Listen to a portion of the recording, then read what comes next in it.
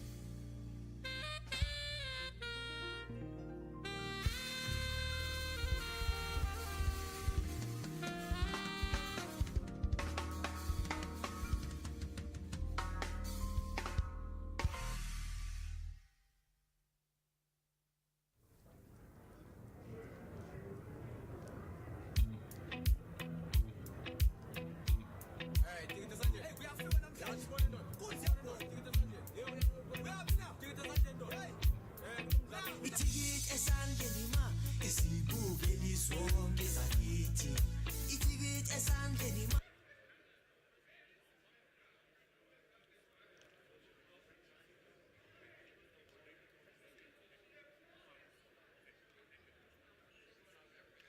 Okay, just testing 1, 2, 3, 4, 5, testing 1, 2, 3, 4, 5.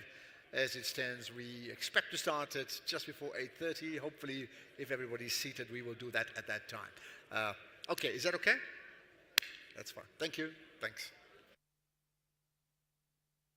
Isibukeli sonke sakithi wo namhlanje sizoqeda sonke izinkulumo wesibukeli sonke sakithi sibuzobani bengathi ibhola lethu lapha sihlangana khona bazokhala abantu sibuzobani bengathi ibhola lethu lapha sihlangana khona bazotelekani sibuzobani ngathinta thina ubani ongathinta thina sishonke ibhola webafana ubani ongathinta thina sishonke ibhola webafana singathi ukukhahlela kancane kuzojabula nobani sishonke ibhola webafana qina wezinsizwa usho Mpempe webakithi qina wezinsizwa usho Mpempe webakithi anogijima ngebhola elihle isibukeli sishaya maphela akeno qina wezinsizwa sibuzobani bengathi ibhola lethu nabasihlangana khona bazokhala abantu sibuzobani bengathi ibhola lethu nabasihlangana khona bazotelekani sibuzobani bengathi ibhola lethu nabasihlangana khona bazokhala abantu sibuzobani bengathi ibhola lethu nabasihlangana khona bazotelekani sibuzobani ngathinta thina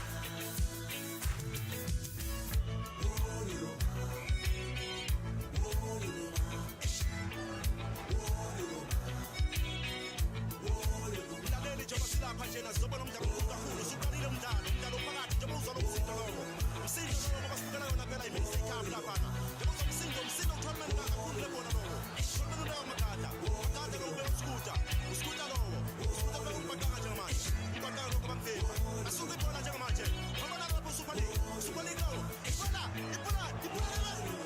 neza ngena phakathi lebona alikho phakathi neza usishila ngena ngempela sishila ngena lebona kahle kakhulu sishila ngena ibhola sibuzobani bengathi ibhola lethu labasihlangana khona bazokhala abantu sibuzobani bengathi ibhola lethu labasihlangana khona bazotelekani sibuzobani bengathi ibhola lethu labasihlangana khona bazokhala abantu sibuzobani bengathi ibhola lethu labasihlangana khona bazotelekani sibuzobani bengathi ibhola lethu labasihlangana khona bazokhala abantu sibuzobani bengathi ibhola lethu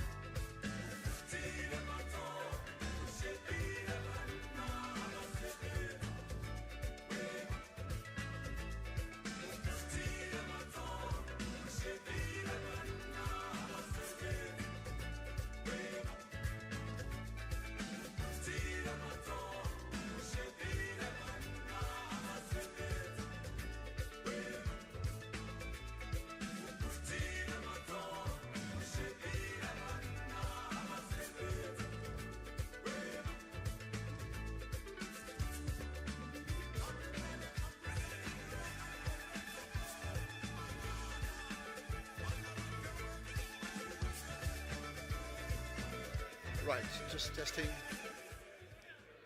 Okay, may I have your attention, please? We're going to start in about 10 minutes, maybe less, shortly.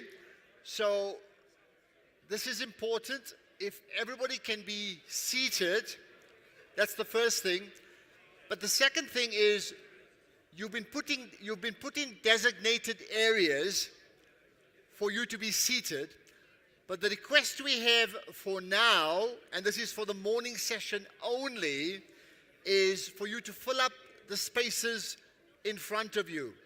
So to repeat, there's a designated area for you to sit, but for the morning session only, we request that you leave the designated area and you come further forward, closer to the podium, right?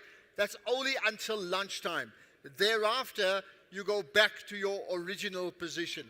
So if you can oblige, I'd appreciate that. We should be starting in about 10 minutes maximum. So come forward, outside your designated area, closer to the front for the morning session only. Thank you. Please be seated, right?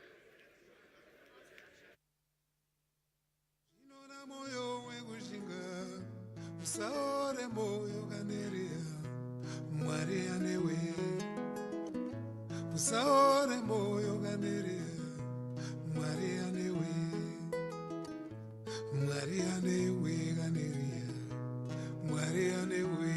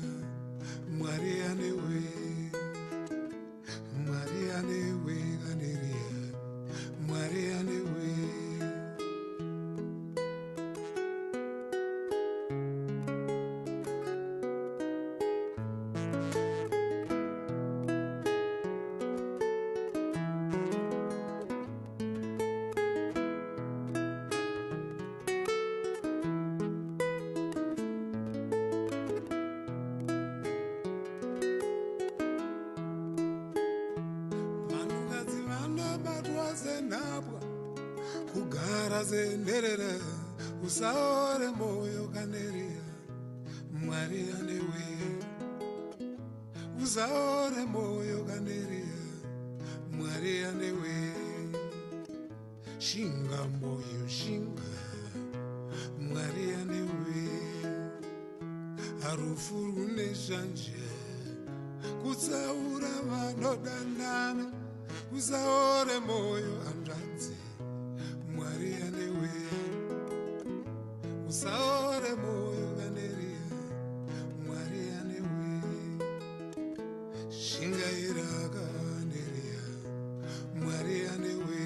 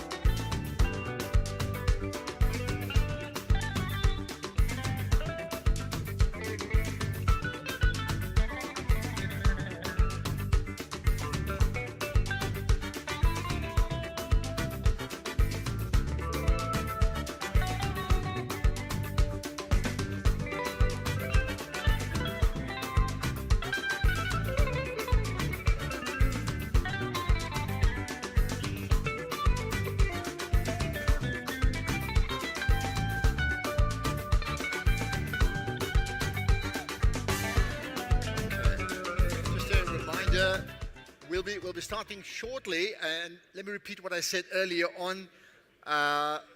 For those of you, everybody know they've been seated in designated areas, but just for the morning session only, you can get out of your designated area and come further forward, okay?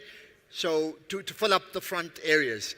Later on in the afternoon in particular, you need to go back to your designated areas. So if you can come as further forward as possible, that would be absolutely great. We should be starting pretty shortly. Thank you.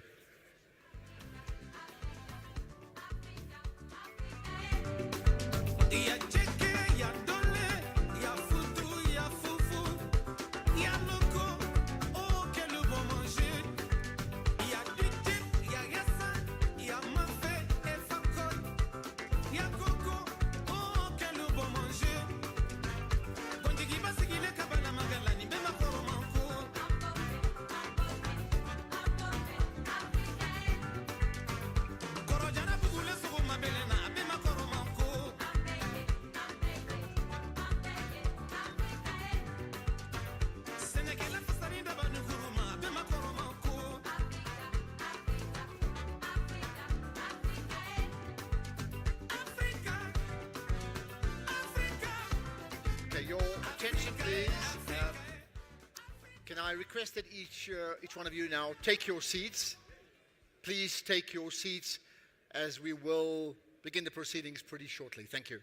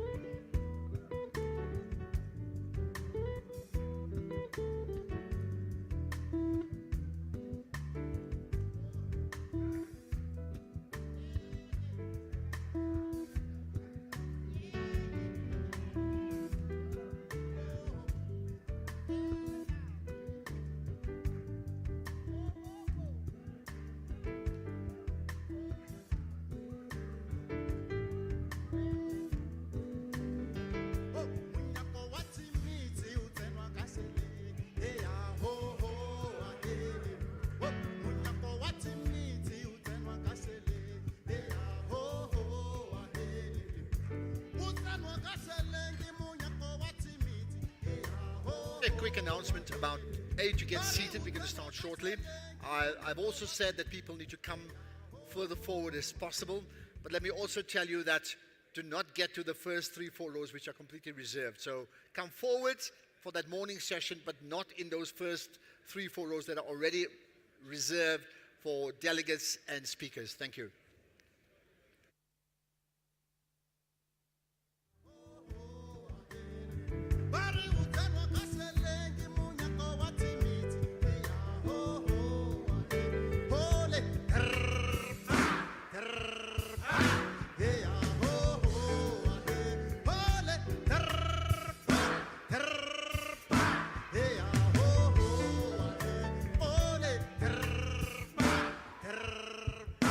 Hey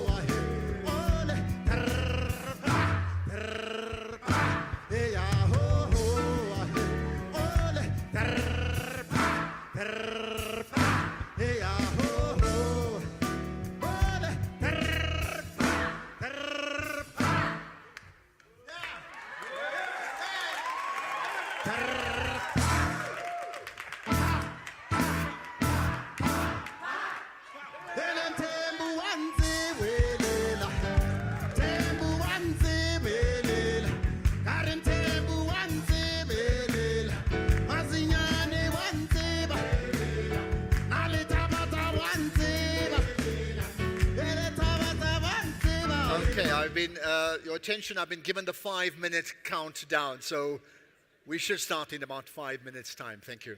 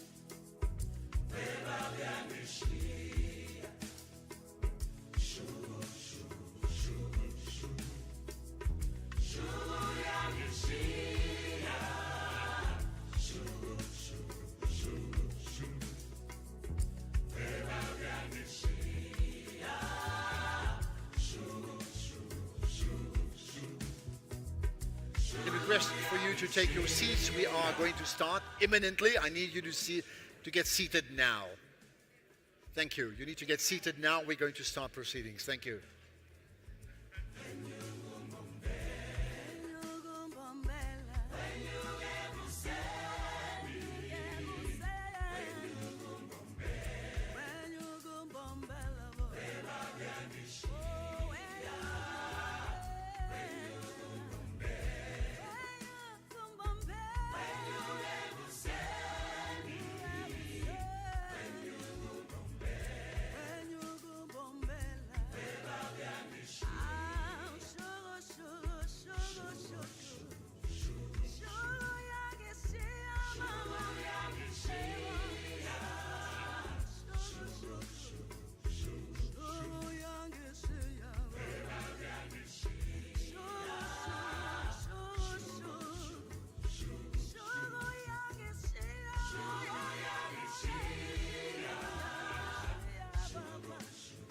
Okay, if I can just insist and request at the same time that please can everybody be seated. We are starting imminently. If you can all be seated, please. Lots to talk about, I know, but we can catch up during those tea breaks and the extended lunch breaks that will take place. But for now, we need you to be seated so we can get moving. Thank you.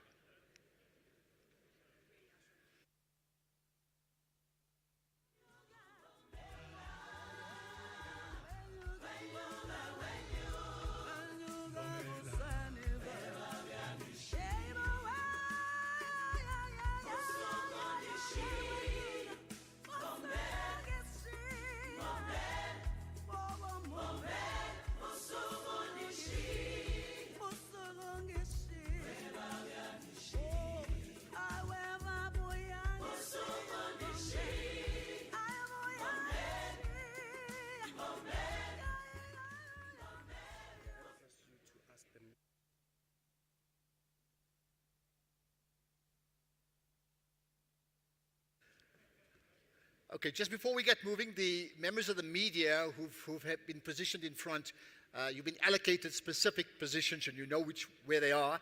If you can go back to those positions right away, there's no need for you to be right in front, right? Okay, everybody's seated. We're gonna get moving. Yeah? Can I get a thumbs up? Can we go? Absolutely. Thank you. Right. So it's interesting. This morning, when I got here, I used a taxi. And the taxi driver said, "You're very early. Are you off to BRICS?" And I said, "Yes." And he said, "Why?"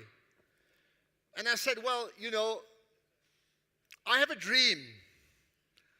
I have a dream that one day my country, South Africa, will become this champion nation." And he said, "Okay, and that means what?"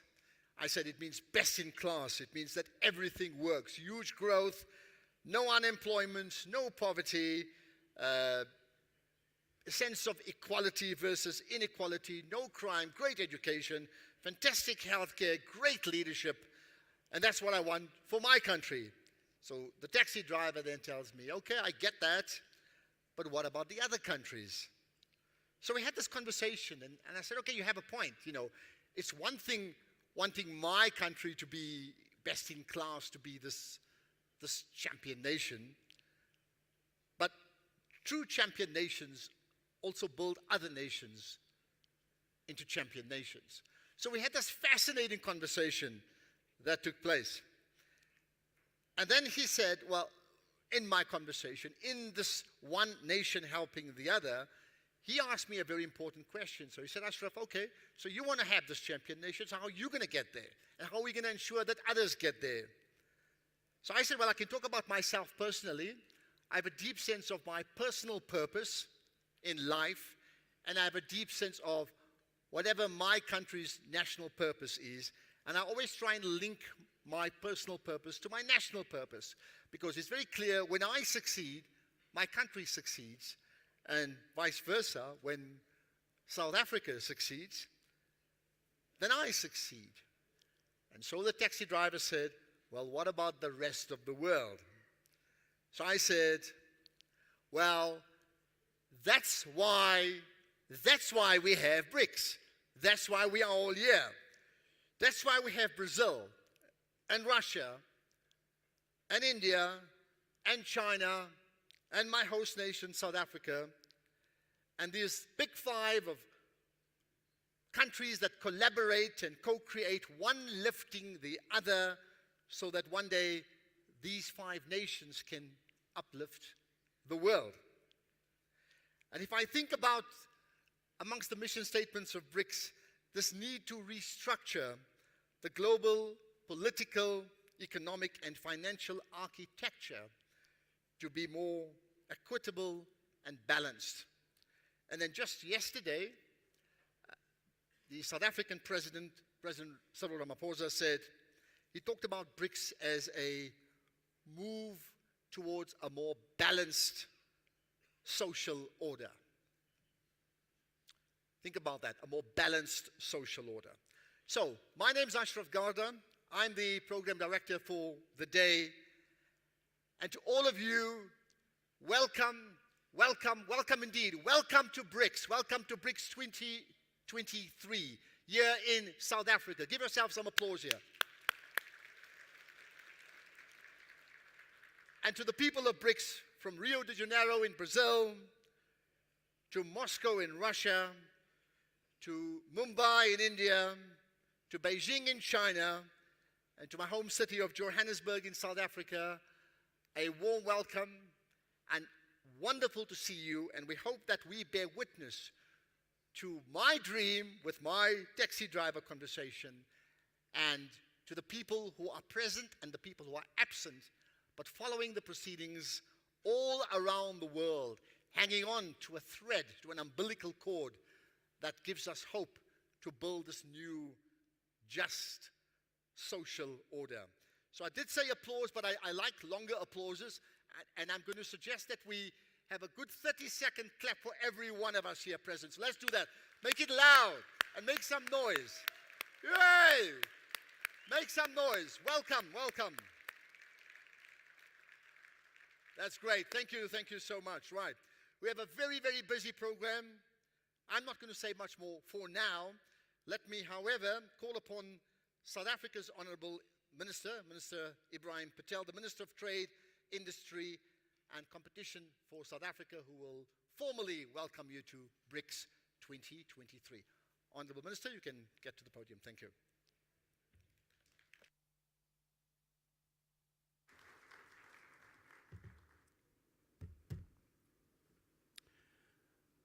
On behalf of the South African government, I wish to warmly welcome you at this BRICS Business Forum on a beautiful late winter's day.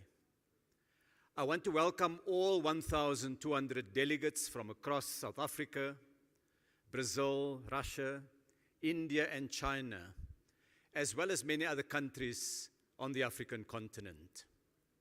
I want to welcome the cabinet members and deputy ministers from South Africa. I welcome our distinguished guests, including the President of the New Development Bank, Ms. Dilma Rousseff, and the Minister of Finance of Brazil, Fernando Haddad. I welcome a dear friend, the Secretary General of the African Continental Free Trade Area, Wamkele Mene, as well as the Minister of Trade from the Republic of Mozambique. I welcome the heads of the respective BRICS Business Council chambers and the inaugural chair of the South African chapter of the BRICS Business Council, Patrice Motsepe. I welcome the large contingent of exporting firms present here today.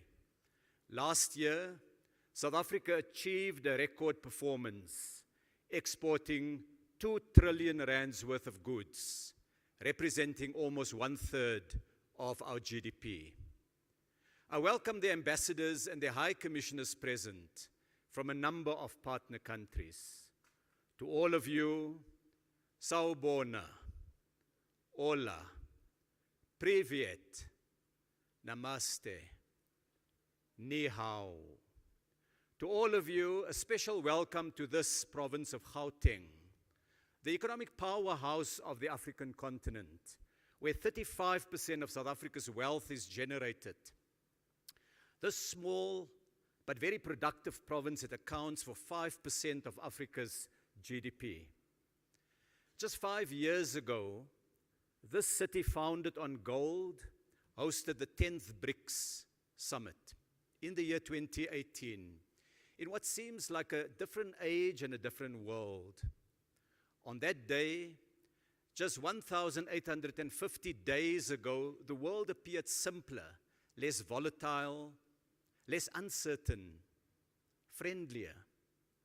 It had not yet encountered the damage of the COVID pandemic, nor the deepest recession since the Second World War. Today, the world is more polarized, climate change is more pressing, and the speed of technological innovation is rapidly increasing. And these trends, dear friends, in turn are reshaping our economies and our societies in profound ways, more profound ways than many of us could project. Add to these changes the vast shift in the locus of economic activity from the traditional northern centers to the new industrial engines of the East and the South, beginning to mirror the true demographics of the world. Change creates turmoil and tensions. As the world changes, we see a rise in unilateralism and a pushback on the global rules-based system. Yesterday, the BRICS Manufacturing Forum met at a venue some kilometers from here to reflect on the changing world and its meaning for economies. We concluded that these developments, these major trends taken together, are disturbing permanently the old ways of doing things. Business as usual is no longer an option for the private sector, for governments, for the global trading system, for all of us. We must innovate and adapt to this new normal, an often volatile, uncertain, complex, ambiguous and fractious world. It is in this context that the BRICS Business Council meets here today. It meets with grounds for optimism about the future. Optimism in spite of the challenges I have spoken of. BRICS countries taken together account for more than a quarter of the world's economic output, that wealth that is annually created by workers and entrepreneurs. BRICS has built important institutions, like the new development bank that drives investment in infrastructure that supports economies and societies. It has built networks of knowledge exchanges and policy exchanges, putting forward a worldview based on our right to develop, to live not on the charity of others, not as the servants of others, but as equals, building our economies.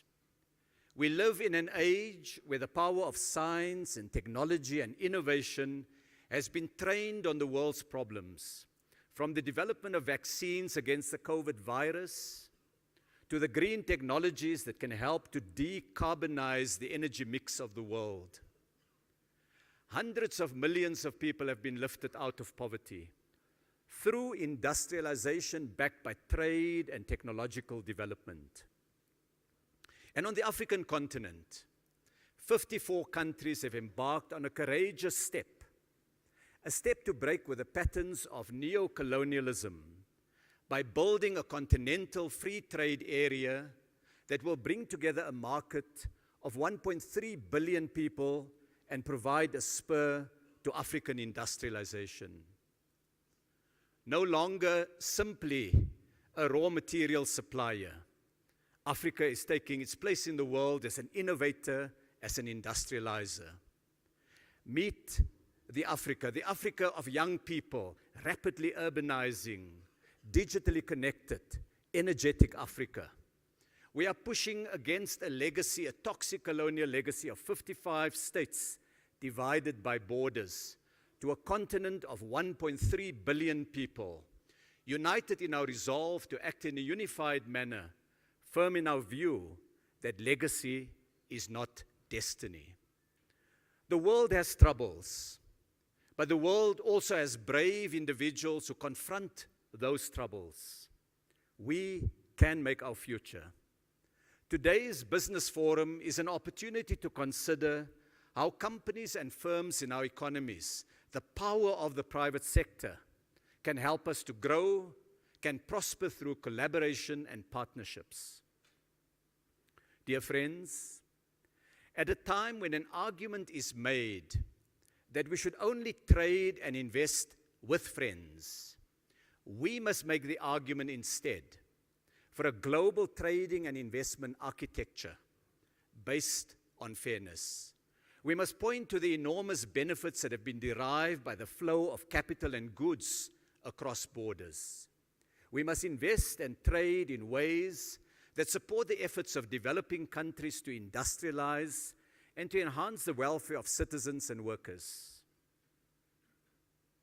Colleagues, many thousands of years ago, our ancestors sat around fires, discussing perhaps the future of the tribe or the next hunt, or ways to survive the harsh winter.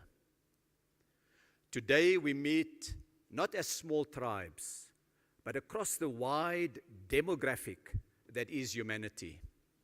Using the power of air travel and digital communication, we bridge language and culture to bring together representatives of billions of peoples, to consider ways to grow our economies, to create jobs, to protect the planet. Our modern world is built on the great civilizations of the past and on the contemporary efforts of scientists, of innovators, of entrepreneurs, and of policymakers drawn across all continents. This is the context of today's meeting. This is what you as business people will take as a framework within which to forge business-to-business partnerships. And as I conclude, to all our visitors from outside the continent of Africa, welcome home. Welcome home to this place, the cradle of humankind, the birthplace of humanity, where our story as humans began. Welcome back to the land of your ancestors. You have been away for a long time. I now, ladies and gentlemen, dear friends, declare this meeting of the Business Forum officially open. Thank you.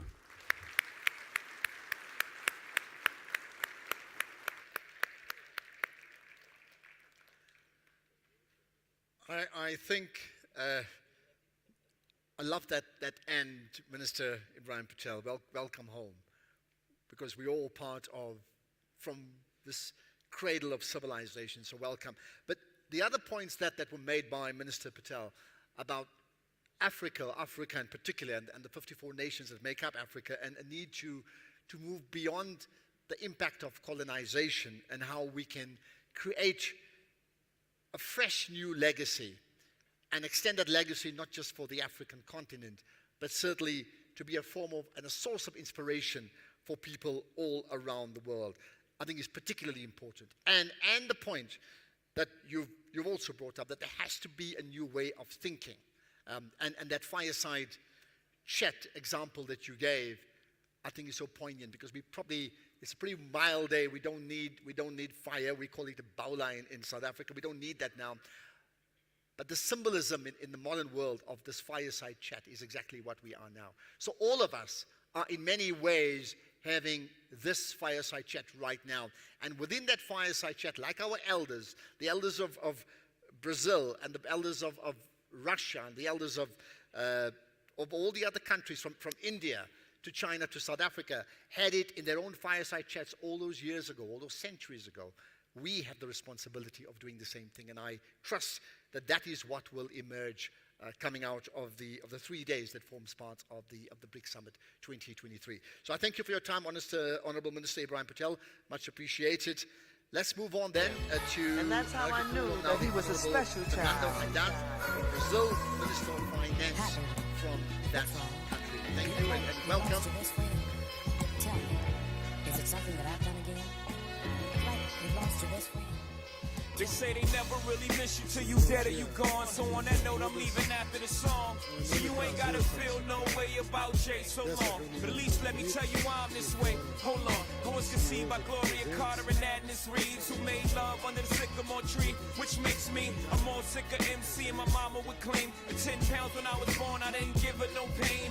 So through the years, I gave her fair share. I gave her first real scare. I made it for birth when I got here. She knows my purpose wasn't purpose. I ain't perfect, I care. But I feel worthless cause my shirts wasn't matching my gear.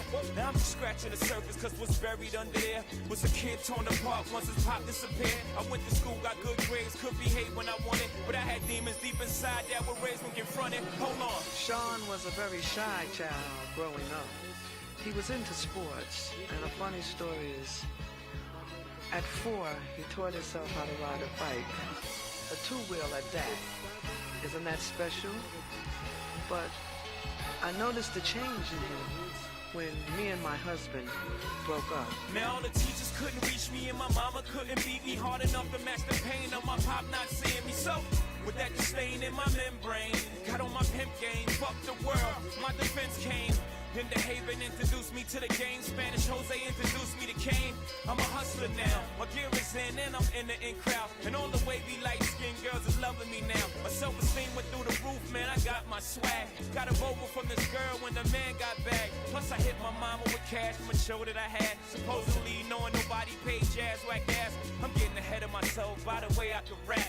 That came second to me moving is crack. Give me a second, I swear. I would say about my rap career. To 96 came, niggas, I'm here. Goodbye. Sean used to be in the kitchen, beating on the table and rapping, and until the wee hours of the morning. And then I brought him a boombox, and his sisters and brothers said that he would drive them nuts. But that was my way to keep him close to me and out of trouble. Goodbye to the game, all the spores, the adrenaline rush. Your blood boils, you in a spot knowing cops can rush. Yeah, you in the drop, you so easy to touch. No 2 days are alike, except the first and 15 pretty much. And trust, here's a word you seldom hear from us. Hustlers, we don't sleep, we rest one eye up. And the drought can define a man when the well dries up. You learn the worth of water, without work you thirst till you die. Yep, and niggas get tied up for product. And little brothers, ring fingers get cut up to show mothers they really got them.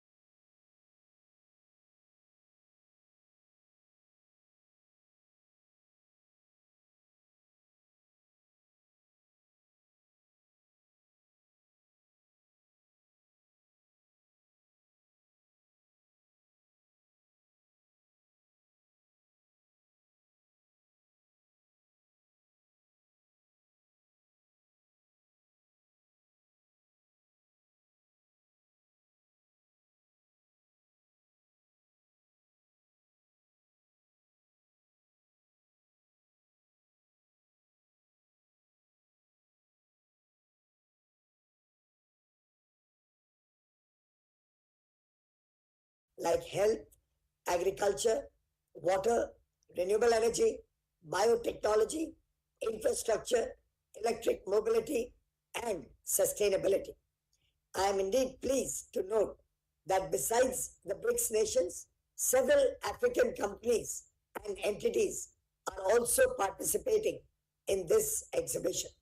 I commend the presidency for organizing the investment promotion seminars alongside the BRICS business events. These seminars provide valuable opportunities for enriched business engagement and help generate dialogue on sectoral challenges and new opportunities. Amid strong global headwinds, India stands resilient as an attractive investment destination. Our economy clocked an impressive 7.2% growth in real GDP last year, the fastest growing large economy in the world. Our substantially youthful population with a median age of 28 is a strategic advantage amid global demographic shift.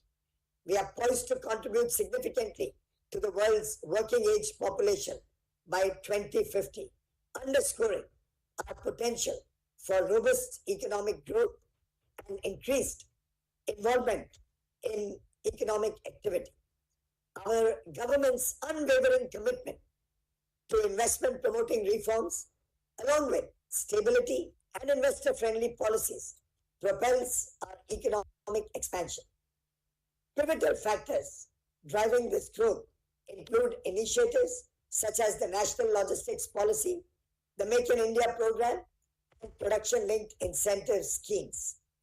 We have also created the pioneering GIS-based Prime Minister's Gati Shakti National Master Plan, effectively addressing critical infrastructure gaps and enhancing supply chain efficiency. This has played an important role in the development of multimodal transport systems, elevating logistics and bolstering domestic manufacturing and exports. We are transforming our physical infrastructure, most particularly roads and highways, railways, airports, inland waterways, ports, and digital infrastructure to international standards. A substantial master plan of over $1 trillion for infrastructure investment, coupled with record funding for our domestic infrastructure, reflects our commitment to progress. The financing landscape for our infrastructure development is maturing, characterized by private equity, robust regulatory frameworks, competitive debt financing, and innovative financing structures like infrastructure investment trusts. The emergence of Industry 4.0 is ushering in a paradigm shift in business operations. Our industries are swiftly embarking on a digital mission, developing new solutions in design, manufacturing, and service delivery, effectively establishing India as a global manufacturing leader.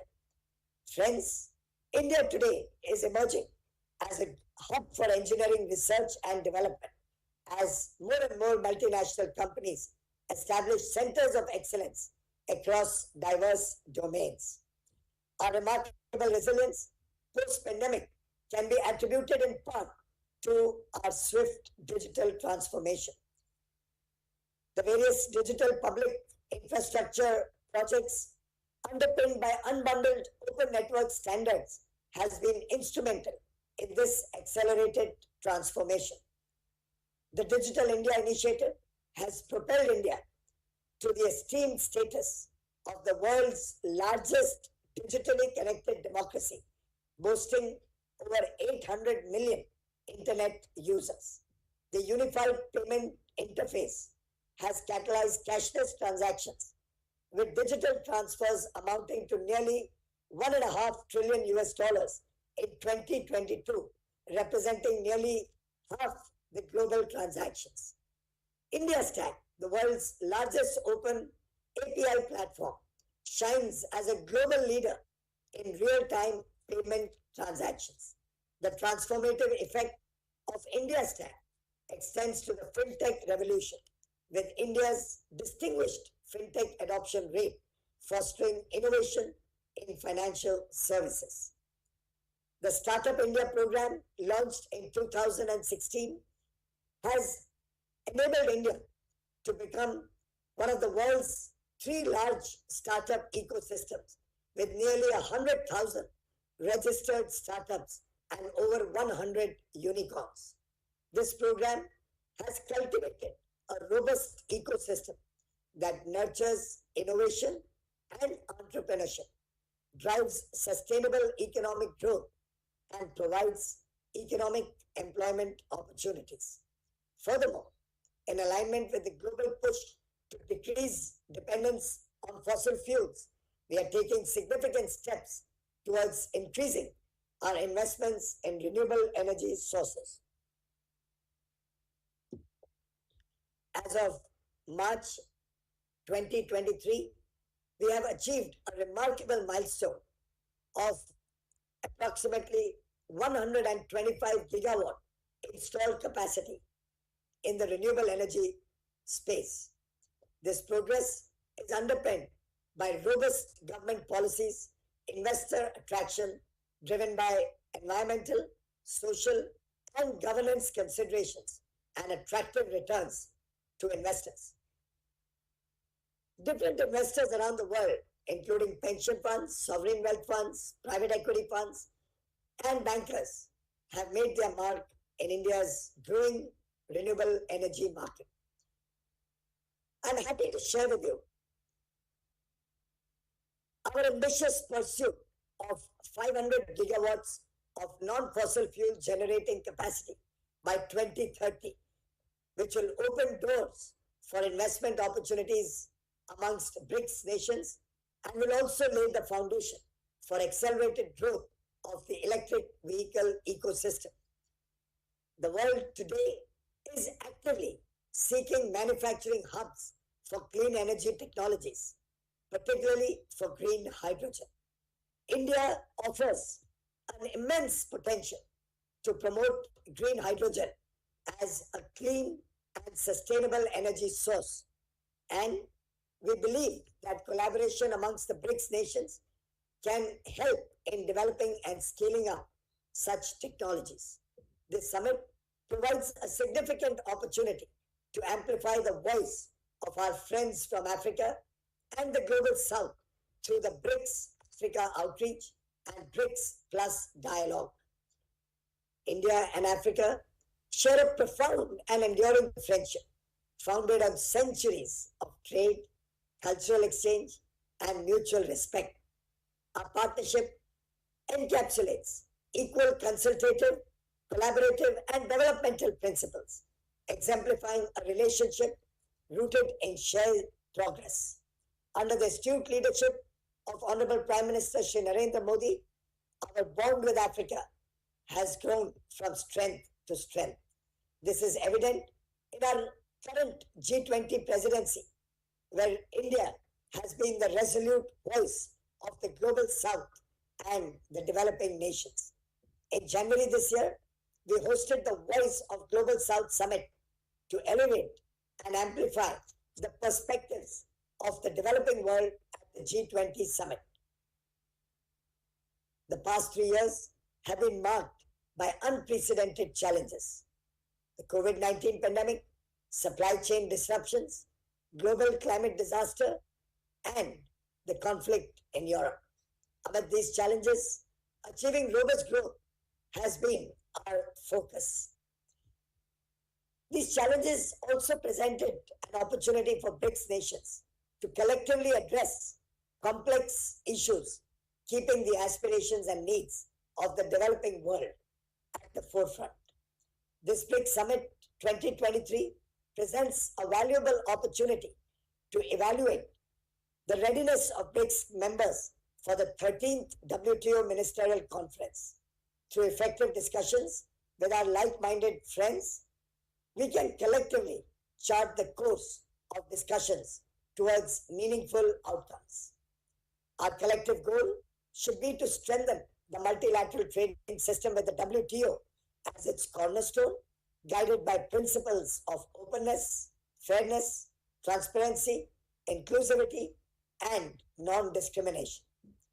Friends, development must remain at the heart of discussions on WTO reform, and the WTO's agenda should be driven by its members. A significant milestone in WTO reform involves achieving a fully functional two-tier dispute resolution system by 2024 with an urgent focus on restoring the appellate body. We stand for incremental, practical steps towards WTO reform.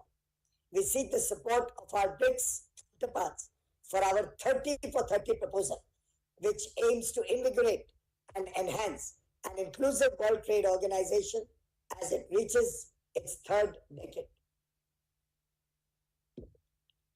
We play an important role in the Committee of Nations as a group of BRICS nations and can actively and constructively contribute to WTO reform. In fact, to further the BRICS initiatives in several areas, India stands committed to work with our partners within the framework of the G20 Trade and Investment Working Group coming up this week. There is immense potential of collaboration amongst us, and we can create and implement new solutions tailored for the needs of tomorrow. With abundant scientific resources and our collective efforts, we can drive innovation and technology. In this context, we have established 25 technology innovation hubs across India, emphasizing greater collaboration with other friends around the world. We extend an invitation to researchers from BRICS countries to undertake joint research and knowledge exchange. Through this mutual sharing of expertise and resources, our member nations can collectively forge new technologies that will help their economies grow and enhance global competitiveness of BRICS nations. The COVID-19 pandemic also highlighted deficiencies within the global healthcare infrastructure. Addressing these issues requires fostering meaningful collaborations, promoting the sharing of cutting-edge technologies, enhancing cooperation in vaccine and pharmaceutical manufacturing, investing in capacity development, and ensuring transparent dissemination of health information. Businesses can play a crucial role in driving these essential changes. In the realm of ensuring food security, the BRICS nations have been proactively working towards creating reliable framework for cooperation. The looming impact of climate change on the agriculture sector necessitates collective action. It is imperative today that we work together to enhance the resilience of agricultural economies. In our collective efforts, I also want to underscore the significance of women empowerment.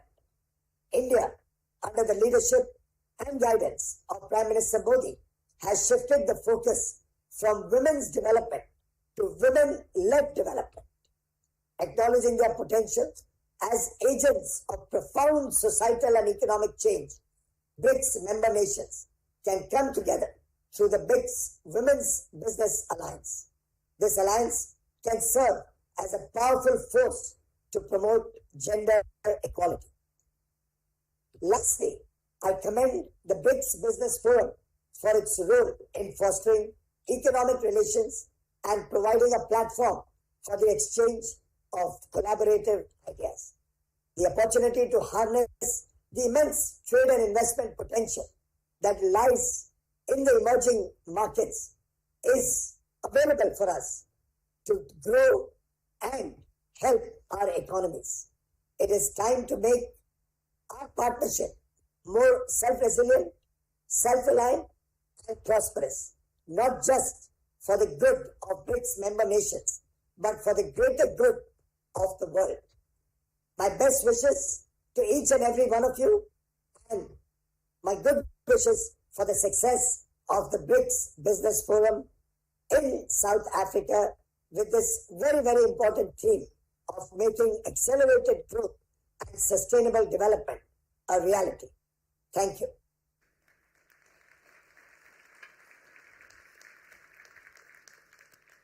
Thank you. Thank you very much, Honorable Piyush Goyal, Minister of Commerce, Industry, Consumer Affairs and Food, Public Distribution and Textiles in India. Appreciate your time. I think just of that conversation, the point that was made about women development and empowerment and leadership certainly resonates with South Africa. We are in the midst of what is called Women's Month, where there's this massive drive annually centered around Women's Day to highlight issues around women. So that certainly resonates. Talking about women and women in leadership, I can't think of anybody in my country who makes a better impact in terms of leadership than the next speaker, Puti Mahanyele Dabengwa, who speaks as a member of the South African chapter of the BRICS Business Council. Puti, if you can come up, please. Thank you.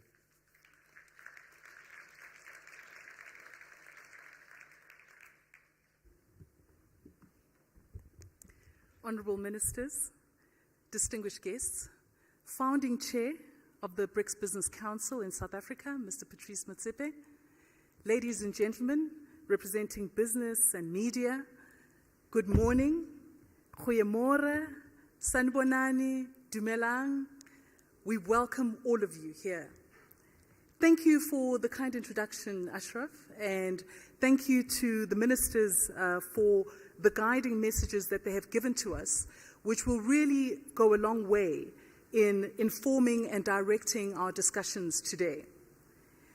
Ladies and gentlemen, on behalf of the South Africa BRICS Business Council, I'd like to thank you and welcome you all to this BRICS Business Forum that we are having today. It is undoubtedly a privilege to be amongst all of you from across the BRICS nations and the African continent. I'm looking forward to the content-rich program which we have before us, which is under the overarching theme of making accelerated growth and sustainable development a reality. Today, we are here to discuss critical issues that the BRICS nations and the continent faces. Our agenda provides us with a unique platform for networking, knowledge sharing, and collaboration amongst business leaders, thought leaders, policymakers from across Brazil, Russia, India, China, and South Africa, and the rest of the continent. We're extremely honored that our program is presided over today by our respective heads of state. We have curated panels and sessions where we will be having discussions with representations from each of our BRICS nations and the African continent. During the day, we will investigate the rules and regulations required to establish a working framework that can help to accelerate trade and investment across our economies. In an increasingly interconnected world, it is important for the BRICS nations to come together to build our economies through strengthening of economic partnerships and unlocking new opportunities of shared and overcoming shared challenges. We're going to be exploring agricultural development and synergies amongst the BRICS nations.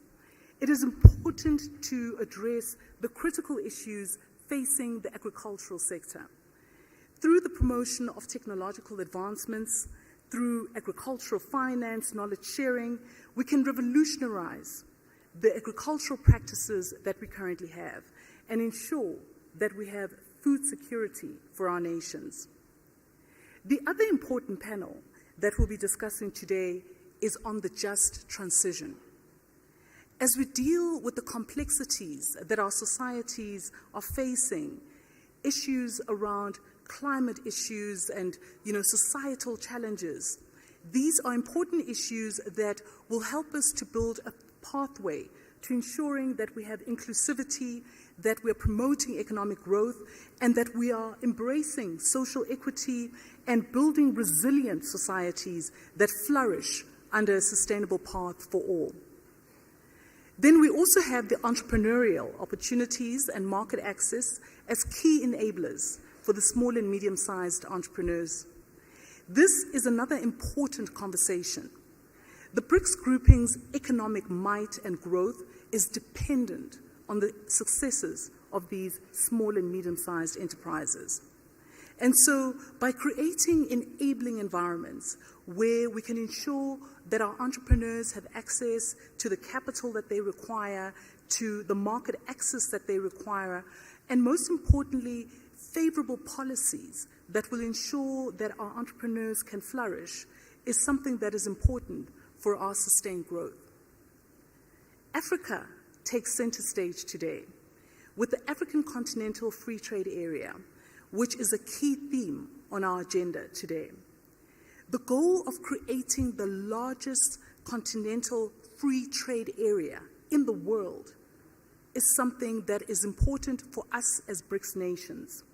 And so from that perspective, this creates an opportunity for BRICS nations to be able to engage with a united Africa. And so we look forward to engagements across the African Continental Free Trade Area.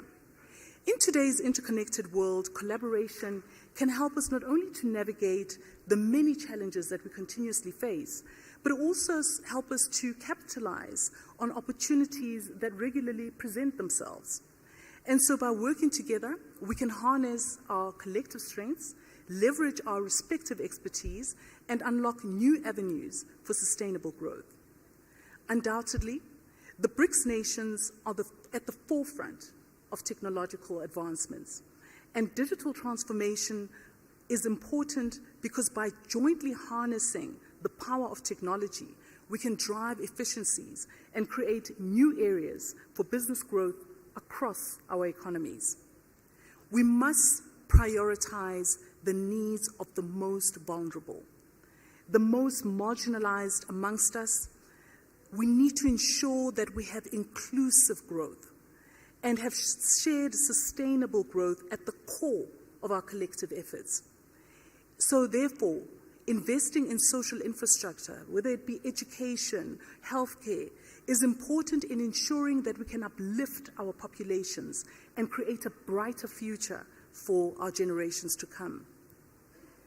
The recommendations from the 2023 annual report certainly indicate this focus. It was excellent yesterday to listen to the recommendations from the working group chairs who expressed the work that they have been working on across the working groups. And I'm hugely excited by what we'll be seeing coming before us. But I won't say too much because this report will still be presented to the heads of state tomorrow. But I look forward to what will be coming out of that report, because it is one of the proof points that will show that this is not just a talk show.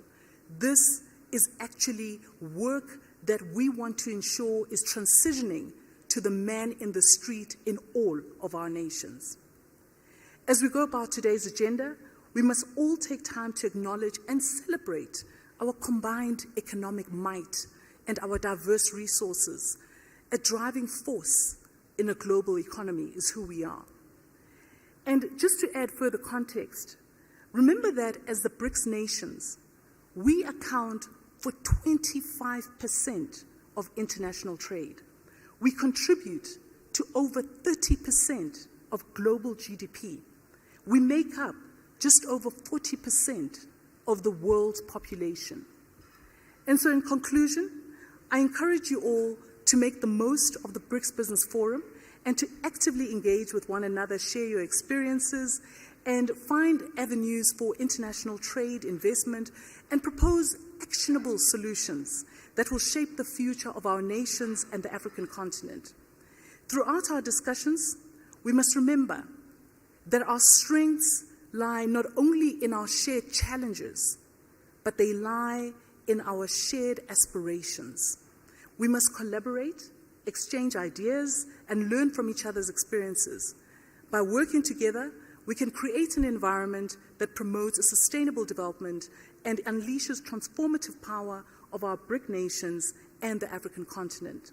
Finally, as you go about shaping this BRICS Business Forum, I leave you with a well-known quote from President Nelson Mandela. It is in your hands to make a better world for all who live in it. Thank you. Thank you.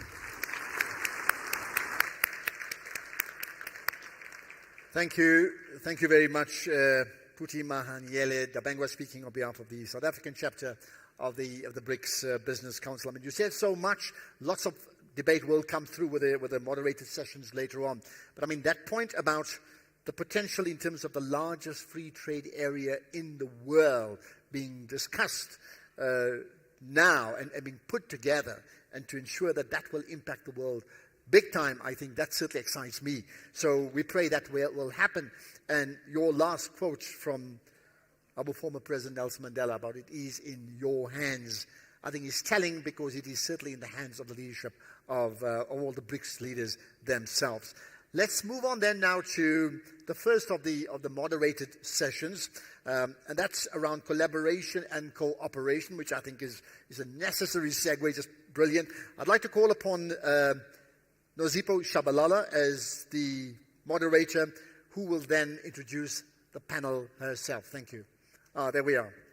Let me just tell you, Nozipho is the CEO of the Conversation Strategist, and of course I know you, but I love the fact your quote about why you do what you do, you know, helping smart people have simple conversations that make the world a better place. So we're looking forward to your simple conversations with smart people that will hopefully change the world. I'll leave it over to you. Thank you, Nazim. Thank you so much, Ashraf. Ladies and gentlemen, good morning. Thank you very much. I am going to welcome my panelists, so kindly please join me up on stage. I'm going to first start off representing South Africa to call on Madame Busi Mabuza. She is, of course, representing the South African chapter of the BRICS Business Council. She is the board chair of the Industrial Development Corporation as well. Madame, thank you very much. As you come up, if I might invite you to take this seat closest to me. Representing Brazil, ladies and gentlemen, it's my pleasure to please welcome Mr. José Sarado Neto. Let's give him a round of applause as he makes his way up. He is, of course, the chair of the BRICS Business Council in looking at the Brazil chapter. Thank you very much, sir. Ladies and gentlemen, for Russia now, we are calling on the chair of the BRICS Business Council for Russia, and that's Mr. Sergei Katryan. Let's give Mr. Sergei a big round of applause, please. Making our way to India now, welcoming the chair of the BRICS Business Council there, and also chairman of Apollo Tyres. Please help me welcome Mr. Onkar Kanwar onto stage, please. Thank you very much, sir. If I might give you a seat there. And closing off our panel is Mr. Zhang Shuagang. He is the vice chairman of the China Council for the Promotion of International Trade. Let's give him a round of applause, please. Now, ladies and gentlemen, this panel discussion is really about calling on the chairs of the different BRICS Business Council chapters to give us progress around key agenda items where they have been intentionally collaborating, coordinating with the view to strengthen economic ties and the view to unlock trade and investment. So this really is a short, sharp conversation that looks at what progress have we made. With that in mind, Madame Mabuza, let me start the conversation with you. We heard Madame Mahanyele Dabengwa saying Africa takes center stage. The theme this year is BRICS in Africa. The question to you is, how has BRICS unlocked trade and investment opportunities for Africa within the bloc? And perhaps you might like to comment on the role of South Africa in facilitating these opportunities. Nozipho, thank you so much for the opportunity. I hope I'm audible. So first of all, the opportunity ahead is actually much bigger. That's why this conversation here at the moment is very important. So in terms of where we've come from, in 2000, I was looking at the statistics, the BRIC nations, so excluding South Africa, of course, joined in 2010 and attended our first summit in 2011. In 2000, BRIC accounted for 7% of global trade. Right. You did hear from Puti at the moment, BRICS accounts for going on to 30% of global trade. intra-BRICS trade has grown by, in the past 10 years, an average annual rate of 7% or over 7%. These are very compelling numbers. However, for me, the even more important success of the BRICS formation, especially over the past 10 years, has been that we have now created a model for the world that moves us away from an extractive approach in terms of economic engagement towards a collaborative approach where we can all benefit. And why this is important for the African continent, we have the resources in abundance still in our continent, be it the human capital in terms of the youth that we have, be it in terms of the mineral resources or other natural resources. The next wave of global growth will, in my mind, Nozipho, come from this continent. And it is thus important that we are sitting here today inviting our BRIC partners, because we see that they accept, they understand the multilateral approach where there is mutual respect, where we're all working towards a win-win outcome. And we're inviting them to come and participate in the industrialization of this continent, because this is where the world needs to see the next wave of global growth.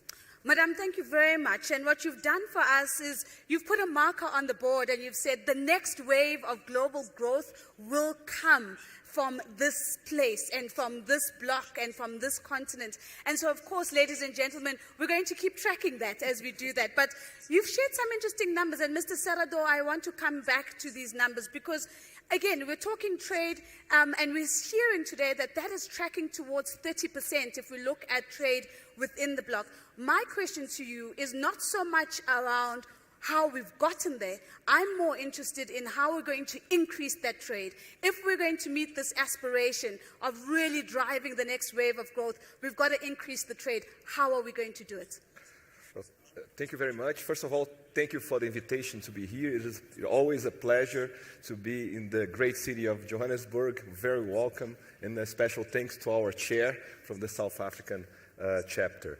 Well, in terms of the future, it's very important that we state that the BRICS Business Council is a very strong organization, has built a very profound work in identifying intra-BRICS sector networks. So we have promoted trade missions, we have worked on showcase investment projects within the BRICS nations. So this is part of the tasks that we undertook to bring us where we are. We have adopted a trade and investment promotion statement, which is a plan of action for the next 10 years. This obviously includes enhancing balance of trade through bilateral agreements, to the exploration of value chains opportunities. So it's very important to say that when you see the BRICS Business Council work, we are not only on bold free trade statements, we go into the supply chains and identify specific opportunities of integration, and I'll come back to that later on. And again, we are not only talking about intra-BRICS trade, we are talking about intra-BRICS trades, but for example, also with the African continent as well. We are also developing a BRICS calendar for trade and investment promotional events, because we understand that the B2B work that is undertaken under these environments are extraordinary in terms of promoting business and investments. And just to give one example of the sectorial issues that we've been discussing, I don't want to give any spoilers on the recommendations to the head of states, but taking the field that we work at Embraer, we have proposed what we call an airlift strategy. An airlift strategy will be a comprehensive plan to make sure that we have air connection between the BRICS countries, because without air connection, there is no flow of passengers, there is no flow of tourism, that negatively impacts the tourism, it affects cargo, it affects particularly the business people who are traveling, promoting business, investing, and doing trade.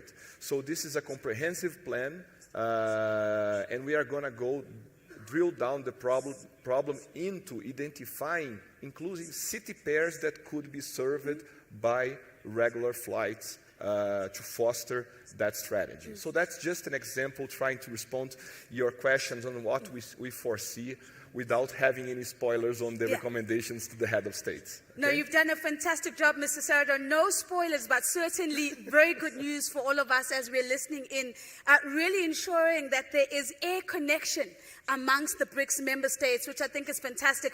What you've also said, which I think was really insightful, is that we're not just playing at the surface. We're going into the value chains. We're looking at the supply chains. And that's really enlightening to show the level of work that's going in. Let me then go to Mr. Khatri, and let me come to you, please, sir, with the next question.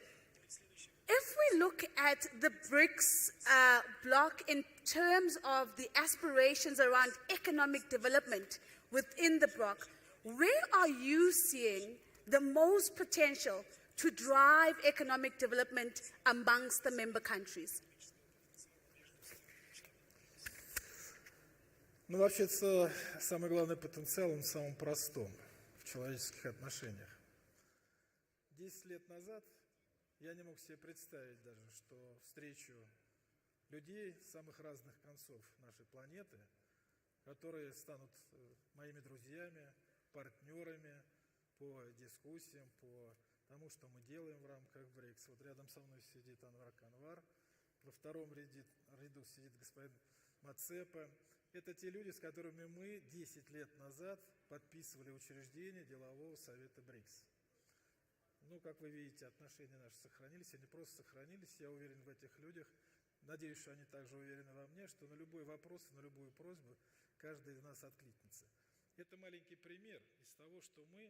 To any request, and one example, first of all, human resource, human relationship that's between the presidents, the ministers, deputy ministers, our forum, our exhibitions, congresses. These are the opportunity to meet each other, to see each other in the eye, look in the eye, and to have discussion face to face. Then you can really work on the decisions on different issues and different problems. We might have different opinions and different views, but it's the opportunity to honestly talk to each other, and this, I think, is the biggest potential. If we speak about economy, and it was already mentioned that we hope to reach 30% of the global GDP. Then 2050, BRICS would be dominant, absolutely dominant. And that would be a completely different picture on the global scene. So first of all, we have opportunities not only to work on other countries with which BRICS is working, but we have huge potential within BRICS. A very easy, simple example. So for agriculture is the most important sector in BRICS, and countries, we buy 315 billion of agricultural products outside our countries, but only 23% of these 315 billion we buy from each other within the BRICS countries. And I think that's a huge potential in our countries, so to realize that potential within our alliance. So there are lots of opportunities like that. So there is potential, there's huge potential, and the interaction with other countries, especially on the African continent, it's the opportunity like triples even. Thank you. Excellent. Thank you very much, Mr. Khatri. So two really salient points. One, agriculture as a key sector that we should be looking at. But I particularly loved the opening part of Mr. Katrian's response, where he talks about the importance of the relationships. And that's what is actually going to deliver the economic aspirations that we have within the blocks. Because when we can speak honestly, we can really begin to push in the same direction. Let me then move on to yourself, Mr. Kanwar. You've been associated with the BRICS Business Council for the last 10 years. You've seen the group grow, you've seen the group mature. I'd like you to maybe give us a forward look now and talk to us a little bit about how do you see BRICS businesses contributing to the sustainable growth of BRICS member countries? Thank you very much. Very good question. I think the question you raised is very relevant. In the name of economic growth, we've been abusing nature. And that is what is happening. And nature is giving a revenge, coming up with, you have fires, floods, global warming. All these things are happening because we've not bothered. We've just been busy pushing economic agenda. So I think time has come now. There'll be no tomorrow. You see, now it's question everybody knows. We have to use fossil and renewable energy. You know, there are a lot in the industries, especially steel, aluminum. Unless special efforts are done, little is being done, but a lot is desired to be done so that this emission, you know, is removed, because they are the one which is maximum emitting carbons. You know, so it's has to have the low carbon. Everybody knows it, but yet actions are not being taken. Now, on the water also, 20th century is going to be a big challenge for not only for the planet as a whole. We have to make sure how we make sure the water is reused. Now, there is agriculture. How do we have sustainable? So there we have to see how we can have drip irrigation. Yeah. And then at the same time, in the drip irrigation, we should treat, we have, how do we make sure that this, we prevent post-harvest. There's a burning of these butts, and that again emits a lot of emission, So it's very important we should do that. Now, on the urban center also, we should, water harvesting, rainwater harvesting. This has to be done at every level, at every home. And I think this is happening in a big way in India, but I'm sure other countries are also following these things. Because I said, water is going to be a very big challenge for the planet as a whole. And that's going to be, you have everything, but you will have no water. Yeah. So it's very important to address that. And then apart from that, we have to have collaborative efforts from each other. Conclusion is, if we don't do these things, then ultimately, we will be, for our grandchildren, will feel that they will feel not proud, but they feel that they will be ashamed of us. So it's very important to make our grandchildren, future generation, to feel so that we are able to leave something in terms of the planet, the abuse which we have been doing, and we've been seeing the effect all over the world. Thank you very much, Mr. Kanwar. Mr. Kanwar says, urgency, the time is now. There is no tomorrow. Let our grandchildren not be ashamed of the actions or the inaction that we might have chosen in our time. Thank you very much for highlighting, of course, renewable energy sources, which we'll talk about in the just transition conversation a little bit later, but also the urgency around action around water. And thank you for taking us all the way back to our households, because that's where the micro decisions are taking place. Mr. Zan Shogan, let me come to you, sir, in this first round of questions. How do we go about unleashing the trade and investment potential that sits within the BRICS bloc? And how do we create even more opportunities that we have for more economic and trade cooperation? How do we do that? Maybe give us some insights.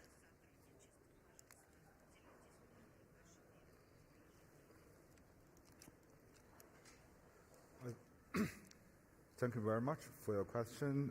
First of all, I would like to join my previous panelists in thanking you for inviting me to be here to attend this very important discussion.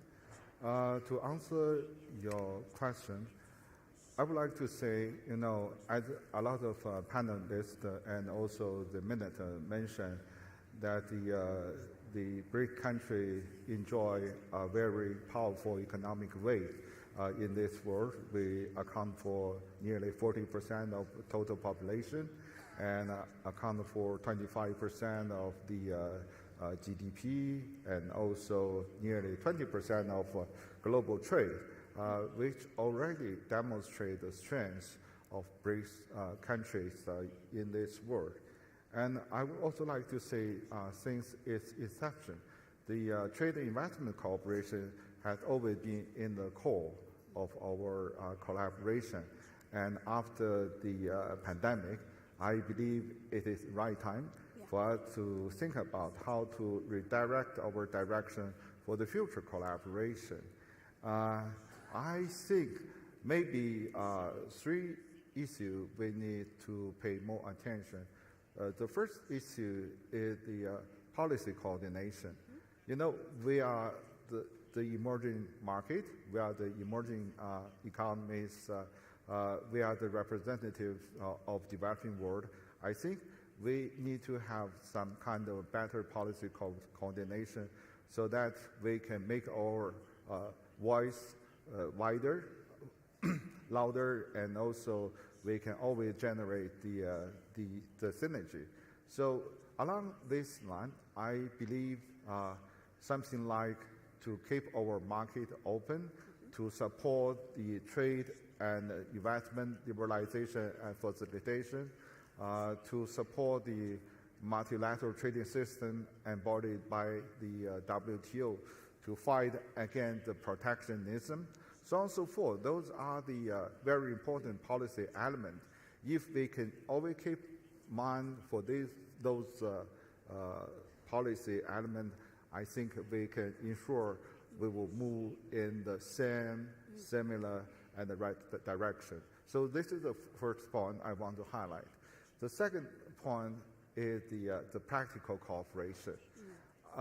And actually, from the very beginning, the BRIC countries always organize a lot of business events on a yearly basis.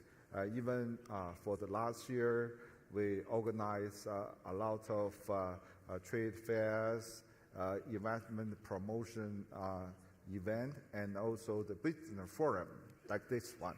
So I believe those practical activities have proven very effective, and it's warmly welcomed by our business people because our business people can find trade opportunity to find their investment partner for their future collaboration. So I think those sort of, although it's very traditional, but it is very useful. We have to keep the momentum for those pragmatic activity among the BRIC countries.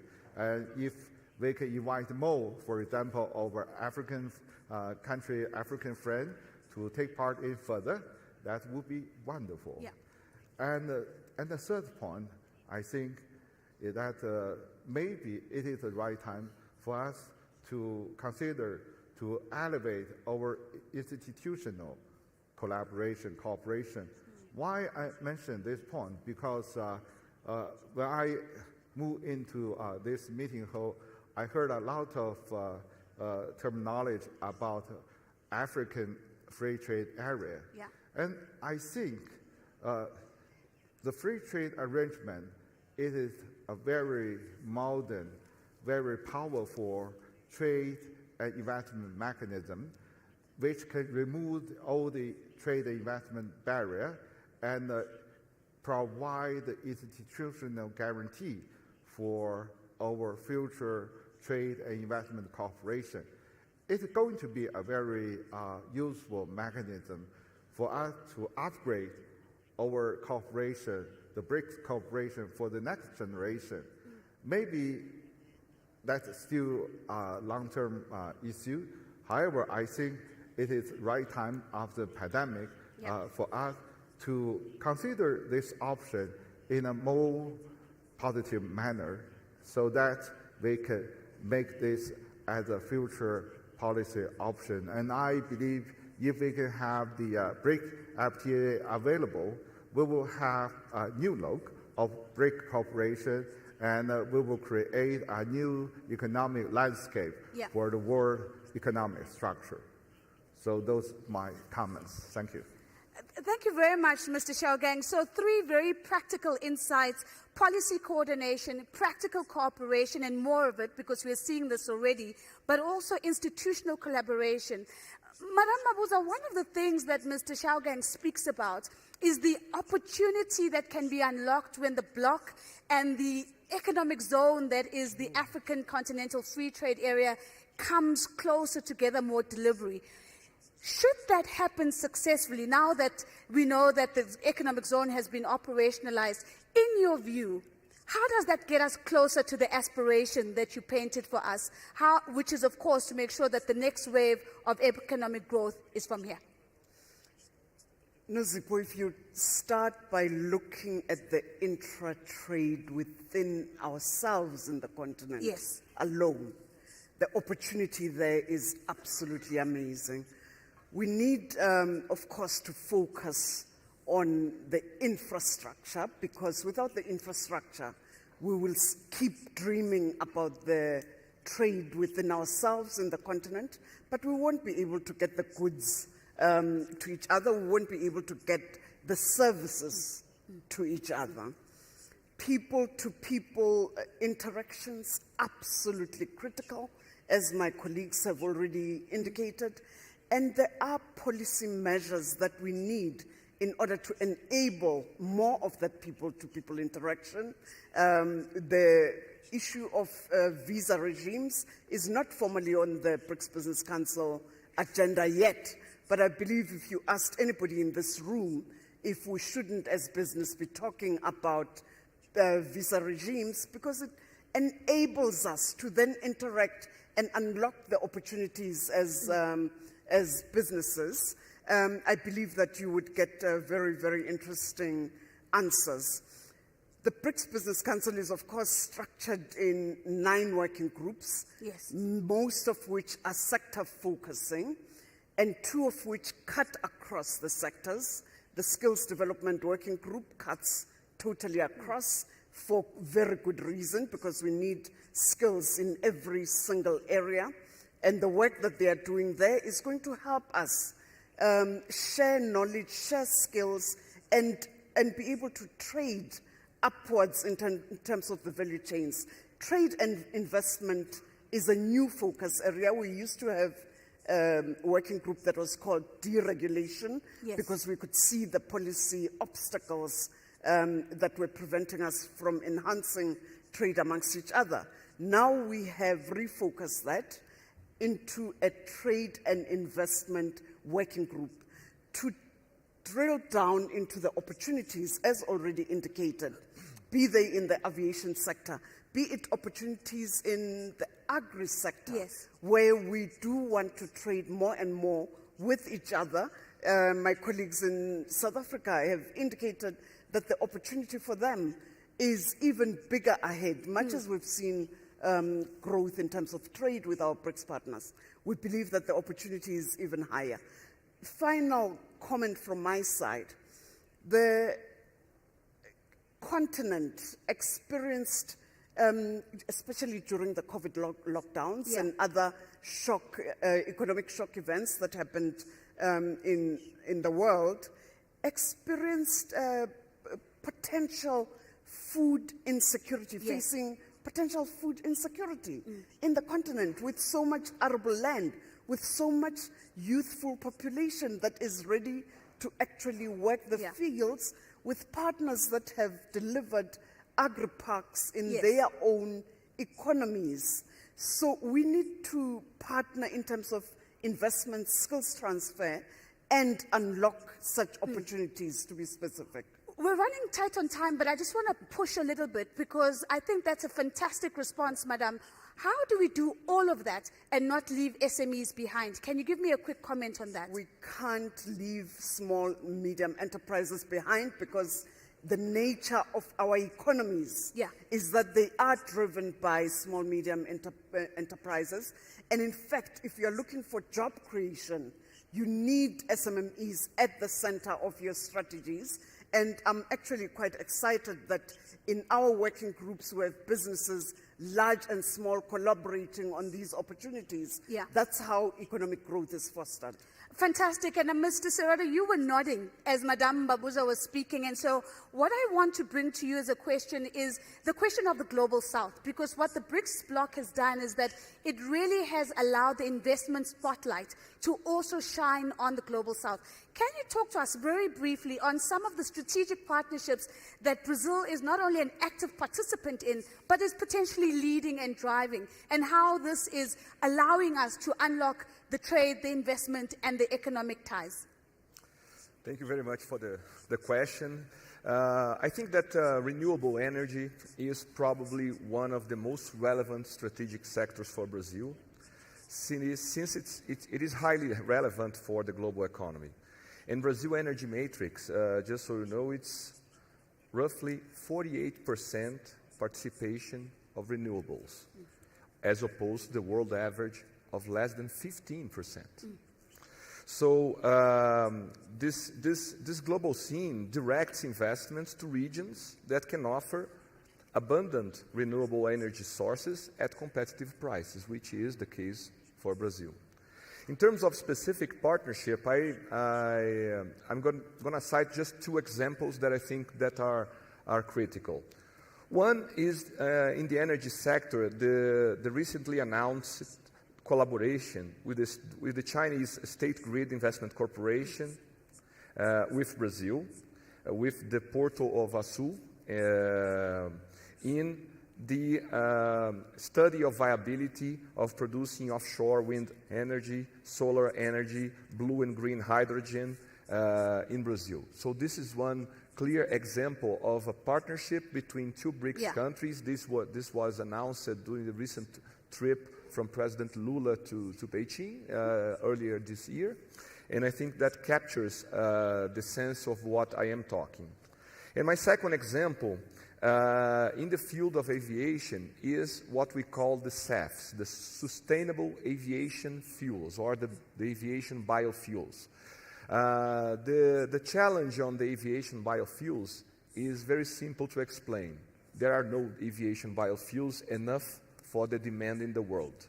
The demand is 10,000 times the supply. Sure. So there is huge opportunities.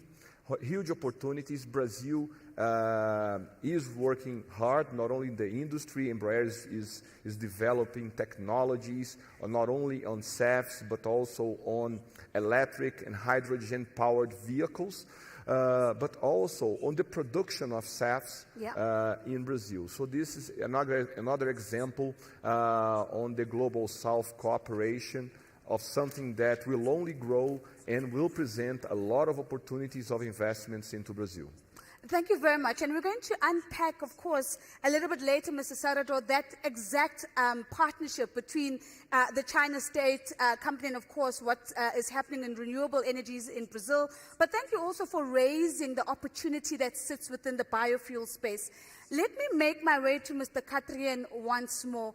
Mr. Katrien, we've been hearing agriculture as an opportunity in this panel. You have spoken about it. Madame Mabuza has spoken about it.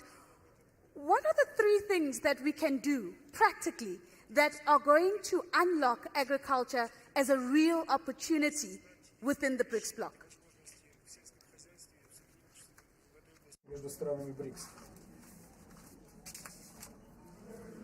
As in any other section or sphere, first of all, it's finances. We have to create a system which will allow to have settlements and payments with the Global South and between the BRICS.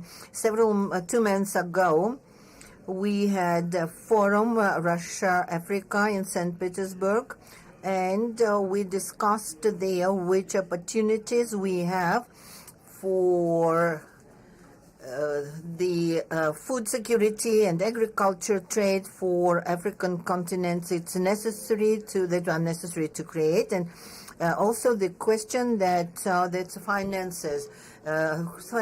Second is insurance, and then another big issue, as you mentioned, is the delivery, that's infrastructure, so issues connected with the delivery of cargo to African continent countries, and also our internal BRICS trade as well. So first of all, that finances, of course, is rating.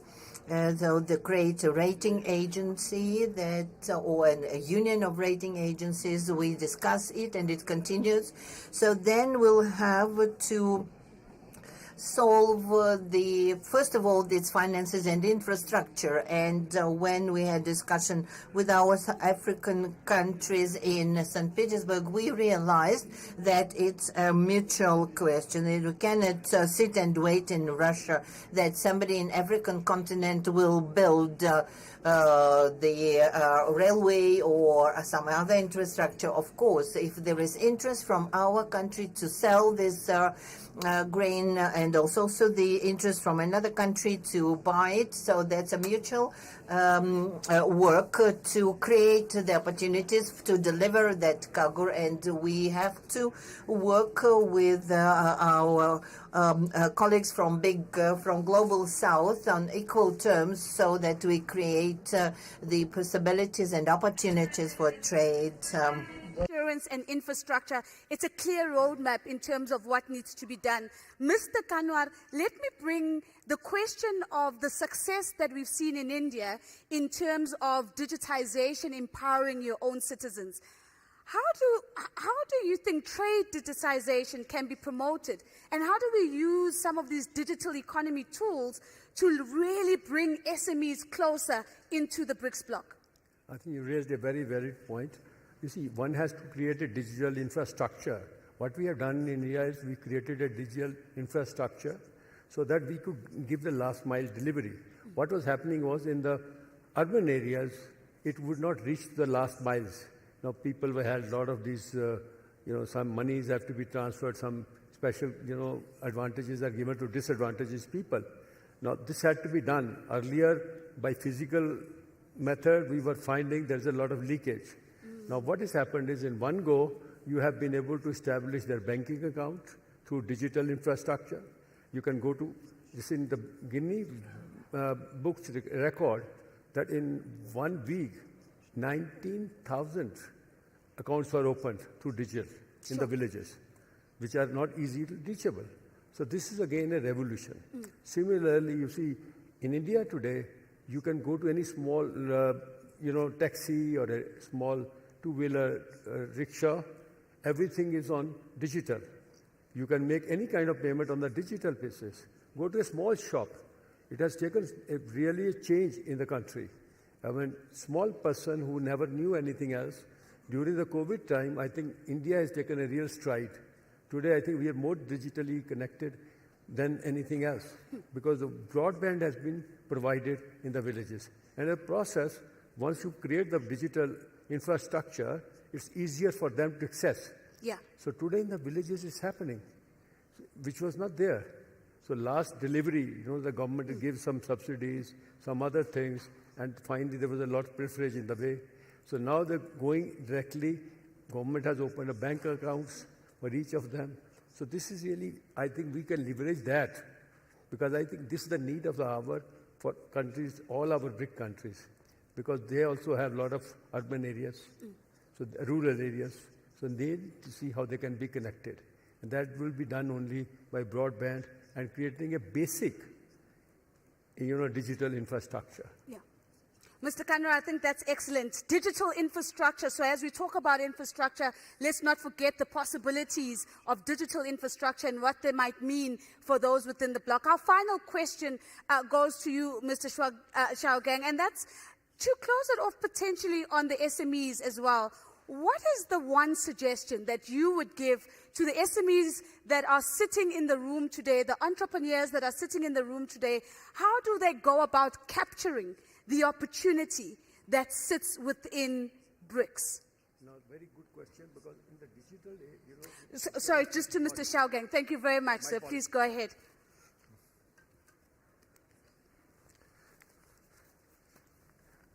When we talk about the SME, I always recall myself a series of figures. Actually, in China, we use 5% to describe the importance of SME.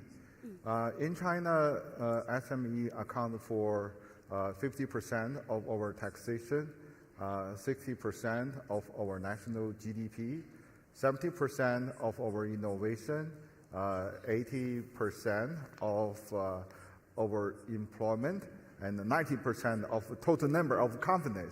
So we can see the importance of SME in our economic life, and actually they are also the backbone of our economy. However, the SME are very diversified. They cover almost all the blood tube of our body. So it's really very hard for us to give a single answer to allow the flourish of the SME. And number one, if I want to advise our SME entrepreneurs, they have to have a better understanding of themselves. What are their strengths and which area they think they have power to develop, to explore. This is the very important element. They have to recognize themselves, not us. You know, we have a lot of unicorn. Maybe at the very beginning, they don't know what they are supposed to do. However, after market research and also compare with their relative advantage, they finally eventually determine their future direction. I think this is a very important point for us to bear in mind. And at the same time, and I think the government support are very important because they are young, they are small, and they need more assistance from the policy perspective. And I believe there are a number of things for the government to do. Number one, we should to create an enabling economic business environment for the small business to develop. For example, a freer tax policy, relaxed policy for land use, for recruitment, or something like this. And also, I believe what is also important is the training. You know, to provide a variety of training opportunities so that to allow our small and medium business people to get acquainted with the world they are living and to find their own position. Yeah. And at the same time, and I think some encouraging policy are very important for them.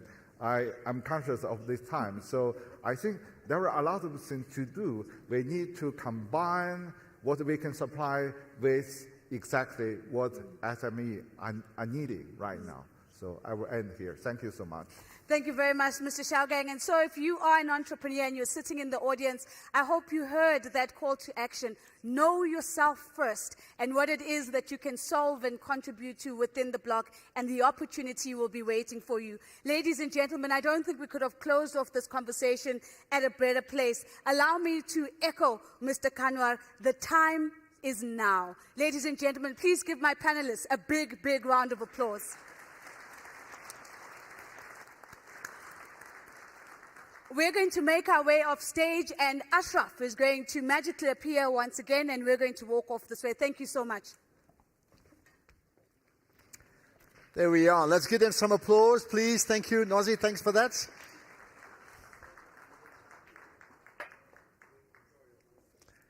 Just as they are getting off stage, let me remind you, So we've got 2 more sessions before we have the tea break. That's one. Number 2, if you want to download any of the conversations already, there are the QR codes which you can pick up from the screens on the sides there, but many of you have access to it, I think, even where you are seated. So there are QR codes available for all of those things, right? Okay.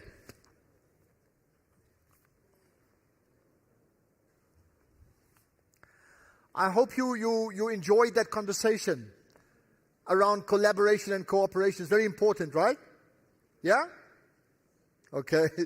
Let's now talk about something I think that's particularly important, which is the issue of agriculture. And agriculture in focus in relation to BRICS. And, the issues of sustainable development around agriculture, I think, is absolutely critical. So we, as always, have 5 panelists, and I'm going to call upon them. Firstly, from South Africa, Wandile Sitlobo, who's the chairperson of the Agro-Business Working Group. Wandile, if you can come up, please, and applause for him. Thank you. And you take the first seat there. Yeah. In always, we seated across South Africa and then the rest of the nations. Right. The next of the panelists is Bruno Ferla, who's the Vice President of BRF. He's from Brazil. Applause for Bruno. Thank you. Let's do that. Thank you. You were saying you've been here, 12 times or something like that? Yeah, about that. He's a citizen of South Africa, so I gather, in some form or the other. From Russia, Vladimir Nosov, from Agriculture WG and the head of competence at FOSS Agro. Vladimir, thank you for your time. And I know you've come for the very first time to the country, so welcome. Thank you. And we move on to India. Jai Shroff is the chair and the global CEO of UPL. Is also a member of the BBC India, which is the BRICS Business Council. Jai, good to meet up. We've shaken everybody else's hands. I need to do that too. Thank you. Right. And then the final one is from China, Jun Liu, who's the chairperson of the COFCO Corporation. Applause for Jun Liu from China. Thank you. Thank you so much. Okay, there we are. Right, so as you've seen, we've got about 40 minutes thereabouts to run through this significant conversation. I'm going to start in order with all of you here, starting with my South African colleague. And I want to ask each one of you, perhaps if we're saying agriculture in focus in relation to BRICS, right? And ideally, I'd like you to answer 2 minutes each, all of you, right? What can you tell us? What's your thoughts around BRICS and agriculture? And then specifically, what do you think is being done or would you like to see being done? Sure. I think, Ashraf, from a South Africa side, the one point that we appreciate a lot is that when you think about the BRICS countries, we are all powerhouses when it comes to agriculture. So there's a lot of interaction already that can be done on that. But from us, one of the other observations that we have seen is the fact that when you think about then the trade within this grouping in agriculture, we import as a grouping in generally just over $300 billion of agricultural products. But when you look at where all of these products are coming from, there isn't a lot that comes between us. The intertrade is still fairly low on that. So South Africa was looking at this and saying, how can we promote trade amongst ourselves as a one point? And there are clear reasons about why intertrade amongst the BRICS countries is low. Tariffs in certain products are still fairly high. And of course, there are also non-tariff barriers, issues like phytosanitary measures. All of those are things that we thought we could have a conversation. And over the past couple of 8 months, we've had a productive conversation on that to say, how do we propose then the lowering of those tariffs, addressing the non-tariff barriers, phytosanitary measures, so that we can promote trade amongst ourselves. Because as I said, we are the powerhouse of agriculture, but there are some markets that are importing more than the other. As an example, if you consider China as well as India, in that $300 billion that I was talking about, they import roughly 85% of that, and we do think that they can get some of that from Brazil, and certainly they can get some of the high-quality products from South Africa. So that's one of the major points that we had put on the table from our side. Okay, I'll certainly pick up on the issue of greater cooperation and tariffs, and we'll get to that just now. Let's move on then to Bruno Ferla from Brazil, yeah? Yeah, not very nice to be here. Actually, fancy Mike did. I feel like a pop star here. Well, very it's about nice. time. Good for you. But anyway, well, Brazil has been playing in the agricultural and livestock business for a while. And now we are one of the powerhouses, as you mentioned. And I think we only came to that because of technology. So some countries invested heavily in technology to produce phones, to produce computers. And Brazil has invested a lot in technology to produce food. And this is important, and this is what really can bring all the BRICS countries together, is the exchange of technology, the exchange of knowledge on how to improve our yields, how to make a better use of our land and of our water. So I can give you an example here.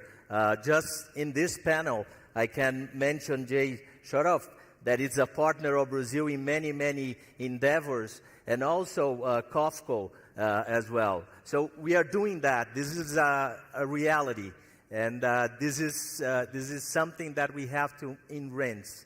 And the free trade among our countries, talking about agriculture, it's something that we really, really have to pursue. Okay, we'll pick up on that. Free trade, very important. Let's move on then to Vladimir Nosov. Yeah, Vladimir, your opening lines of thoughts on this? Actually, sustainable agricultural development is very much important for BRICS countries, and it's very important for all the world. Because sustainable agriculture must meet the needs of present and future generations. And innovative decisions help to improve farm profitability and to minimize environmental risks of agriculture. And I'd like to speak about fertilizers because I'm from the fertilizer company.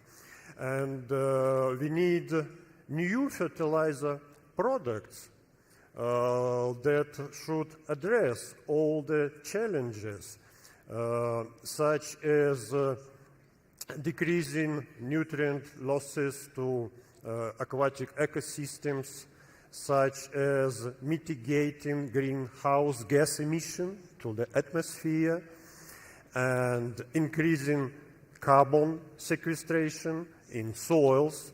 And we should also consider in BRICS maintenance of soil fertility and rehabilitation of degraded soils through improved soil biodiversity. Okay, let's then move on to the, thanks for that. So let's move on to the fourth of the speakers, and that's from India, Jai Shroff. Thank you. No, I just want to say that the whole agribusiness or the agriculture production is about 4.3 trillion annually. About half of that is in the BRICS countries. China is over 1 trillion, India is about $500 million, Brazil and South Africa also contribute substantially. But the global trade from the BRICS nations is only 300 billion because of the large population. So I think it's very, very important to understand the global trade policies of some of the countries. The other very important thing is climate change impacts agriculture the most, more than any other industry. Farmers get most impacted by climate change. And we need to create a system by which we can create some kind of resilience for farmers, because food security is such a big issue, and climate change and impact on farmers can be a huge impact. Saying that agriculture, as Vladimir was saying, is one of the key tools to actually decarbonize the world. Soil is the biggest sink for carbon, and we need to create a reward system for farmers, for sustainable agriculture. And if BRICS can take the lead in developing a system to reward farmers for sustainable behavior, we can see a massive change. And that will really help improve soil, to help decarbonize the world, and also create a revenue system. Today, hundreds of billions of dollars are being spent on electric vehicles, subsidizing them, solar energy, wind energy, and why can't we reward farmers? And the whole food system should reward farmers for sustainable behavior.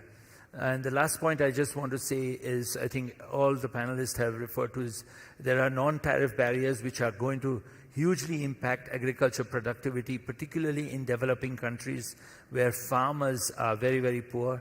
And we need to be really watchful about some of the policies of the European Union, which are going to really massively impact food availability and food security for the world. Thanks. Thank you for that. Right, let's move on to the last of the speakers for the opening thoughts from China. Jun Liu, just by the way, you guys need to listen while the earpiece is going to speak in his native tongue. Thank you. Right now, we just listened to the very wonderful resources that all the BRICS countries have. And therefore, China is also very rich in terms of its renewable, in terms of its energies. However, what is very important is the responsibility we have, especially regarding industrial industries and companies. Regarding COFCO, we were based in 1949. And our annual operation value reaches 180 million tons worth of product. And therefore, within the BRICS framework, we have built a lot of different plants, such as oil refineries, crushing plants, and sugar mills. And within the BRICS countries, we have looked at the consumer economy and the markets. And thank you for that.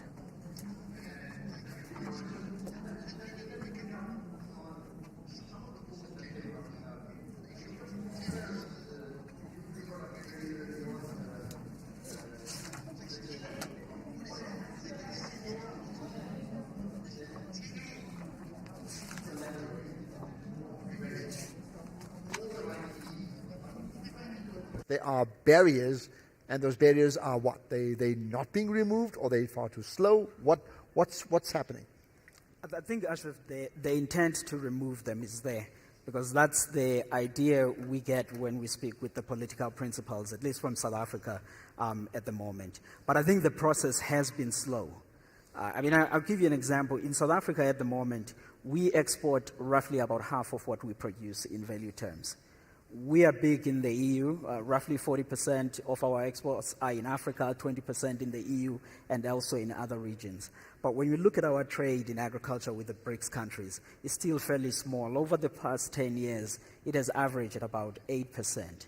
Then the question then is to say, how do we increase that in a way that is beneficial for us, but also beneficial for the BRICS countries, by lowering those tariffs, by then going further to what our colleagues in India were talking about these non-tariff barriers. Either they are used in a form of whatever agrochemicals you use, or whatever form of the phytosanitaries that are being put in place. The question is about how do you lower those? And I'll close off with a quick point here, Ashraf, because from India, again, is an important one. Because if you think about South Africa's agriculture today, you think back maybe in 1994.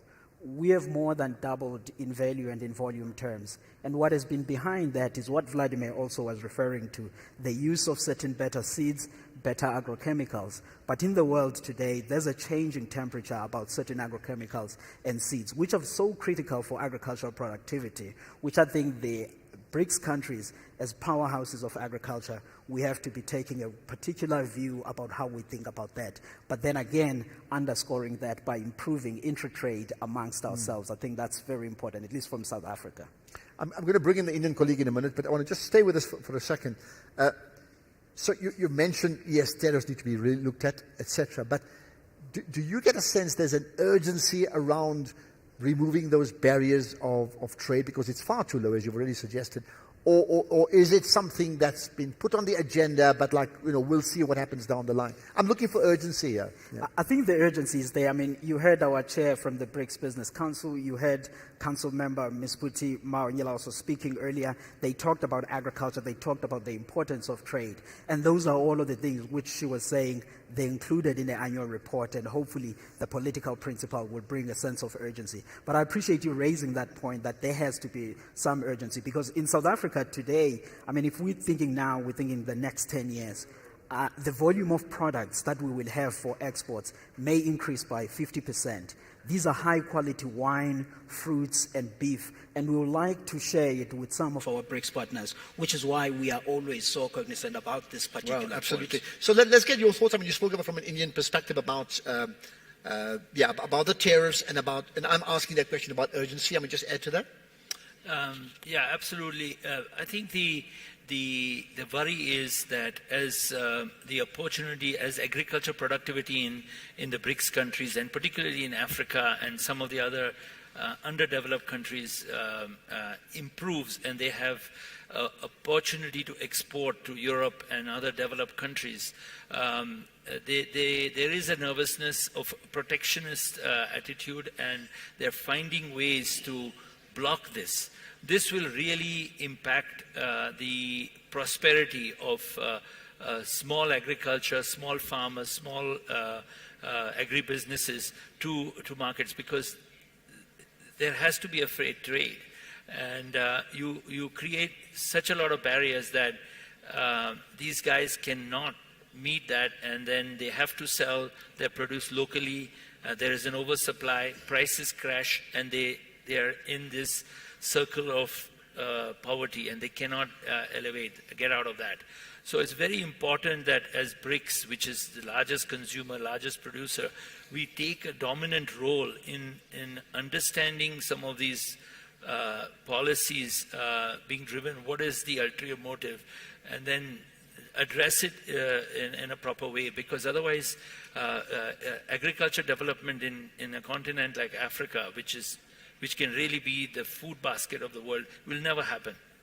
Yeah, I think that's very important. And I think, for all of us, we can talk about having the seat at the table, which we do have, but ultimately it's how it impacts on the farmers. I think you've certainly alluded to that, and how we change that situation where the farmers must see their positions change, protected, rewarded, so that then the consumer will see the benefits of that as well. I want to just... I know, Vladimir, you've also had some thoughts around, free trade, right, around agricultural products, so input, that is. So maybe if you can add to that. Okay. Actually, there are several approaches how to address all the challenges I mentioned in my introduction. And these decisions include, speaking about, of course, fertilizers, these decisions include smart products, smart fertilizers based on slow release systems. Next generation products include biofertilizers that contain microbes and biostimulants, improving crop nutrition, improving plant tolerance to stress situation. And let's speak also about so-called eco-efficient fertilizers. Eco-efficient products contain safe levels of non-essential elements.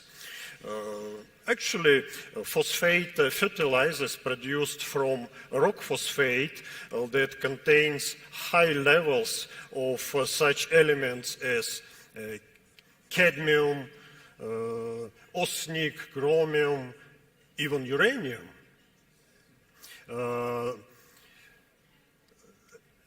And such toxic elements are accumulated in our soils.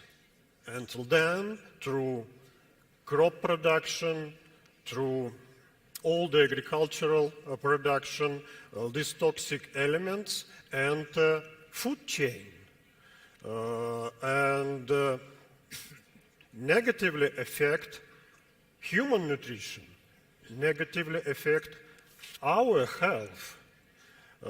That's why it's very much important to apply standards, new standards for so-called eco-efficient products, eco-efficient fertilizers, will save levels of toxic elements. Yeah, I think it's a good point. And I know our colleague from Brazil, you spoke about technology earlier on, right?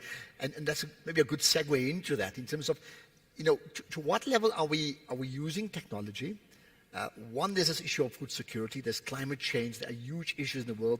There are many countries with immense wealth and great issues around food consumption. There are many others that are starving, and many of them, the citizens belong to the BRICS nations, right? What's your thought in terms of coming up with groundbreaking practices that can change things? Well, you mentioned that everybody would like to have a seat on the table. And I would say, what is the point if there is no food on the table? So you have to have food on the table. And in order to guarantee and to pursue the food security principles, I think that it is essential because of the growth of the population, because of the increase of the needs of that population. It's to produce more food and more quality food, in agriculture or livestock, so animal protein as well. And in order to do that, the only way is technology. Technology in terms of how you use your water resources that are limited, how to use your soil. So we are talking about fertilizers, how to get a better yield in terms of seeds, what type of seeds that they use, and talking about livestock. So it is green beef, or it is grain beef. We are talking about the swine, the porks, and the poultry. How we feed that as well. So there is a competition here. So we have to be bright enough to balance all of that and to give people the food that they need on the table, quality food, on time, and with a good price. But here's the question. So yes, I think the food on the table makes complete sense, and we agree. But in terms of embracing technology, right, to what degree is there, one thing is the BRICS nations embracing technology for themselves and then being propelled by lower tariffs, and that's fine. But to what degree are those technological advances in country A then shared with country B, C, D, E? I think that there is a sharing. Sometimes the sharing is by selling other products, for instance, fertilizers. Sometimes the sharing is to provide better seeds or to provide better genetics for the livestock. So there is a sharing on that. And the sharing, it's also a question of trade. Nobody is giving up anything here. And we do not want that to be based on giving for free, because that would destroy business. It will not go through. So it has to have this. And then I came back to the trade barriers. So we have to get rid of them in every and each of those sectors. So not only in the final product, but in all the outputs and technologies that go and end up in our table.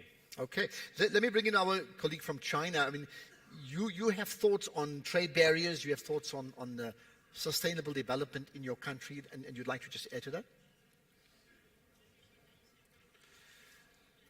Thank you so much for the questions that you've posed, especially with regards to sustainable development.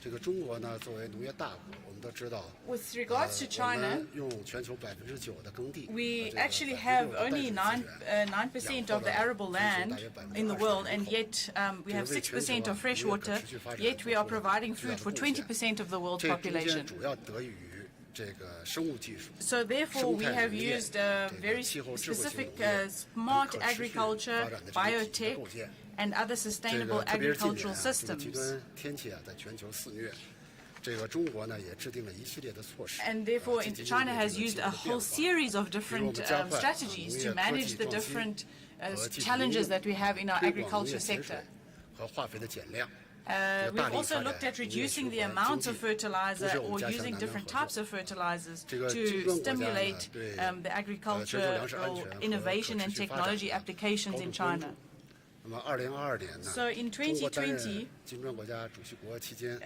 the chair of Agribusiness Working Group of the BRICS Council of the China chapter worked along with the BRICS countries to get a better sustainable development in BRICS countries. And we also received a report. We released a report on innovation on green and low carbon development in agriculture amongst the BRICS countries and best practices. So we want to continue to enrich our agricultural practices, and we hope that all of our colleagues can also share all of their experience, and thank you very much for that. Thank you. Well, I mean, I think the numbers you suggest are admirable, coming from disadvantages. You obviously have a big population as well to cater for, right? But it does suggest that we can all learn from you. So what can the other BRICS nations first, and then extended, what can we learn from what China has done? And perhaps as you answer that, is that learning being transferred? Are you also sharing that knowledge with us now? If you want, I can address that. No, I think companies like us and working with the food companies really need to create a new category of food, which is sustainably grown or sustainable food, and that has to happen with a little bit of government support, but mainly the consumer and the food companies. So in India, we are working with about 22 sugar mills, which is still a small number, where we're talking about reducing fertilizer, reducing water, which are the primary two stress points really for the Indian government. And we are working on various technologies to reduce methane emission, to really increase soil carbon with using microbes, as Vladimir was saying. And there's a lot of collaborative work happening at the large company level, and a lot of support from the food companies, the global, the large food companies, to really transition the use. Because if you look at 25 to 30% of carbon emission comes from agriculture, and we need to, if we want to address really the carbon emission, if you do not reward the food system for that transition, you will not get that. There's no reason why a farmer will start using better practices if he doesn't get reward recognition. So I think that the whole system needs to understand that and reward that. Today, it's much easier for governments to support electric vehicles, solar energy. It's one entity. Here you're talking about millions of small farmers, and it needs a lot more effort. Okay, let's talk about the reward. I mean, you've already made the point about the issues of global climate change and what that means for us. I mean, there's big issues around food security, right? But therefore, the issue of reward, and let's start with our colleague from China. I want to run through all of you very quickly because we're almost out of time. Just for 1 minute each, just about how can we reward farmers innovatively to be able to embrace the changes and to be protected where they can meet the changing needs of a changing world. I'll go through all of you, but let's start from that side, yeah? From the Chinese perspective, we have to look at the quality of our products that come from agricultural sector. And therefore, we have very strict measures to control and check on the quality of our products that are issued from, exported from China and used within the country. And Therefore, we also control the type of products that are used in the production of these agricultural products. And that gives you the type of rewards that you require. Vladimir, go ahead, your side. I think there are some principles being discussed at the global level, carbon credits, but I think, and particularly for forestry, where you grow trees, there are a lot of projects around that, and a lot of protocols are being set up for that. I think the beyond the carbon credits, which is obvious, we need to also pay a certain premium to farmers who follow practices. Either can come through more money, or it could come through priority in purchase or better shelf space in the supermarkets. It is critical that the world addresses that. And that they must cause that shift. Momentum has to create that shift. Absolutely, point taken. Vladimir, let's get your thoughts on that. Vladimir, yeah? Yeah. Let me remind that at the BRICS Forum held a year ago, it was decided to create a free trade bloc among BRICS countries and to enhance our economic ties. And free trade of agricultural inputs, including fertilizers, is also discussed between our countries. And actually, it should be the first step towards free trade between 5 nations without import barriers, for example. And it would be very much helpful to sustain soil fertility, to improve crop production in our countries. And I mean, that's the type of reward you're talking about, and has been alluded to it. I think it's so important. Point made. Your side, from a Brazilian perspective? Yeah, the rewarding farmers. So I think that farmers are really proud people. And the output of their work is per se their reward. But there is more than we can do. For instance, my company, we work with 12,000 farmers to supply us. So 12,000 farmers that we provide technology, that we provide knowledge. So we are improving their way to work. And this is a reward. We have to pay for that. And this is our reward. I think that's the path. Okay. Reward for that, right? Your thoughts? Let me close with a different dimension. My colleagues have covered the rewards for farmers. Yeah. But out of all of this conversation that we've been having about South Africa, BRICS countries, it also applies for the African continent. Absolutely. Quickly, if you think back year 2000 up until to today, and you look at Africa's agricultural output, excluding South Africa, that increase that has happened in the continent has largely been because of the expansion in area planting, not the improvement in productivity. We care about the environment. That means then we don't want people going around cutting trees. Then we have to improve agricultural productivity by not yields, not the area planting per se. And I think all of this technology and information sharing is why it would be beneficial for Africa to boost its agricultural productivity and also interact productively with BRICS. And I think that's important. And maybe as we wrap up now with a minute or so to go, I mean, you have the ear of the president, South Africa, that is. I mean, you're part of, well, we'll debate that, right? But certainly have a strategic position, right?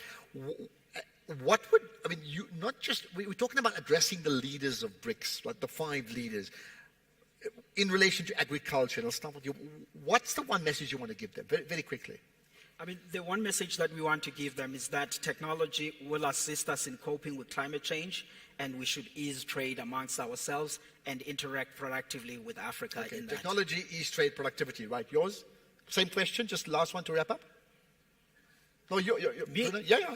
Quick yeah, no, what it's advice, exactly the same. What can you tell the leaders? Yeah. That is technology. Okay, ditto, hashtag repeat, right. Vladimir?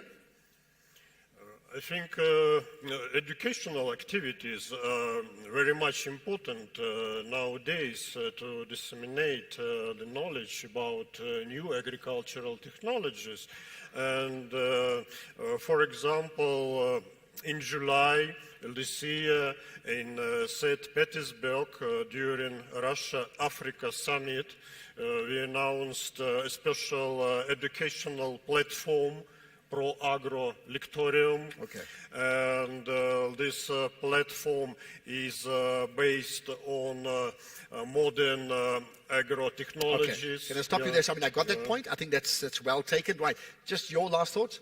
I think the farming community is the most hardworking community in the world. They are the least rewarded for the hard work. They are the most impacted by climate change, and the governments need to focus on building resilience for farmers. Otherwise, we'll have many more food crises going forward. Okay, let's wrap up then with Junliu, yeah? On this platform, I'd like to say that we need to increase the capacity of the BRICS countries to ensure that our trade can be strengthened and we can have more cooperation. Thank you so much. Absolutely. And that's where we're going to leave it. I think it's a good way to end. Thank you so much. Applause for everybody here. Certainly for the panel. Thank you. And thank you for giving off your time. And good lessons learned. And I think there's a challenge certainly to the BRICS community and the leadership as well. Thank you so much. Sense of urgency. Thank you. Thank you. Thank you. There we are. Thank you. Thank you for your time. Thank you. Thank you. Right. So I tell you what, we're going to move on. After the next session, we have a tea break. I think and I'll call upon Nozipho Shabalala once again to handle this session. And I think in the context of what we spoke about around climate change, the issues of a just transition, well, we know is a particularly important challenge. So I'll leave it to Nozi to lead the way. Thank you. Thank you so much, Ashraf. Ladies and gentlemen, as we get ready now for our next session, just before the tea break, so allow me to welcome my panelists to please join me up on stage. I'm joined by the Group CEO of Standard Bank, Mr. Sim Shabalala. Let's give him a round of applause as he comes up, please. Mr. Shabalala, your chair is right next to mine.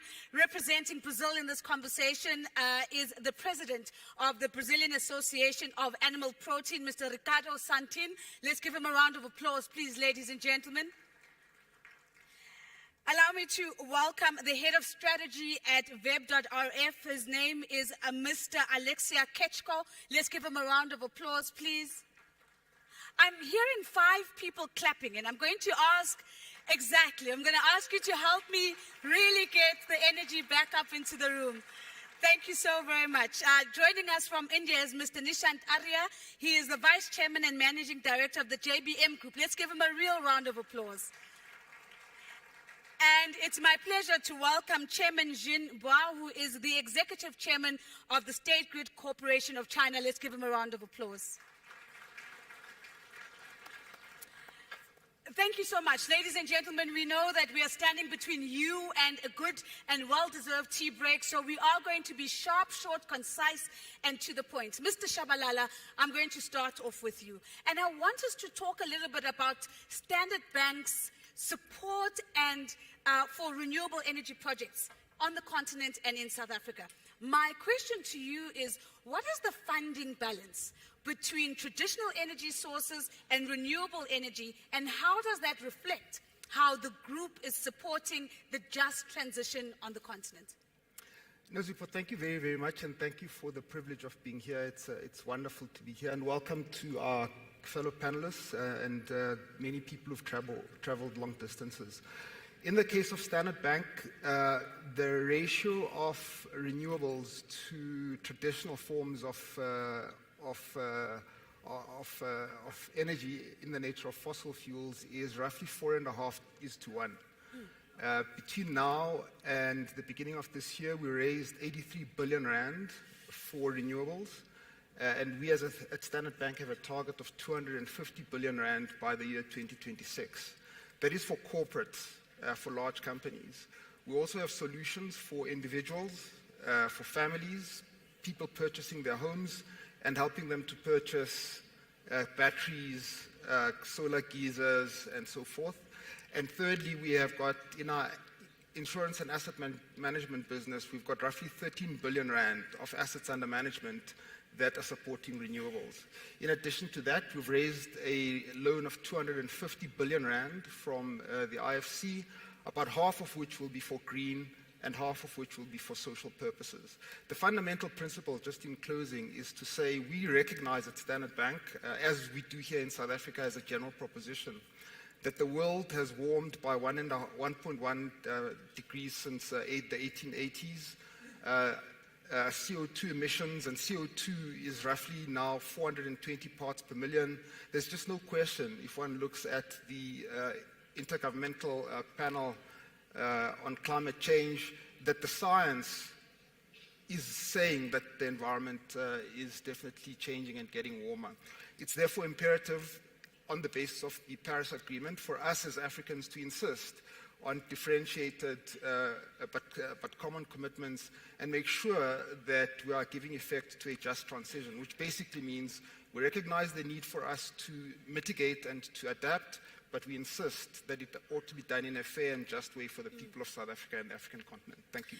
Thank you very much, Mr. Shabla. And of course, you spoke to us about the ratio, which really shows the support towards a just transition. And ladies and gentlemen, at the core of this conversation is really understanding how can we ensure that within the member countries, the projects that are coming out, the projects that we're supporting are supportive of a just transition. As I move on to Mr. Santin with my next question, might I ask the technical team to please bring us another headset? We're missing one headset for me, please. Mr. Santin, let me come to you. We know that renewable energy projects are going to be an important part of the just transition. Where is the opportunity for us to see more coordination within the BRICS bloc for renewable energy projects in particular? Well, thank you, Nozi. It's very nice to be here. Thanks for the invitation. I think there is a lot of opportunities between us. For a just transition, I have a personal statement that say there should be no border for food. And these countries, like BRICS, needs to work together in complementarity to assure food for our people and a good condition of access and a good condition, a sustainable condition of produced food. And on this field, we have a lot of, as Mr. Bruno said before, we have a lot of knowledges that can be exchanged between our countries. We have a common people, we have the people that are the same situation, we need to develop the agricultural basis. We can put on the field the renewable energies.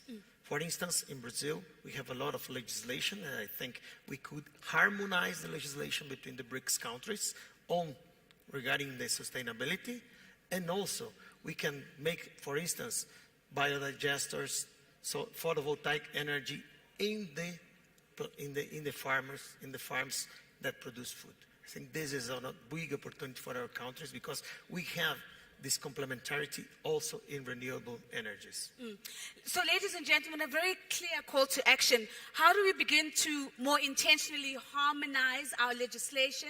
And of course, hearing you talking about the fact that there can be no border for food, and it's an emotive call to action that I hope is really going to resonate as we begin to unpack this a little bit further. Mr. Ketchko, talk to us a little bit about some of the adaptation projects that are coming out of Russia and how are those positioned to really leverage the BRICS bloc market? Right. Well, first of all, thank you for hosting such a beautiful event in South Africa. I think we shall make a lot of breakthroughs. And regarding to this important question which you are asking, we call it in Russia transitional projects because they're not exactly green, but they have very positive effects on ecology. And for instance, you have some old infrastructure which is producing for you heat or energy, and instead of building completely new infrastructure which is very costly, and the cost of holding such investment is very big for your country, you can modernize what you have today. And for us, when we analyze such two projects, we often see that it is more than 30 times more efficient to modernize than to build from scratch a new factory. Another important thing I would like to highlight here is that many sources of energy like gas, maybe they are not green completely 100%, but they're good for ecology and they're good for economy. That's why in Russia we created a separate chapter in our taxonomy which is called transitional projects. And we try to invest in them and really give some credit to those companies which do such projects. And I think nuclear energy, I understand it's not green by international standards, but we see that if you do one nuclear plant, maybe in countries such as yours, it may solve a lot of problems without really harming your ecology. So this is the Russian approach, very pragmatic, very efficient, not trying to make everything 100% green. Ladies and gentlemen, again, an interesting insight, transitional projects. Projects that are good for the economy but good for ecology as we journey towards, of course, a greener economy and towards a just transition. So, Mr. Kitchko, thank you for sharing that. Using what you have and making sure that you're making that as green as possible. I'm going to jump to Chairman Jin first, and then I'll make my way back to you, Mr. Arya, simply because I want to talk green jobs with you, and I want to talk to the Chairman around this renewable energy phase that we're in right now. Chairman, talk to us a little bit about what actions has State Grid taken to drive renewable energy in China in particular. Okay, 非常感谢。 Thank you. Thank you very much. And to develop the renewable energy actually is driven by the climate change and is also by the consensus of the global people and also is a must-take path. For China, actually we are a major player of the renewable energy and the clean energy. And we are also the contributor, the pioneer in terms of the new energy development from the policy making, financing, and the technology. We actually have a complete set. For China, our installed capacity of the renewable energy actually accounts for more than 50% of the total installed capacity. And last year, it was over 200 million kW. And for State Grid, we give full support to the renewable energy. On one hand, in terms of allocation and the distribution of the power or energy, we give priority to renewable energy. So we encourage the generation of the renewable energy. Secondly, we also fully absorb the energy generated by the renewable ways. And secondly, we also enhance the construction of grid.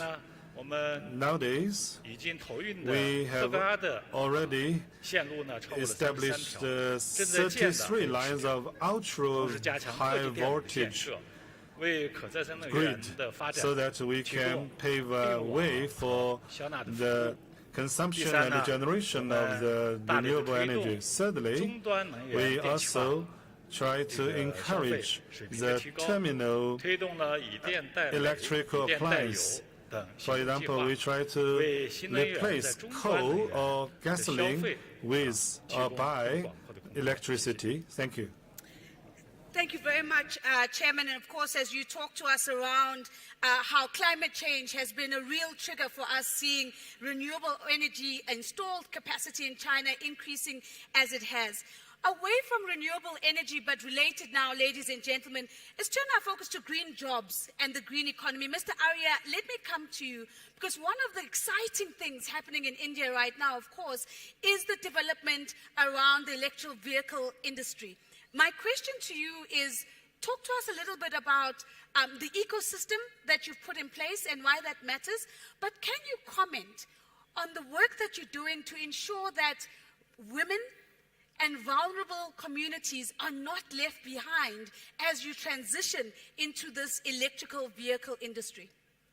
Yeah, I think this is a very opportune topic being discussed at the right time, because today the EV industry in India is really ramping up and really growing at a very fast pace. And when you look at the EV ecosystem, that's a holistic development, because you look at the well to wheel, from the oil well to the vehicle wheel, and from generation to consumption. When you look at that, you see that India embarked on about a 500 gigawatt renewable energy program by 2030 and about 1,000 gigawatt by 2047. And taking that forward with EV charging systems being set up across the country, energy storage, and multiple kinds of electric vehicles, whether we look at two-wheelers, three-wheelers, buses or passenger vehicles. And that is what is giving the holistic experience in terms of removing range anxiety for customers. Adoption is increasing at a very fast pace, and we are able to understand that how with every, taking example of an electric bus, which is used by 90% of the common man in the country, we are able to knock out about 1 billion tons of CO2 in its lifetime. And clearly seeing that we are making an impact and reducing about 2,500 tons of carbon as well whilst doing that. So I think it's very essential to see that how anything is being executed on ground.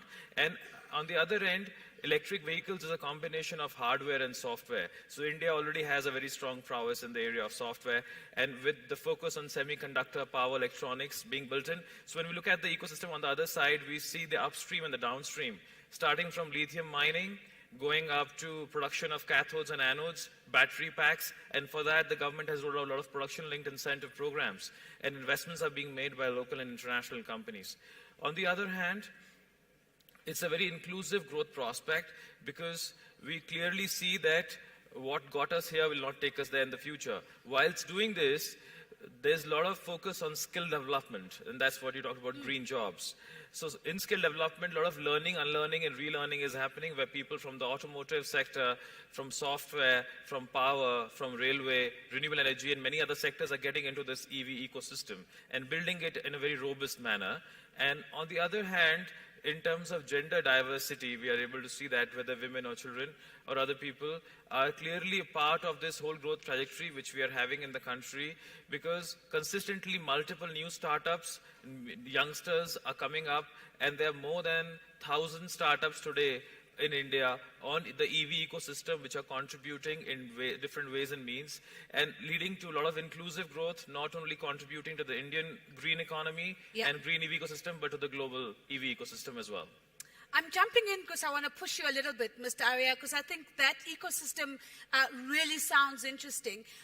At the end of the day, the rubber hits the road in how competitive an industry is. The follow-up question to you is, what are you doing to make sure that the electrical vehicle industry is more competitive than the traditional fuel vehicles that we've become accustomed to?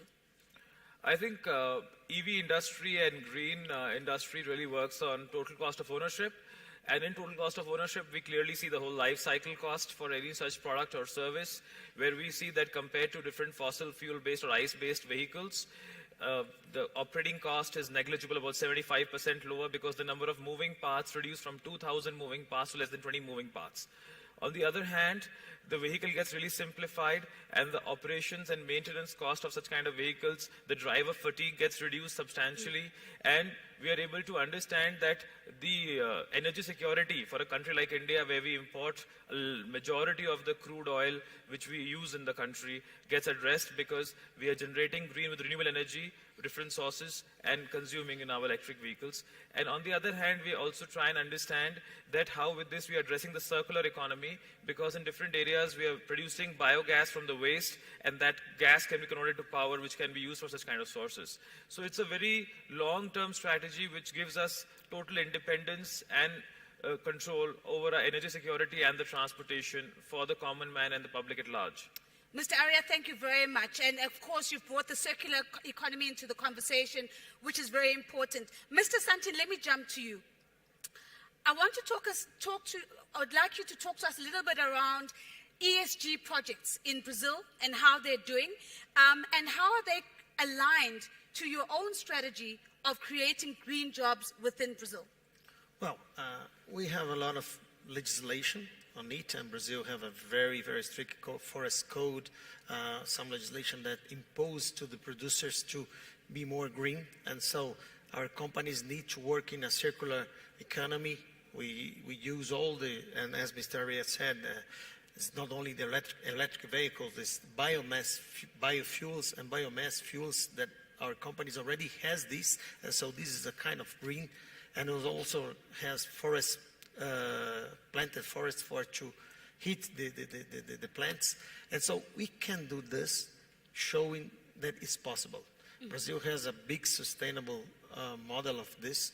Brazil is supporting, and the government is putting money on, investing money on subsidize the good practice and sustainable practice of this. For instance, to include the photovoltaic energy in the farms and also the biodigesters producing of pork, producing biomass and biofuels. You speak about good practice, Mr. Santin, so I want to test some of that good practice with Chairman Shin. Chairman, let me come back to you. Can you talk to us a little bit just about some of the returns that you're seeing in terms of ESG projects in China? And what are the best practices or the good practices that you think are driving those returns in China? Okay. 应该说我们 among the BRICS countries, actually, in terms of the energy supply and also the energy transition, BRICS countries have reached a consensus. And recently, we have cooperated with other BRICS countries to fulfill and implement such transitions. Firstly, we boost the development of clean energy, and we support or subsidize and with financial and technological means to develop the clean energy technology and also help other BRICS countries to develop the new energy and clean energy. Also, overseas in BRICS countries, we have established some power generating projects. For example, in Brazil, we have established two ultra-high voltage grid so that we can transfer the water hydropower from Amazon area through 2,000 kilometers to the metropolitan areas of Brazil, and we actually reduced the consumption of coal and reduced the emission of carbon dioxide. And secondly, we also encourage the interconnection of the grids. We have established 11 cross-border grids. For example, in Africa, in Ethiopia, and also Ethiopia to Kenya, to Egypt, we have completed the 500 kV grid across the borders so that we can supply and transmit the clean energy. Thirdly, we also conduct the human resources and training exchanges. Recently, with BRICS countries, we have conducted a series of regular visits and training sessions and international seminars to stimulate and encourage the development of the clean energy. Chairman, thank you very much. I think it's quite a succinct insight that you're highlighting for us. How do we better support just transitions within the bloc? You say the subsidies need to be both financial and technical. We need to be looking at interconnections within the BRICS bloc. And of course, you're saying let's not forget about the people and making sure that we continue with lifelong learning opportunities and training opportunities within the bloc. Mr. Shabalala, I come to you last for fear of nepotism because we have the same surname, and I guarantee you that we're not related, but I come to you last with this set of questions. I wonder whether you can talk to us a little bit more about the gender element, because I think we talk about a just transition being inclusive, not leaving women behind, not leaving young people behind. How do we make sure that as we transition to a green economy, as we really become intentional about green jobs, that we've got a gender lens on as we do that? So, Nazifa, first of all, not only do we share a name, you're wearing blue, and the brand of Standard Bank is blue. So thank you very much for the free advertising. We deeply appreciate that. Secondly, the fact of the matter is, it's in our experience, more than half of our customer base are women, and the vast majority of decision makers are women. Yeah. And therefore, in thinking about products and solutions that we design for our customers, we make sure that the people that are designing them understand women. Close to half of our executive at the Standard Bank Group are women, and therefore we're in a position to be able to formulate products and solutions that are appropriate. Secondly, nothing beats actually going out into the field and talking to customers and understanding.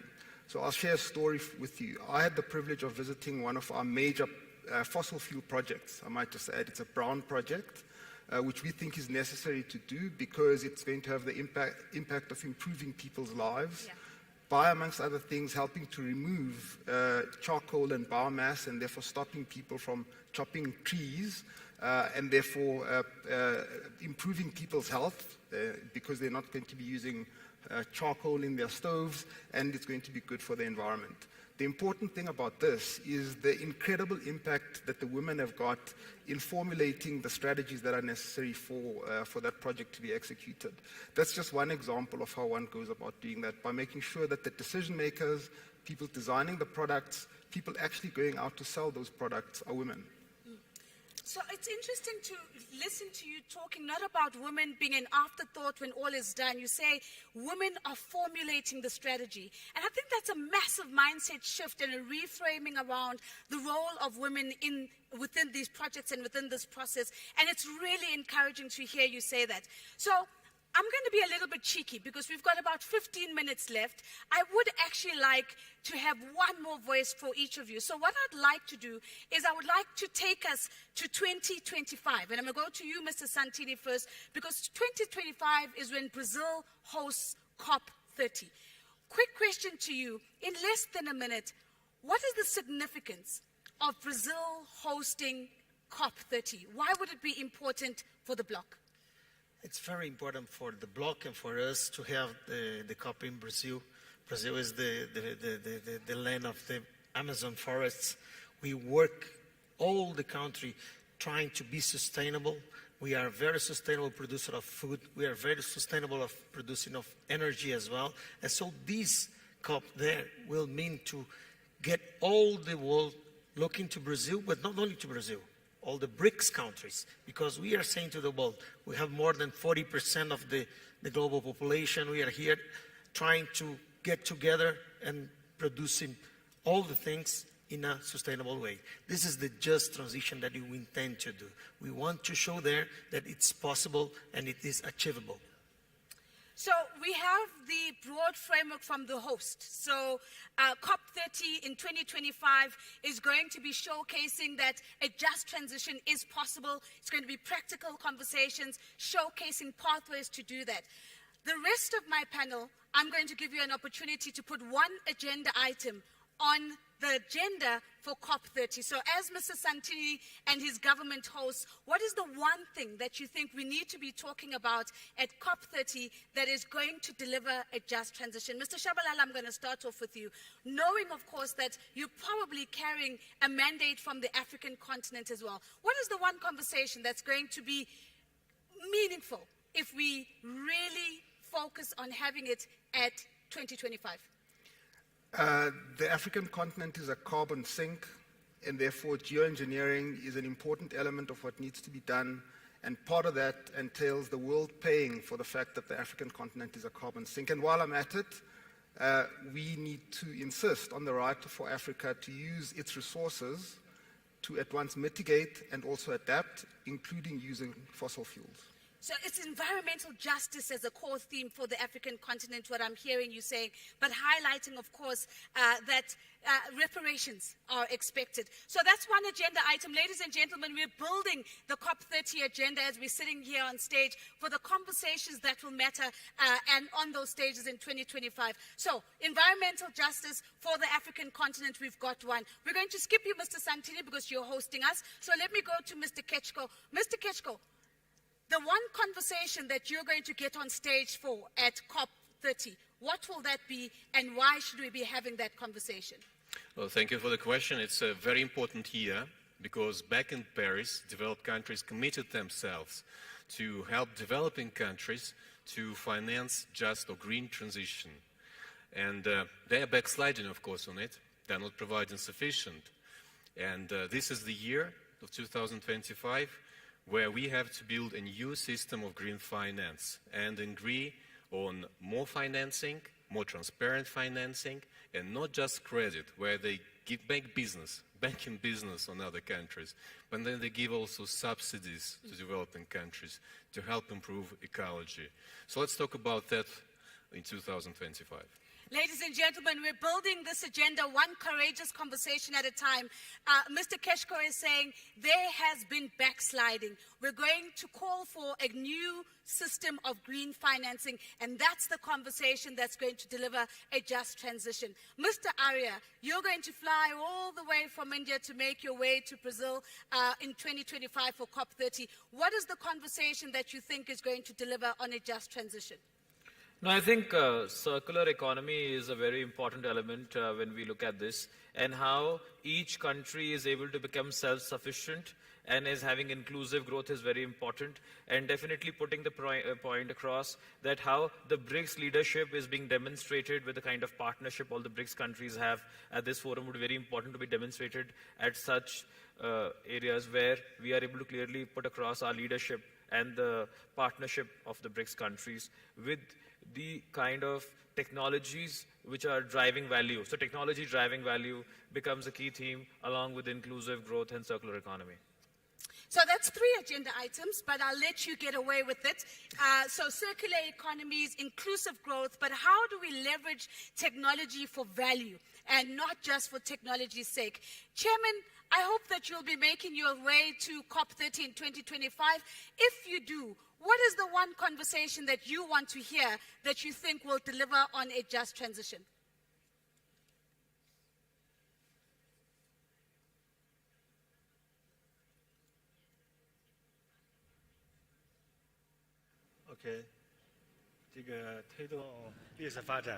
Regarding the green transition of the economy, we need to take action globally in this regard. And firstly, we have to look at the change of our use of energy and the transfer or change in our energy sectors need to come from a policy level change. And additionally, we need to make sure that there is technological advancement which will hand in hand advance our energy transition. And therefore that means we need to share globally on all of these different technological advances which will push forward the sustainable development. Thank you. Thank you very much, Chairman. Ladies and gentlemen, there you have it. It's our final agenda item. We want global action and sharing. We want to have a courageous conversation around policy and policy harmonization.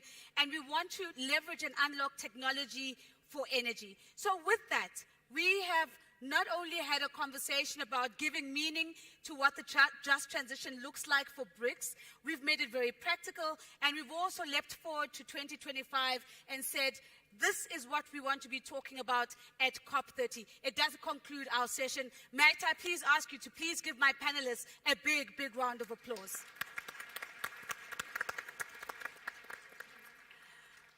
Once again, if I can ask my panelists to make their way. Thank you very much. Nozipho Shabalala, Superstar Deluxe, thank you so much. Getting us out on time, 11:35, you have all your tea break.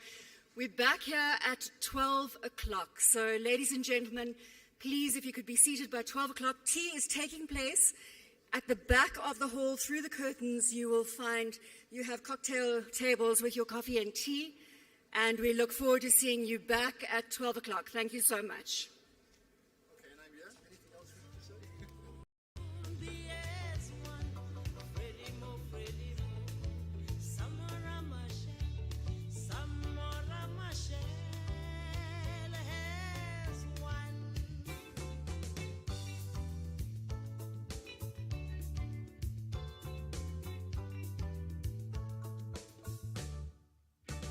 Mozambique, a luta continua.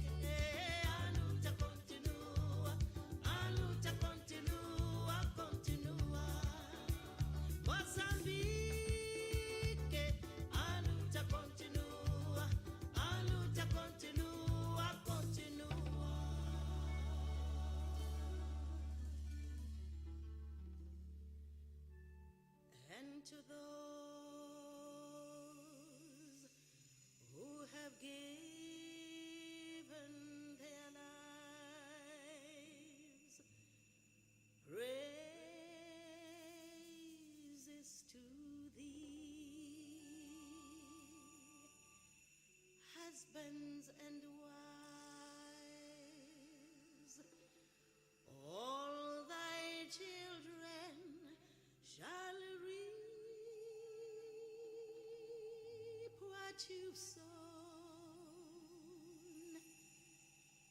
This continent is a home.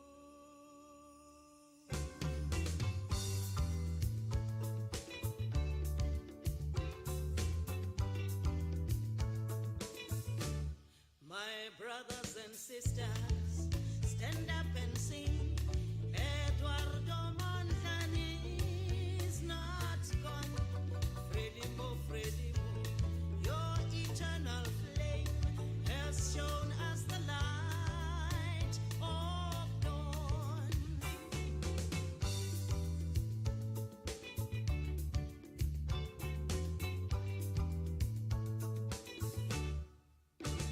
Mozambique, aluta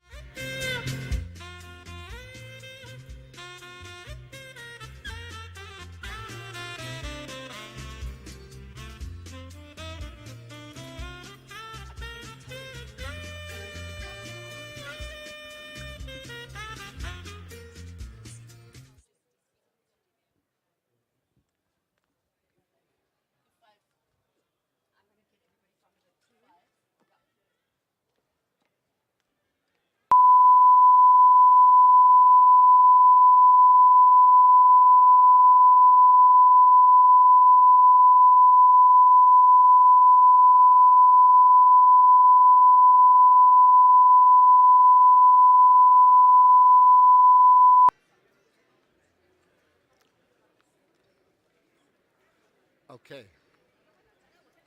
All right, just... Hello, how are you? Okay, thank you. Is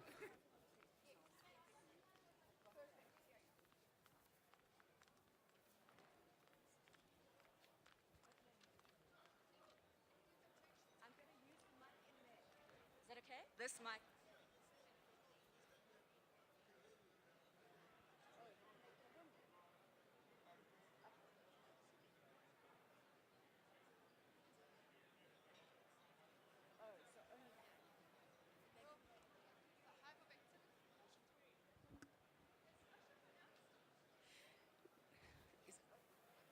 Is it open? Ladies and gentlemen, please can you take your seats? We're about to start for the mid-afternoon session. If you can come through, please, from your coffee and tea break and take your seats.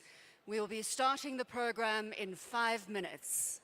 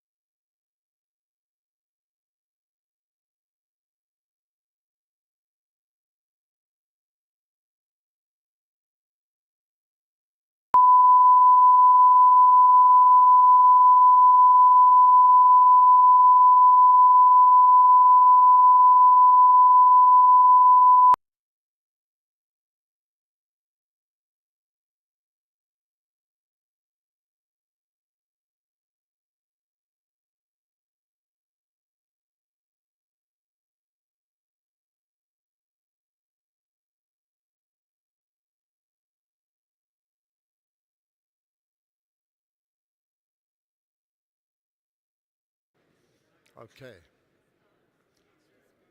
Just give me a minute. Okay.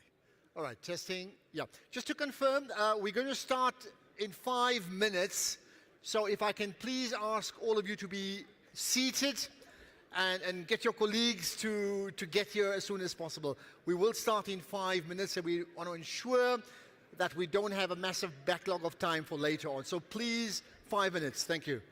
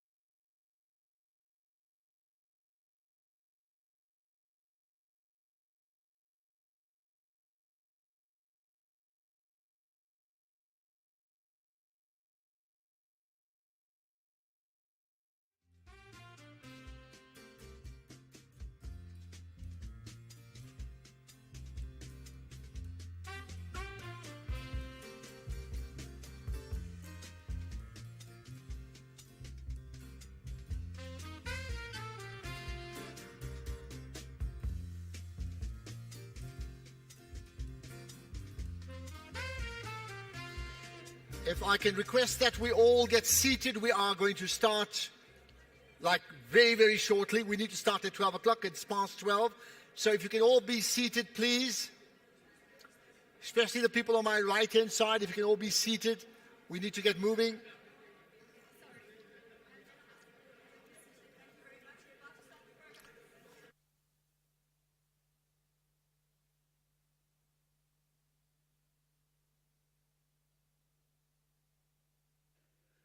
going to start now. Thank you. Please.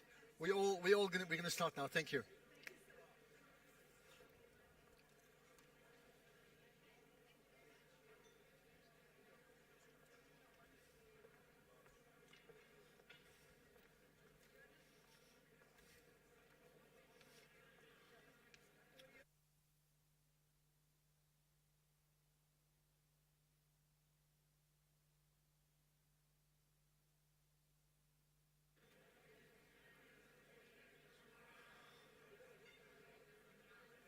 All right, reminder, we're going to start. We need you all seated. Standing is not good enough because we can't get moving if you're standing. We need you all seated, and I must insist that you need to be seated now. Please, can you all get seated so we can get moving? A busy program coming up for the rest of the pre-lunch break, and then certainly post-lunch, as you know, with the leadership of the 5 BRICS nations, right?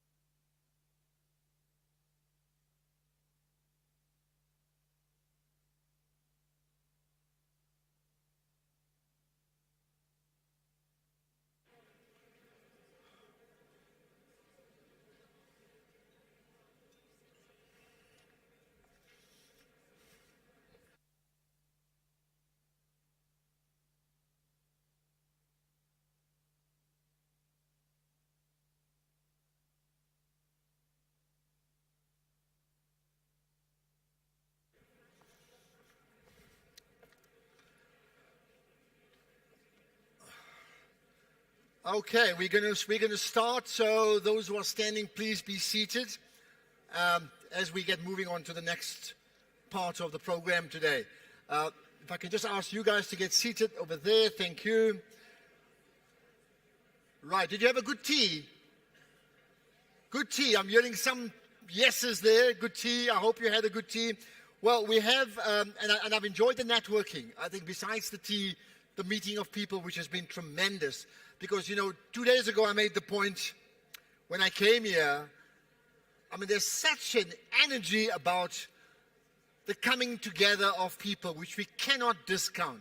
When people of different countries, in this case, Brazil, Russia, India, China, and my home country, South Africa, when they come together, there's an amazing energy. And I think the responsibility for all of us is to amplify that energy, not just in this room, but across the world. That is the big challenge, isn't it?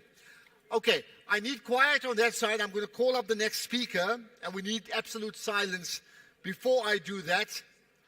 So to tell you what's coming up next, right, 2 important issues. One is the issue of entrepreneurial opportunities for the BRICS nations, particularly with reference to, SMMEs, small and medium enterprises, and then the issue of the African Continental Free Trade Agreement. So we'll have 2 moderated conversations of those coming up. But to get us there, I'd like to now call upon the Honorable Stella Ndabeni-Abrahams.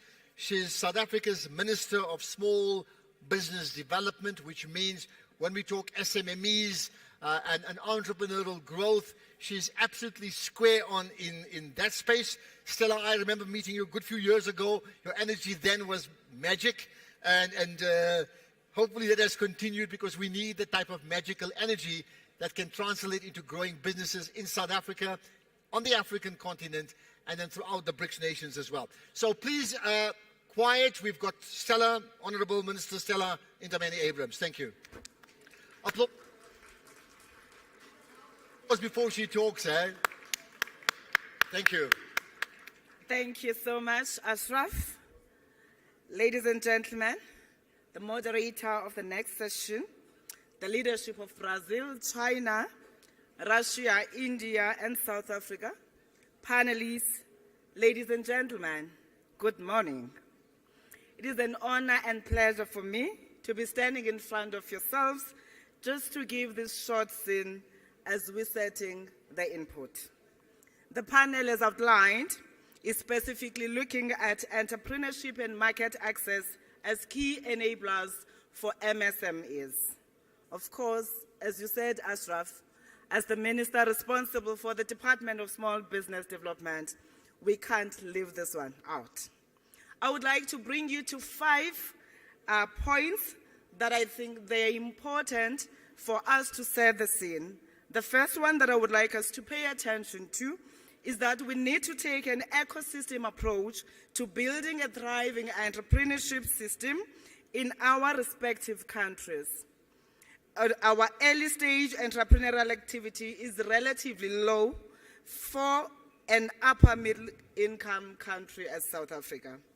We are at 17.5% of the economically active population, but reassuringly up from 10.8% from 2019. This presents an increase of more than 1.6 million entrepreneurs, from just under 2.5 million to more than 4.1 million. So we are on the up, but nowhere near where we need to be. Our country was ranked 45 out of 50 countries benchmarked in the last Global Entrepreneurship Monitor Index. The layer of export competitive MSMEs is also very narrow, estimated at around 5% of formal enterprises. To address this as a portfolio, we've just completed our 3rd strategy, and we are mobilizing all relevant role players to support entrepreneurs, especially those from underserved communities. That includes Black women, Black in general, youth, businesses from township, from the rural areas, and other marginalized sectors. We have a huge MSME credit gap, which is estimated at 350 billion rand, with the largest gap being for startups, and we are looking at a whole range of strategies for financial inclusion, including de-risking, alternative credit information systems, and blended instruments. We have since developed and established more than 100 incubators over this term of government, and will continue to prioritize this area of work, which is really showing results. We're also working with the Department of Science and Innovation, universities, and stakeholders to better integrate the national systems of innovation and entrepreneurship support. And then this is the work we are doing on market co-creation, working with corporates on enterprise supplier development, the new Africa Continental Free Trade Area markets, and new export markets afforded by our BRICS membership. My second point, we need to understand how markets and global value chains are changing and what we need to do to strategically reposition ourselves. South Africa and many countries on the continent still play a subordinate role in global value chains as exporters of unprocessed commodities or assemblers of components designed and manufactured elsewhere. We need to ensure that the opportunities afforded by BRICS countries and the collaboration allow for late industrializers like us and other African countries to access the technology and capital to deepen local supply chains. We have to be dynamic and look to areas of future market demand, and this is where innovation and technology will be a differentiator. The large corporates put energy and resources into understanding markets and how to access and service them, but SMMEs do not have this capacity. The fourth and the final point. It is one thing for SMMEs to know about trade and market opportunities, ladies and gentlemen. It is another thing entirely to access and sustain these markets. I think we've all been sending SMMEs to trade shows and expos without the impact we want. We need to do much more to make our SMMEs export competitive.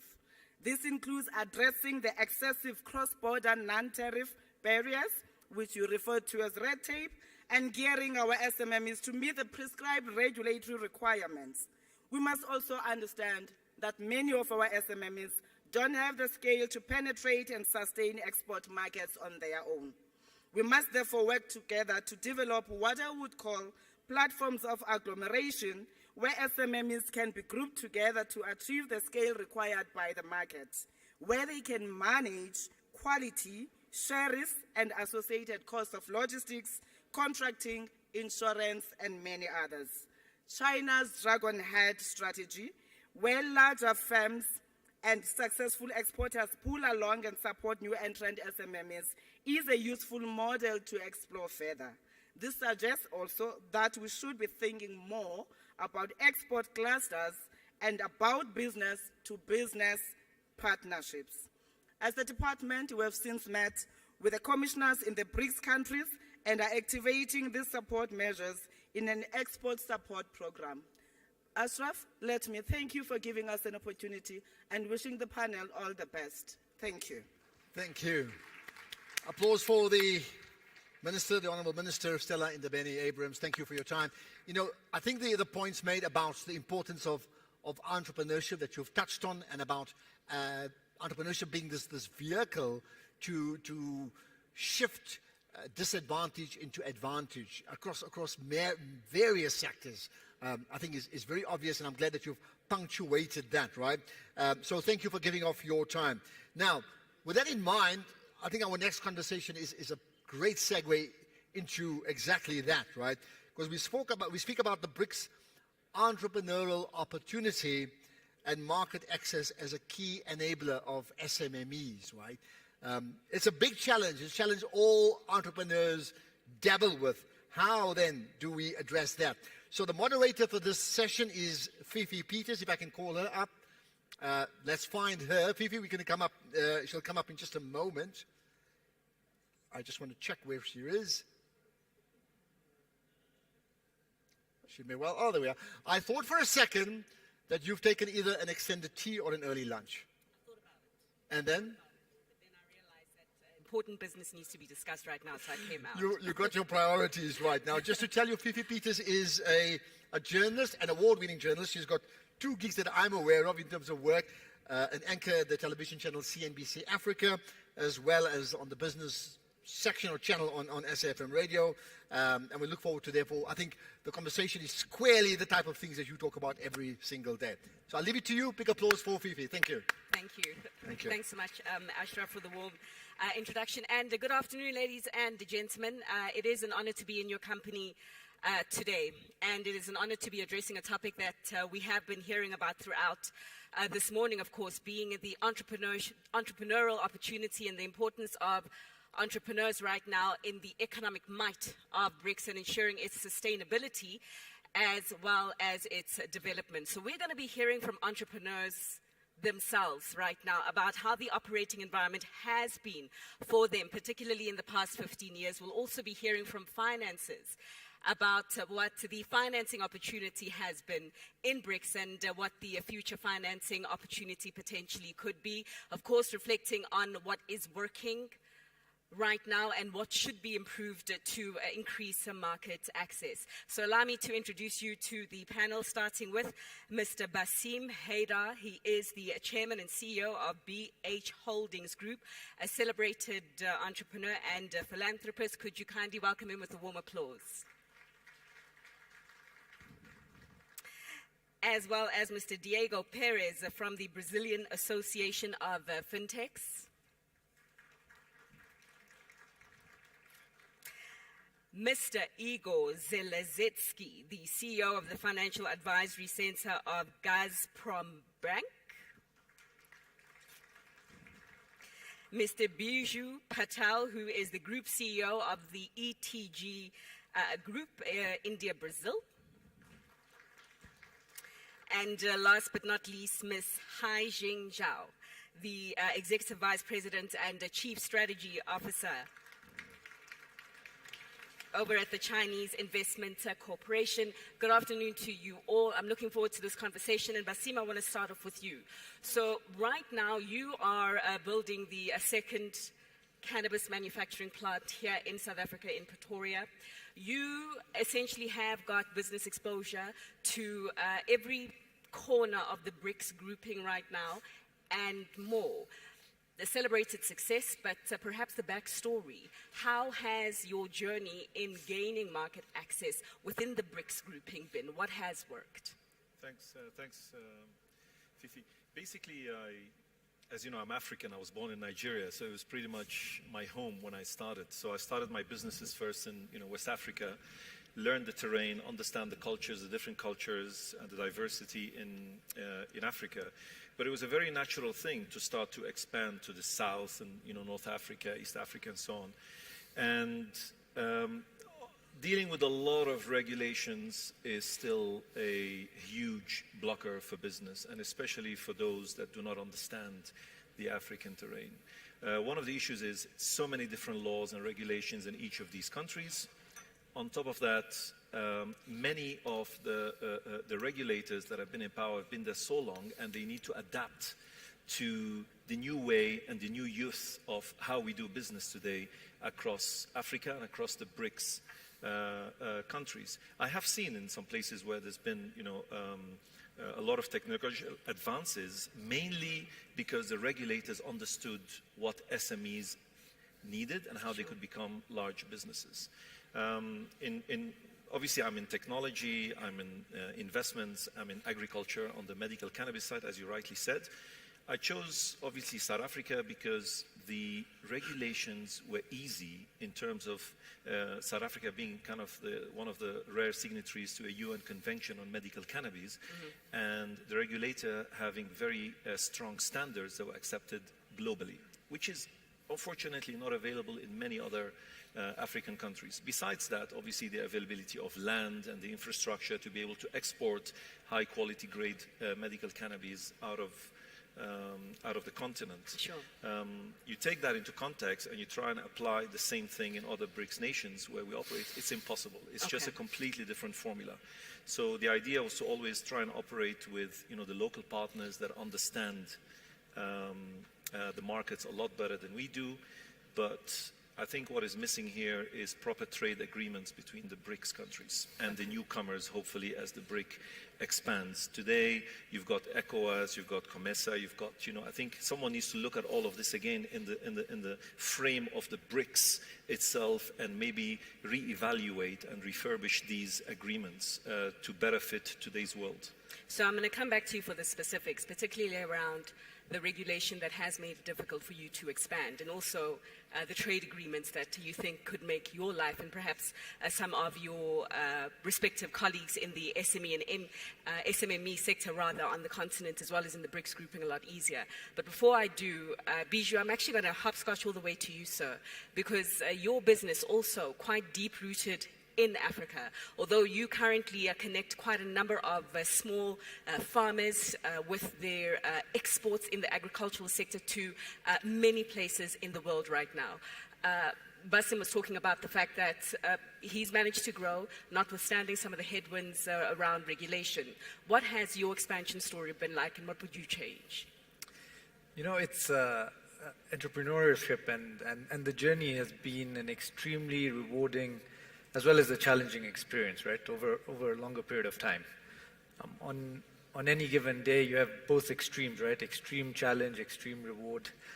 And so you just have to sort of knuckle down and keep pushing forward and finding ways of getting through whatever obstacles they may be, whatever challenges they may be, and keep thriving towards a common focus or a common goal, right? But, one of the biggest challenges we can perhaps talk about across, and we largely see this across most of the markets we operate within, is the regulatory environment. Again, coming back to what my colleague just said earlier. And the regulatory environment needs to sort of enable entrepreneurship. It needs to enable SMEs, MMEs, investments, and so on and so forth, right? So whether we talk about India, whether we talk about Africa, a very fair, just, stable regulatory environment needs to be created. I think, and this is something as a BRICS community, we really need to sit down and figure it out, right? We're all sitting here on a wonderful stage, but I think, and just, again, we can't expect our lawmakers or our decision makers to sort of drive that. I think it's for business, and that's how, again, the whole concept of entrepreneurship starts, right? It's for business to sort of drive these changes, explore these initiatives, and force leadership and government to sort of create these frameworks. So I think that responsibility starts with us, largely. And I think we have to sort of drive a more common framework within the BRICS community. There's a lot of dynamic plays happening, whether you talk about, and from a geopolitical sense, largely, right? But it's important, I think, for us to sort of sit down and figure out what sort of works, find that commonality, and build on that. Okay, well, that's the purpose of this platform. We're here as business to talk about that, and hopefully we'll be able to walk away with the solutions when this all wraps up. Diego, representing the fintechs over in Brazil, the largest economy over in Latin America right now. I imagine that a lot of the companies that you do represent as an association are looking beyond Brazil's borders. How has that journey been for them, particularly within the BRICS cluster? Okay. Well, first of all, it's a privilege to be here alongside the brightest mind of our groups, the BRICS nations. And in Brazil, the fintech scenario is thriving. We are growing very fast, and we have Diego, can you speak a little bit louder? I want to make sure that I catch every single word you say. So in Brazil, we have successful use cases from fintechs. Sure. You know, so there are companies that can comprise all the Brazilian territory, but also offer services not only in Latin America, but also elsewhere, like Asia, Africa, and so on. And now we are now receiving the fintechs from our nations as well to set foot in Brazil, like the major one, the platforms that can provide cross-border payments and services for travelers and so on. And all of this was possible because of a public agenda to foster innovation, to foster technology on the benefit of the financial services in Brazil. The financial services in Brazil is very efficient. This is not a problem. The main problem is because it's very concentrated. We have only 5 big banks holding at least 80% of the financial services in Brazil. So we have to dilute this concentration by opening doors for innovation, for the smallers, for the challengers, for fintech companies that can offer those services for the people or for the small business as well, that sometimes they don't have the proper access for their services, or when they have it, they struggle with the high costs, okay? Sure. We work together with the regulator, and we try to organize the market to show them the benefits, how to provide a better business environment by considering the innovation and the technology as a key solution to include the Brazilian population and the Brazilian small business on the financial market. Sure. So your challenge has been slightly different in a sense. Market dominance by established players has perhaps been the biggest difficulty in growth and expansion of SMEs. Yeah. The market domination is not only the main problem, but they do not have the basic services, financial services for the daily operations, you know. And when they have, it's just a small amount, and they don't have a lot of opportunities as a big company that have access to capital markets, to insurances, and to foreign exchange services, and so on. So it's important to open the opportunities for small business by making these services available for them.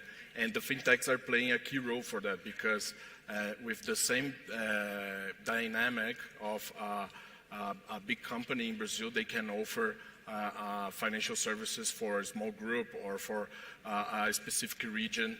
So we can work with this, because Brazil is a very big country. We have more than 200 million people. Yeah. We have a gigantic territory, so you can focus on certain regions, certain groups of population to make this possible. All right, okay. Hajing, I want to come to you as the starter of the perspective of financiers.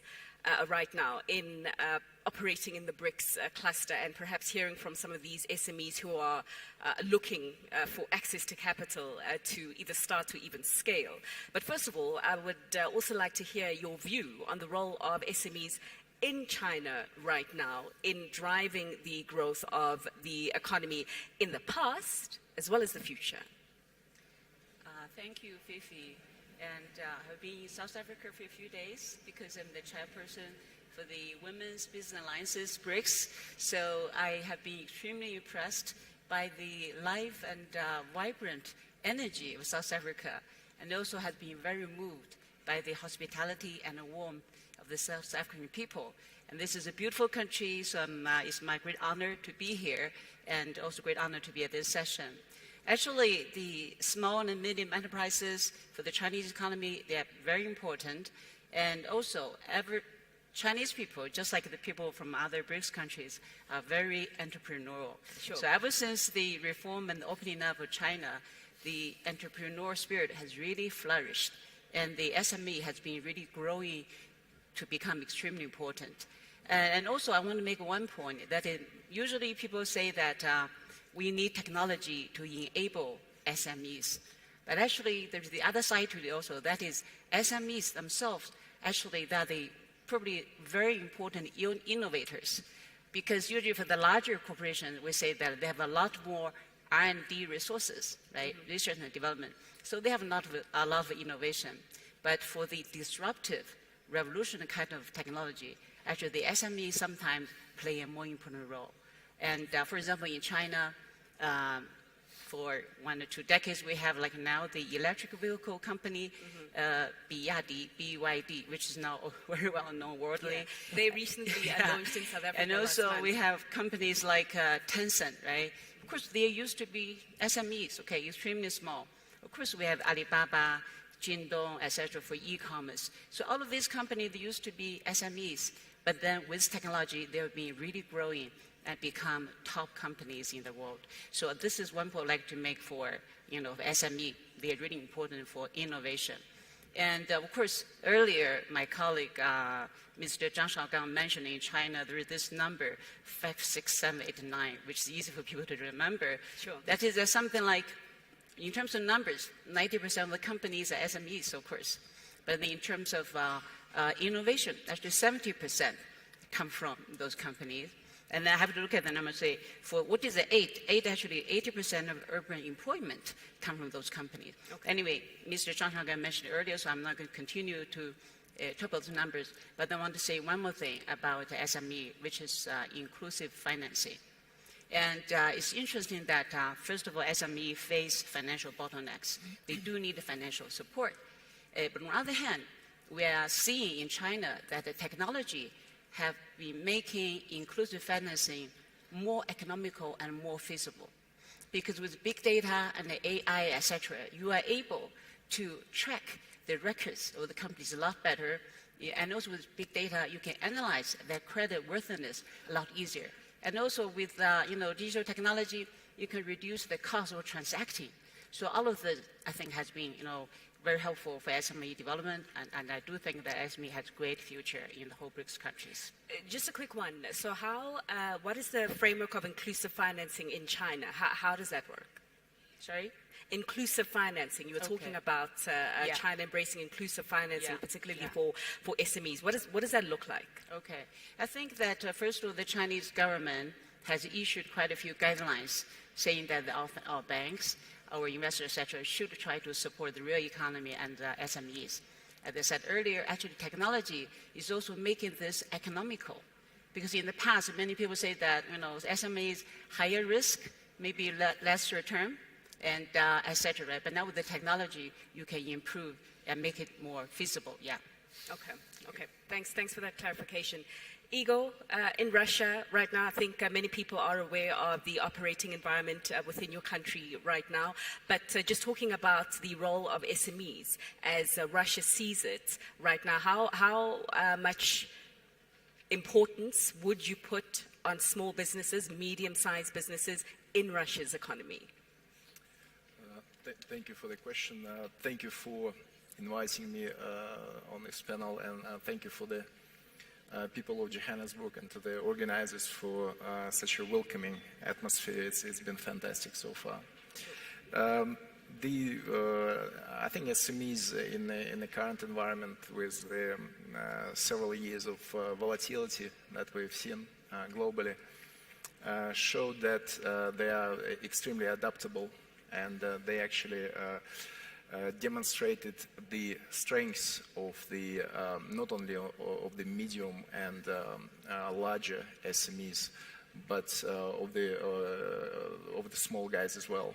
The survivability levels were quite high, and has to be said, it's visible across the various industrial sectors. So it's been, the years of volatility have been very fruitful for the future statistical analysis of why they're so resilient and robust, and in many instances they're more resilient than larger counterparts within the same industries. So it's been quite unique actually to follow it.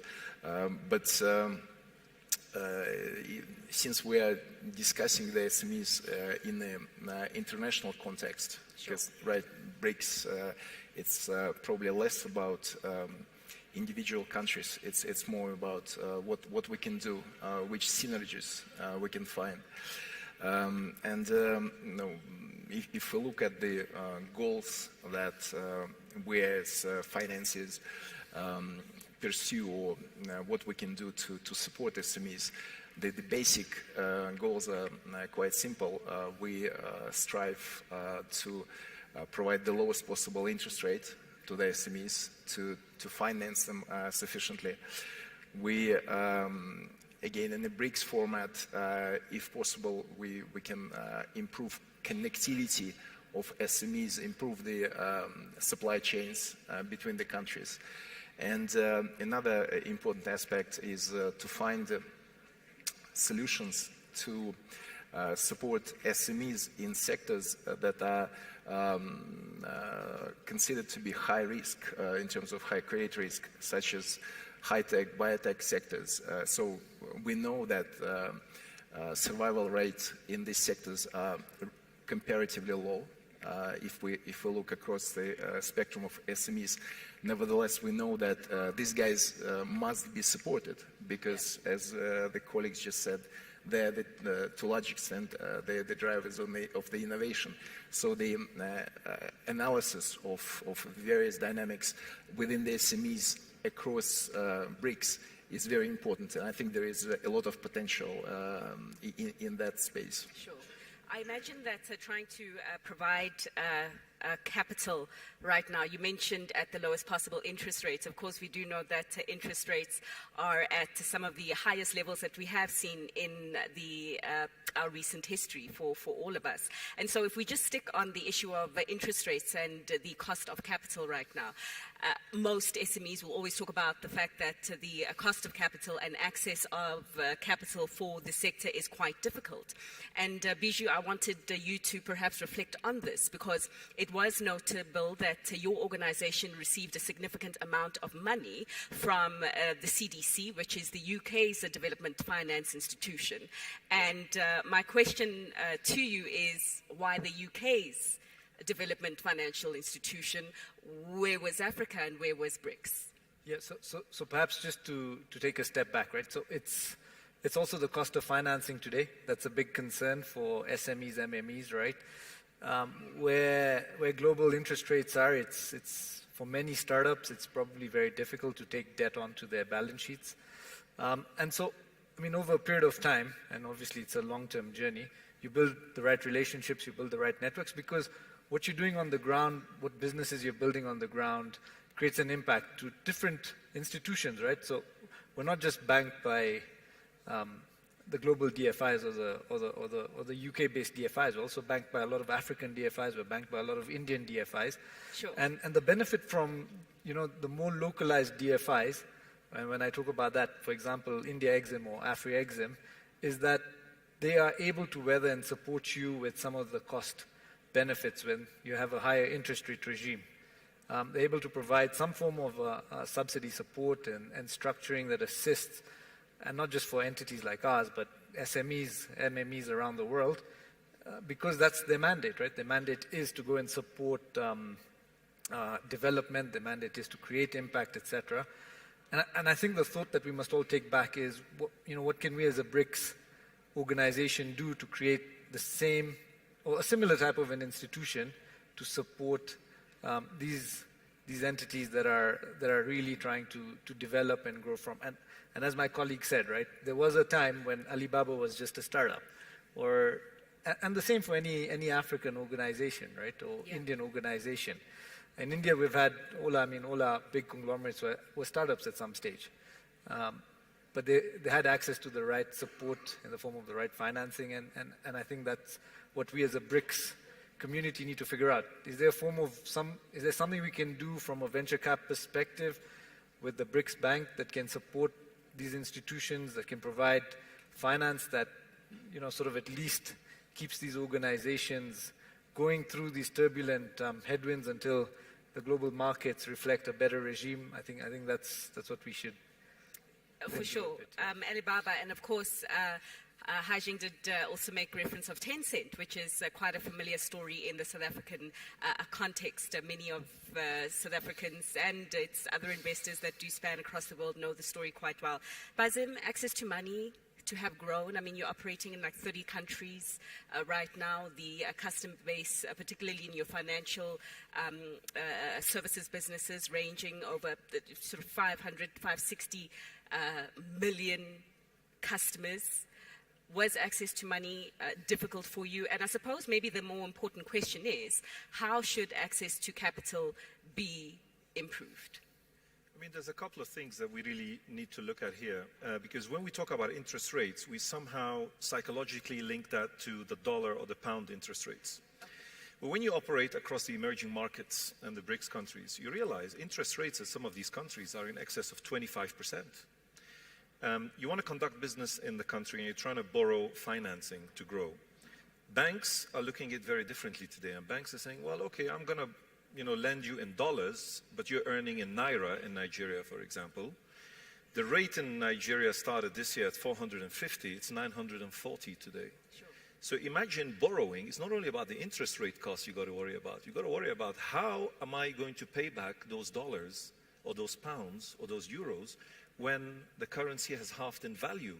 This is the biggest risk that we're facing. So in the absence of a single currency that we can trade with, access to capital is going to become worse and worse as we go on with time, because interest is just a cost, it's a line in the business.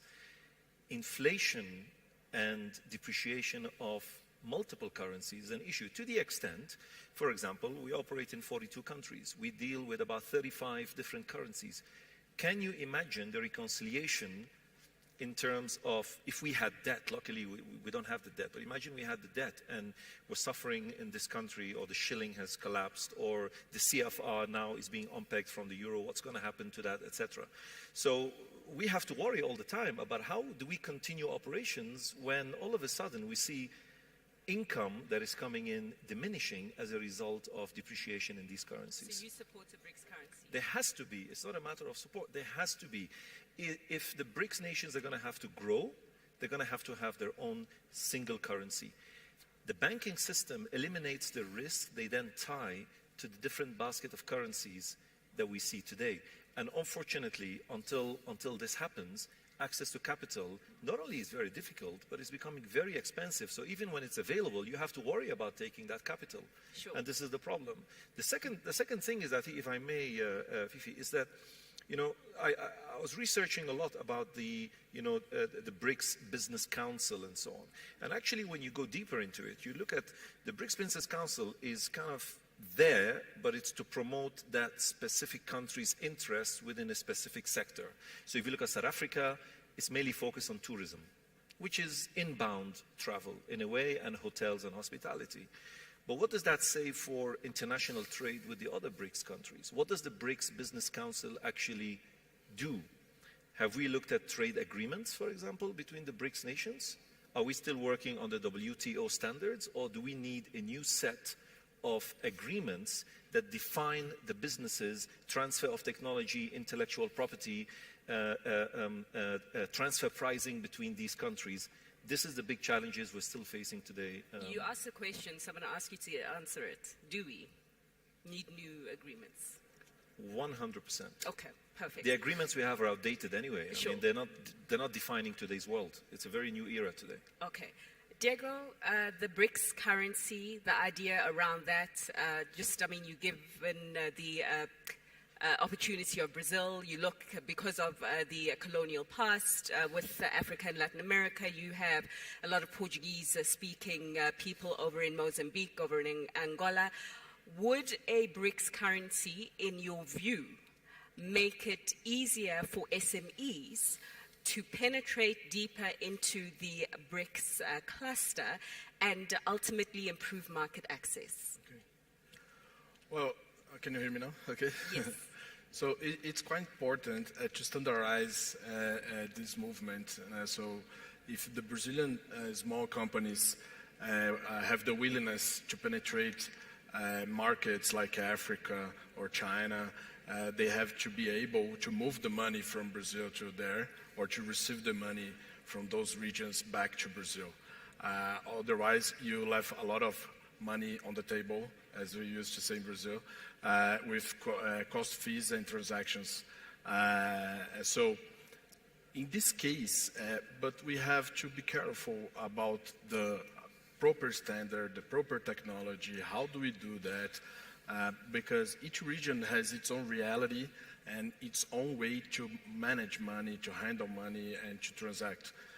In Brazil now, we have a fast payment system, which called PIX, which was a great success because mainly 100% of the economically active population have used it once, you know. Sure. So it's impressive. And now we are moving forward for these kind of transactions to send and to receive money.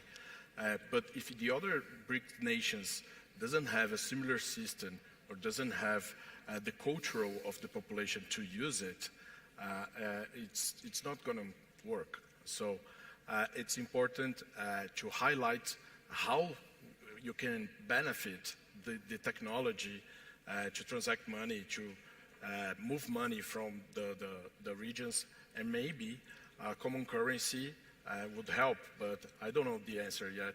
Okay. Bijou, I want to stick to the entrepreneurial view right now on a common currency, and whether, like some of your respective peers in the entrepreneurial space, you see there's a case for it, or whether you are happy to reconcile the different currencies in which you do get payments and make transactions with at the end of each month. You know, I think we can perhaps take an example of past successes, right? And forget the European common currency, but just in West Africa, you have the CFA currency regime, which is predominantly driven by the Francophone-speaking part of West Africa. And to invest and do business in those markets is just a pleasure. It's easier to externalize currency there. It's easier to make investments. It's easier to channel and get support from the central banks there. And I mean, it's still relatively young, I would say, but that experience has been extremely, extremely positive. So, you know, from our end, it would be 100% support towards a common currency. Okay, so let's put the idea of the BRICS currency to bed right now and move on. Haijing, just I think it is important to reflect on the fact that the China Investment Corporation, the China Investment Company, is one of the largest sovereign wealth funds in the world, and therefore how you view investments and the criteria of how you select where you put money in, where you don't, which SMEs you support, which SMEs you don't, is pretty important for the people in this room to hear.